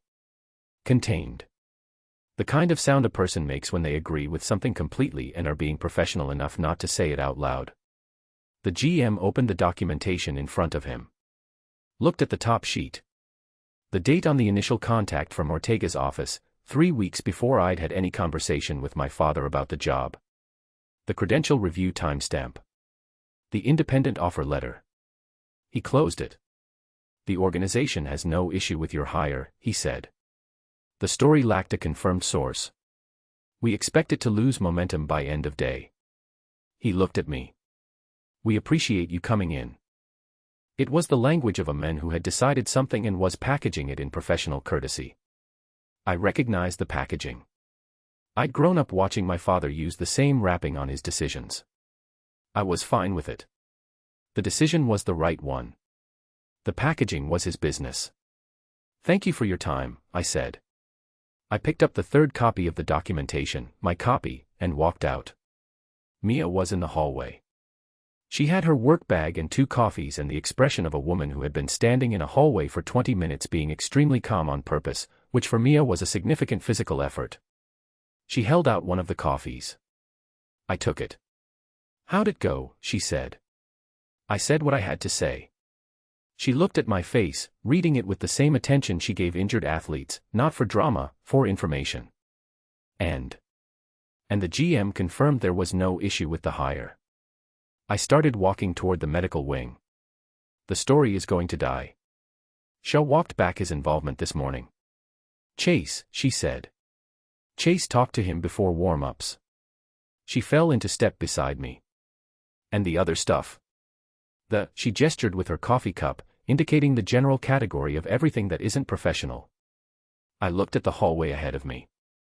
The corridor that I had walked every morning for 3 months with my clipboard and my kit and my completely manageable, entirely professional, absolutely not complicated feelings about a man 2 floors down who had kept his word for 2 years and broken it at exactly the right moment. That's not today's question, I said. What's today's question? Game 7, I said. That's tonight's question. She was quiet for a moment. You know, she said carefully, in the history of sports, I don't think anyone has ever answered the question of their feelings for someone by saying let me watch them play a hockey game first. I've been watching him play hockey for 3 months. Right, but professionally. This is also professionally. Zoe. Mia. I stopped walking and looked at her. I know what I want. I've known for a while. I just needed to stop letting other people's arrangements tell me what I was supposed to want instead. She looked at me. Tonight, I said, I watch him play the most important game of his season. And then I figure out what comes next. She was quiet for a moment. Then, and if he scores? I started walking again. He's going to score. How do you know? I thought about the backhand in the first home game. The read in Game 6 when he'd taken the puck like it was already his before anyone else had noticed it was available. The specific economy of a body that knew exactly what it was doing and had stopped wasting a single motion on anything that didn't matter. Because he's been working toward it for 2 years, I said. And he's out of things to hold back. Mia walked beside me. For what it's worth, she said, after a moment, I've never once doubted you were hired on merit. I looked at her sideways. I'm just saying, she said. In case you needed to hear it from someone who isn't your father or your, she paused. Your whatever Chase is. I almost smiled. Thanks, Mia. Also, she said, I want full credit when this works out. I've been managing the optics of this situation for 3 months and I deserve acknowledgement. You introduced yourself to Derek Shaw as just a colleague when he asked about us in October. I was protecting assets. You were eating cereal. I was eating cereal and protecting assets. She held open the door to the medical wing. Both things were true. I walked through. The morning was still going. The facility was building toward game day energy, that low-level hum that rose through the day until it peaked in the 2 hours before puck drop and then released all at once when the first whistle went. I had a full caseload before the game. Treatment sessions, pre-game assessments, load monitoring setup. I had a job to do. I did it. And when the game started, I stood at the bench and watched the ice. The way I always watched. The way I had been watching since September. Not for the play. For him. End of Chapter 22. Chapter 23. Chase, breakaway. Some games you play. Some games you just try to survive until the third period and then you play. Game 7 was neither of those things. Game 7 was the kind of game that exists outside the normal category, the kind where the building is so loud you stop being able to separate the sound from the physical sensation of it, where the ice feels different under your blades, sharper, more responsive, like the rink itself has decided to participate. I've played in 6 Game 7s in my career. In the AHL, in the playoffs, in exhibition situations that had everything riding on them. I knew the feeling. I'd never had it feel like this. Because this time I wasn't playing it for my career, or my contract, or the 2-year promise that needed honoring, or the power play politics, or Derek Shaw's leverage, or any of the accumulated weight of the things I'd been carrying since September. I was just playing. For the first time in longer than I could honestly remember, I was just a man on the ice, playing the game I was built for, in a building full of people who had come to watch it happen. It was the cleanest I'd felt in years. We were tied at 2 going into the third period. Minnesota had matched us goal for goal and hit for hit and red for red through 40 minutes of hockey that had been as good as any I'd been part of. Their goalie was having the game of his career. Ours was keeping pace. The building had been at a sustained volume for 2 periods that should have been physiologically impossible for 20,000 people to maintain. They maintained it anyway. I sat on the bench at the start of the third period and looked at the ice and thought about nothing. That's not dramatic. That's just what I do when everything is exactly as high stakes as it can get and my body knows what it needs from my brain, which is nothing. Get out of the way. Let the 10,000 hours of training do what 10,000 hours of training is built to do. Phil Garrett put his hand on my shoulder for 1 second. No words. I looked at the ice. The puck dropped. Third period. 13 minutes in. Score still tied. I picked up the puck behind our own net on a turnover. Their winger had tried to go through the middle and Halverson had lifted his stick and the puck had squirted back to me on the left side. I came out of the corner. Their defenseman pinched immediately. He'd been aggressive all night, jumping into the play, good instinct in the first 2 periods, too predictable by the third. I'd been watching him pinch 8 times in 40 minutes and I'd been waiting. He committed. I went around him on the outside. Clean. 1 step. Their center was back. Covering. He angled me toward the wall. I cut back inside. He overcorrected. Open ice. In that half second of open ice, I was aware of the building the way you're aware of weather, not as individual sounds but as a single pressure. I was aware of the goalie at the other end coming out of his crease to cut the angle. I was aware of my own legs under me and the puck on my blade and the 60 feet of ice between me and the net. And then I was aware of nothing except the calculation. The one my body had been running since I was 8 years old on a frozen pond outside Sudbury with no equipment and a stick with the blade taped back on and nothing but the net and the distance and the angle. I pulled to my backhand. Left shoulder. The shoulder that had been worked for 3 days in a treatment room by careful hands that knew exactly what they were doing. The shoulder that had been restricted and stiff and slowly, methodically, session by session, worked back to what it was supposed to be. I felt it move through the full rotation. Clean. No hitch. No compensation. Complete. I released. Low blocker side. The puck was in the net before the goalie's pad finished moving. I don't remember the next 30 seconds very well.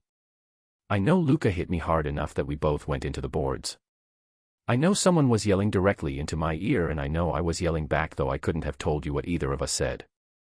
I know the building was producing a sound that I felt in my back teeth and my sternum and the soles of my feet through my skates. I know the goal stood.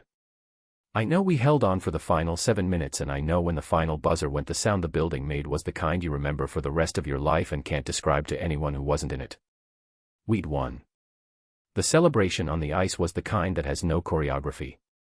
Players pouring over the boards, sticks up, the pile-on at center ice that every player on every team has dreamed about since childhood. I was in it and also somehow outside it, not detached, just aware of it with the clarity that high-emotion moments sometimes bring. Every detail precise and permanent. Luka's face when we collided. Halverson with both arms in the air. The rookie who'd been wide-eyed on day one of training camp, crying without any attempt to hide it. I held onto all of it. Then I started moving toward the boards. I didn't plan to. My body just went there the way it had in Game 4 when it took me to the corridor without consulting my decision-making process. I skated through the chaos of the celebration, bodies and noise and sticks and gloves on the ice, and came to the near boards on the left side. She was there. Both hands on the top rail. Still in her work clothes, the Glacier staff pullover, the lanyard, the clipboard forgotten somewhere because she was just standing at the boards with her hands around them and watching the ice. I skated to her. I stopped in front of her. She looked at me. Her face was doing something I had been watching it approach for 7 months, all the things she had been holding carefully, managing professionally, keeping behind the clipboard and the gloves and the intake forms, all of it was right there, surface level, unhidden. And she was letting it be there. "You good," she said. Her standard post-game check. The same 2 words she said to every player she'd been watching all night, the clinical assessment wrapped in a short sentence. She said them differently to me. "Yeah," I said. "You." She looked at me for a moment. The building was still going around us, the celebration, the music, the announcer saying something into the PA that got swallowed by the crowd. Her brother was somewhere in the stands. Her father was in a house in the West Hills with a new pacemaker and a television and the specific expression of a man watching his team win a game he wasn't there to coach. Her hands were on the boards. She smiled. Not the professional nod. Not the careful, managed expression she'd worn in corridors and treatment rooms and front office meetings and hospital waiting rooms. The other one. The one she'd had in the Seattle corridor when she'd laughed before she decided whether to, the one that was just her, unedited, real in the way only the things we can't control are real. She'd been holding it back for 7 months. It was worth every one of them. "Yeah," she said. "I really am." I reached over the boards. She looked at my hand. Then she took it. Neither of us said anything else. The building was too loud for anything else. The celebration was still going on behind me, players and staff and the full beautiful noise of a team that had just done something they were going to carry for the rest of their lives. I stood at the boards with her hand in mine and didn't let go. She didn't either. I thought about the hotel room. The handshake. The promise I'd made to a man across a table before I'd known who she was. I thought about every corridor and treatment room and empty rink. Every extra second. Every moment I'd kept the line because I was the kind of man who kept his word, and because the cost of keeping it had felt lower than the cost of breaking it, right up until it didn't. I thought about what she'd said outside the arena after Game 5. The kind where I'm the one who decides. Her hand in mine over these boards was that decision. Not mine. Hers. Made on her own terms, in her own time, with her own full information. That was what made it mean what it meant. Not the winning.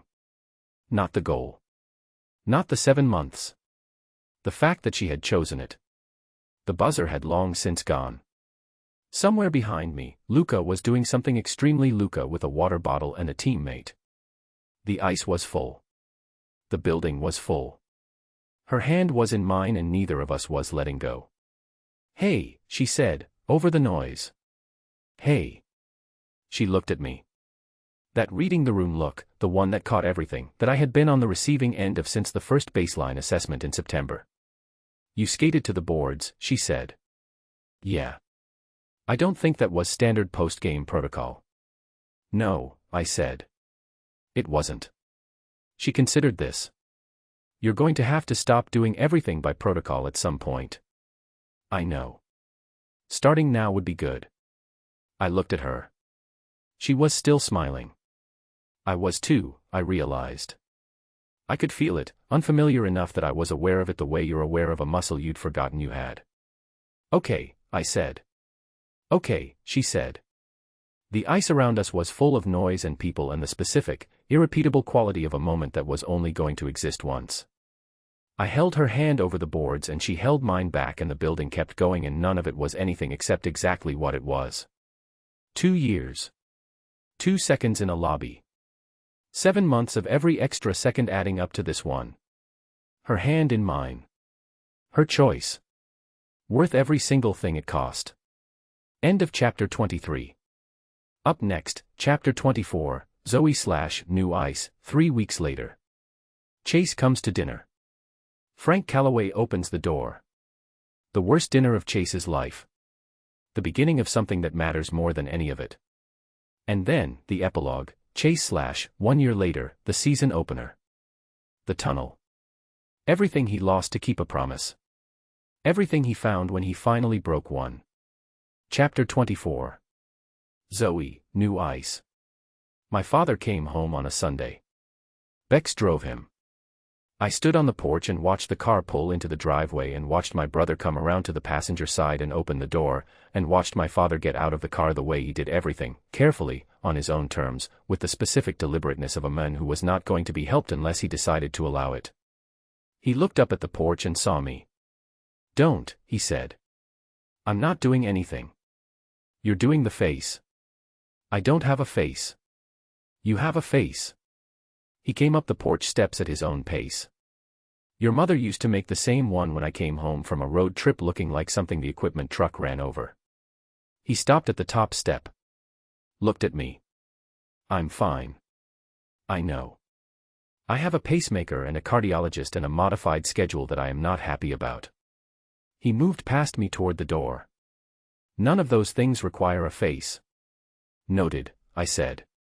He went inside. Bex caught my eye from the bottom of the steps. He pressed his lips together and looked at the sky briefly in the expression of a man who had spent 4 days in a car in a hospital room with Frank Calloway and had reached his maximum capacity for Frank Calloway. He argued with the discharged nurse about the wheelchair policy, Bex said. What did he say? That he'd had 2 knee surgeries and an appendectomy and had never once needed a wheelchair and he wasn't going to start because his heart had a scheduling problem. Bex started up the steps. The nurse won. He's still annoyed about it. I looked through the front window at my father settling into his chair in the living room, the good one, the one by the window, and opening a file of game tape that Garrett had sent over. He's going to be okay, I said. Yeah, Bex said. He really is. I told Chase about the dinner on a Wednesday. Casual. We were in the facility after practice, him finishing the shoulder mobility sequence he now ran every morning without being asked, me reviewing the afternoon's assessment schedule. I said my father was home and that I was cooking Sunday and that he should come. He looked at me. You're sure, he said. I'm sure. He's sure. I thought about the conversation I'd had with my father the week before, quiet, at the kitchen table, both of us with tea because he wasn't cleared for coffee yet and I was refusing to drink it in front of him for solidarity. I'd told him about the boards. About the hand. About the conversation outside the arena after Game 5. He'd been very still. He knew, he'd finally said. About what? About Chase. He looked at his tee. Not specifically. But, I knew there was something. Before the photo. Before any of it. He paused. I wasn't ready to look at it directly. Are you ready now? A long silence. I'm going to work on being ready, he said. That's what I can tell you honestly. I'd taken that. It was more honesty than I usually got from Frank Callaway on the first pass. He's working on it, I told Chase. He held my gaze for a moment. All right, he said.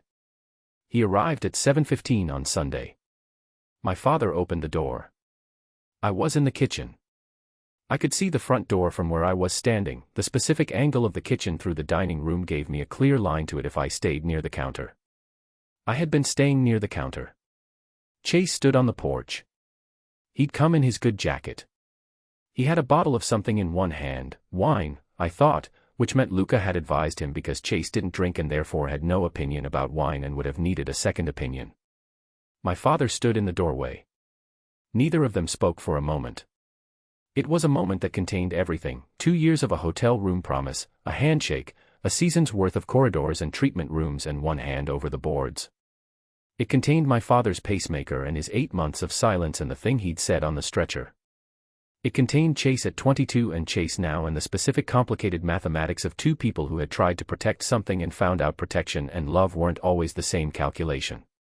All of that, in a doorway, in 5 seconds. My father stepped back. You're 15 minutes late, he said. Chase looked at him. Traffic. Sit down.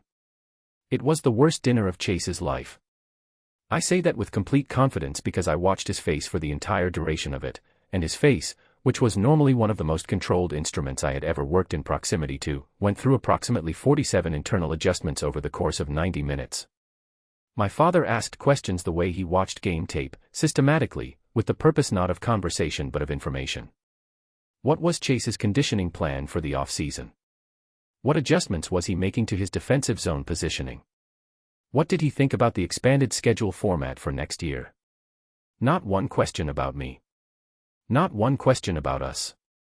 Not one direct acknowledgement of why Chase was sitting at this table eating the roast chicken I'd made instead of ordering food in his apartment.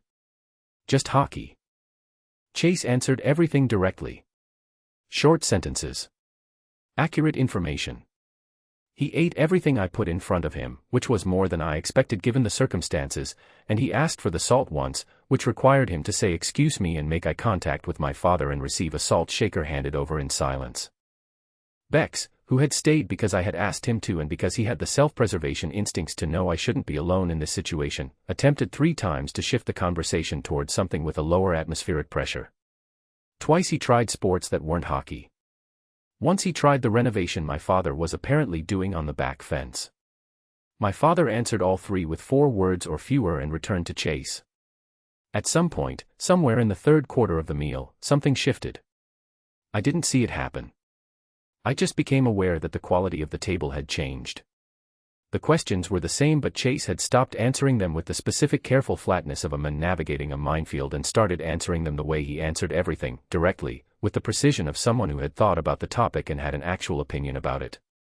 And my father had leaned forward slightly.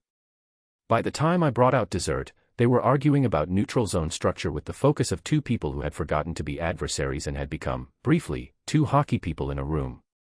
Bex caught my eye. I shook my head slightly. We both let it go. At 9:30, Chase stood up. He thanked me for dinner, to me directly, looking at me, with the specific quality of meaning something and knowing it was showing. Then he looked at my father. Thank you for having me, he said. My father looked at him for a long time. Next time don't be late, he said. Next time. 2 words. That's all they were. But my father did not use words carelessly, and next time was not a word he would have said if he hadn't meant it, and Chase understood that the way he understood everything, by reading what was underneath the surface, 2 seconds ahead of where everyone else was. I won't be, Chase said. My father stood.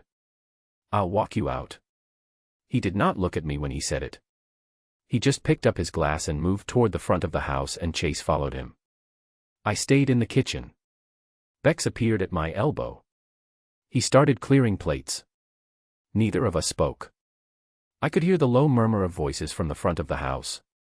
Not words, just the register of them. My father's voice, which I had known all my life, and Chase's voice, which I had spent 7 months learning. 2 men at a front door. I kept my hands busy with the dishes.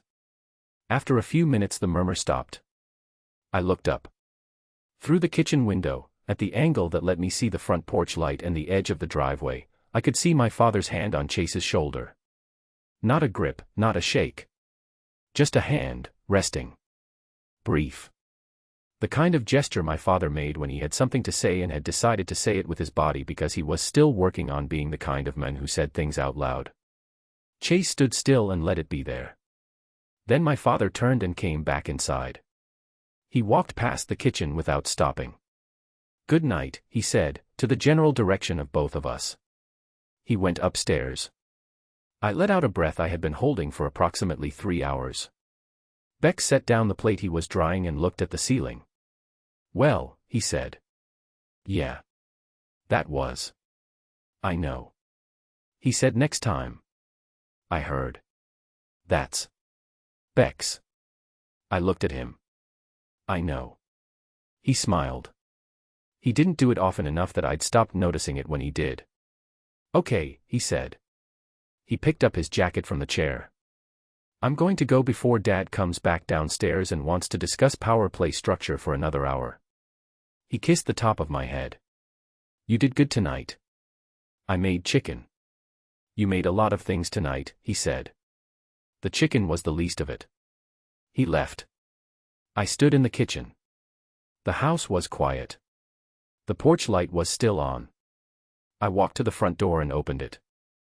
Chase was still at the bottom of the porch steps, in the dark of the driveway, like he'd known I was coming. He looked up. We looked at each other. I lifted my hand. Small. Just my hand, raised slightly from my side. Not a wave. Something simpler than a wave. Just the acknowledgement of the space between us and the choice I'd made to close it, and the fact that we were both still here at the end of the most complicated evening of both our recent lives. He looked at my hand. Then he looked at me. The porch light was warm. The street behind him was quiet and wet, the way Portland was always quiet and wet in the evenings, indifferent and steady and constant. He nodded once. Not the professional nod. Not the acknowledgement of a colleague. The real one, the small, settled movement of a man who has arrived somewhere he intended to arrive and is standing in it without reservation. Then he walked to his car. I watched him go. I stood on the porch until the taillights turned at the end of the street. Then I went inside and turned off the porch light and climbed the stairs in the quiet house and went to bed. I slept the whole night through. For the first time in a long time, I had nothing to keep me awake. This was what it felt like to stop waiting. To stop holding your own life at arm's length while the arrangement played out. To just be in it. Finally. Fully. Mine. End of chapter 24. Epilogue. Chase, 1 year later. I signed the contract on a Tuesday morning in October. 3 years. Portland.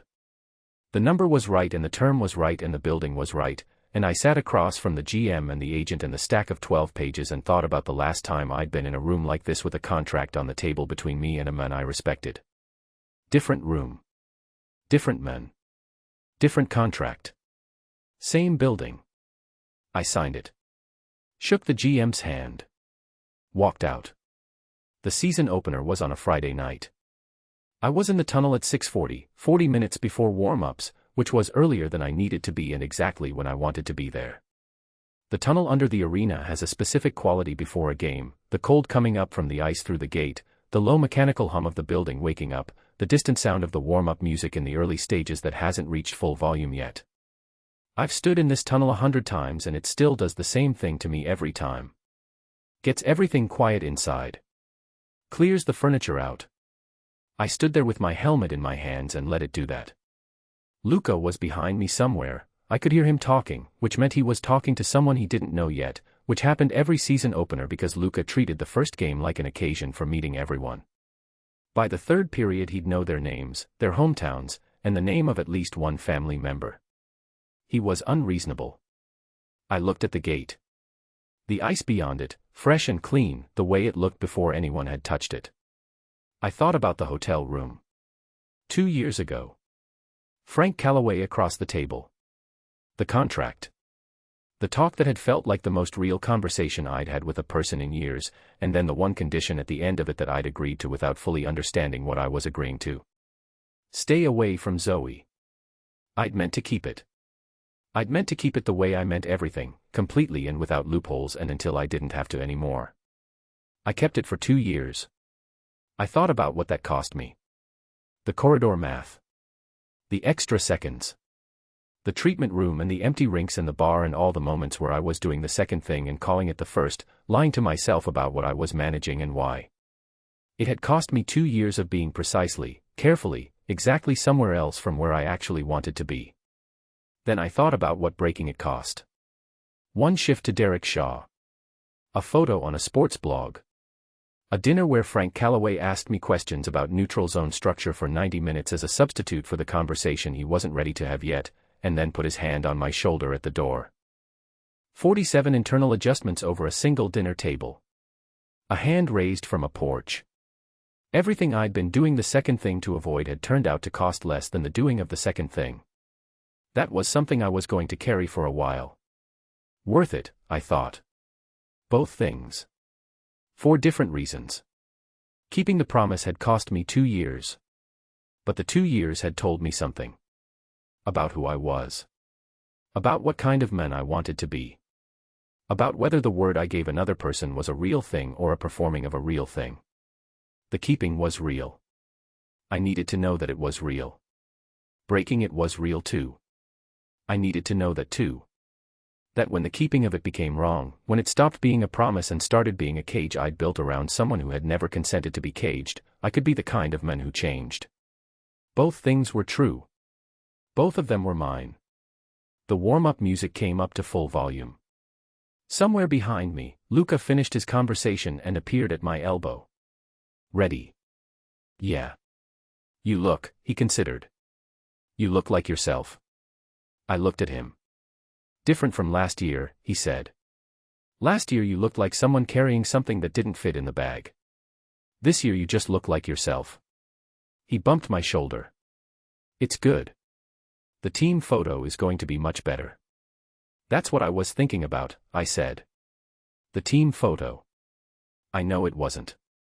He reached past me and hit the gate release. Let's go. The ice was cold and clean and exactly what it had always been. I skated my warm-up loops. Found my edges. Ran the corners. Felt where my body was, the shoulder, which was the best it had been in 3 years, because someone had spent 3 months in a treatment room working it back to what it was supposed to be and I had done every single session of the home protocol without skipping a day. At some point I skated past the near boards on the left side. She was there. Different position this year, not the bench side, but the trainer's station with the full kit and the game day intake log and the specific professional authority of a woman whose title on the staff sheet now read lead athletic trainer, Portland Glaciers. Earned. Not granted. For months of doing the job after everything that had happened, every morning proving the same thing she'd proved on day one, until management stopped looking for reasons to qualify it and just accepted what was true. She didn't look at me the way she used to. She used to look at me the way she looked at every player, with the functional, thorough, professionally neutral attention of someone who was cataloging data, running assessment protocols, doing the job with complete competence and complete distance. She didn't look at me like that anymore. She looked at me the way she had that night over the boards. The way she'd been looking at me since. Like she was still taking in information, still reading the room, still doing what she had always done, but now she was letting me see it. Not because she'd stopped being careful. Because she'd decided that seeing it was her choice to make. I skated past. In my peripheral vision I saw her go back to her clipboard. Writing something. Tracking load data or whatever the first period metric was for the opener. Doing her job. I came around the far end of the ice and started back. She looked up when I passed again. Just for a second. Just long enough. I thought about a lobby 2 years ago and 3 seconds of eye contact before she looked back at her phone. I thought about a baseline assessment in 7 minutes and you're good at that. I thought about an empty rink at 6:58 and your trunk is compensating. I thought about 40 minutes in a treatment room in Seattle and which part. I thought about a corner in the Pearl District in the rain and for what it's worth, you're good at your job. I thought about 6 inches of bar between 2 hands and 30 seconds that blurred the whole room. I thought about a hospital waiting room at 2:40 in the morning and a man who stayed without being asked because staying was the only thing he had to offer and he had enough sense to know it was enough. I thought about a hand over the boards. I thought about her smile. The real one. The one she'd been keeping back for 7 months and finally let out. I thought about a front door and a porch light and a hand raised from her side, small, simple, everything. I was at the near boards again. She was writing in her log. Not looking up this time. Hey, I said. She looked up. That reading look. Taking me in. Shoulder good, she asked. Yeah. Home protocol. Every day. She made a note. Then she looked at me over the top of the clipboard. Good game tonight. I looked at her. The building was filling up behind her. 20,000 people finding their seats. The visiting team coming off the ice from their warm-up. The PA cycling through its pre-game announcements. The season, opening itself up in front of me the way seasons always did, wide and uncertain and full of everything that hadn't happened yet. Yeah, I said. Good game tonight. She held my gaze for 1 second. Then she smiled. I skated out. 2 years ago I made a promise in a hotel room. Kept it longer than I should have. Broke it at exactly the right time. This is what's on the other side of it. The ice. The building. Her. A new season starting. A new promise, the right kind. The kind she holds. Worth it. Both things. For different reasons. For the rest of my life. End of epilogue. Breakaway, the end. Author's note. Dear reader. Thank you for spending your time with this story. When I first imagined these characters, I wanted to write about people who understand pressure, the kind that comes from the outside, from family, from expectations, and what happens when the walls they've built start cracking open. This story is about the courage it takes to be seen. Not the curated version. The real one. The messy, imperfect, terrified one. I hope that resonated with you. If this book made you feel something, I'd be grateful if you left a review. Reviews help readers find stories like this, and every one means the world to me. With gratitude. Vivian Hale. Acknowledgements. Every book begins with a quiet question. I'm grateful to everyone who helped me find the answer. To my readers, you took a chance on this story, and I couldn't be more thankful. Your messages, your reviews, your enthusiasm, they fuel every late-night writing session. To anyone who has ever built something from nothing, a career, a relationship, a second chance, this one's for you. And to the cold coffee that got me through every draft, you were terrible, and I wouldn't change a thing. About the author. Vivian Hale writes emotionally charged contemporary romance that lives in the space between heartbreak and hope. She believes the best love stories start with two people who are certain they want nothing to do with each other. When not writing, she can be found drinking coffee that went cold hours ago and arguing about sports with strangers on the internet. She lives with 2 cats who judge her word count daily.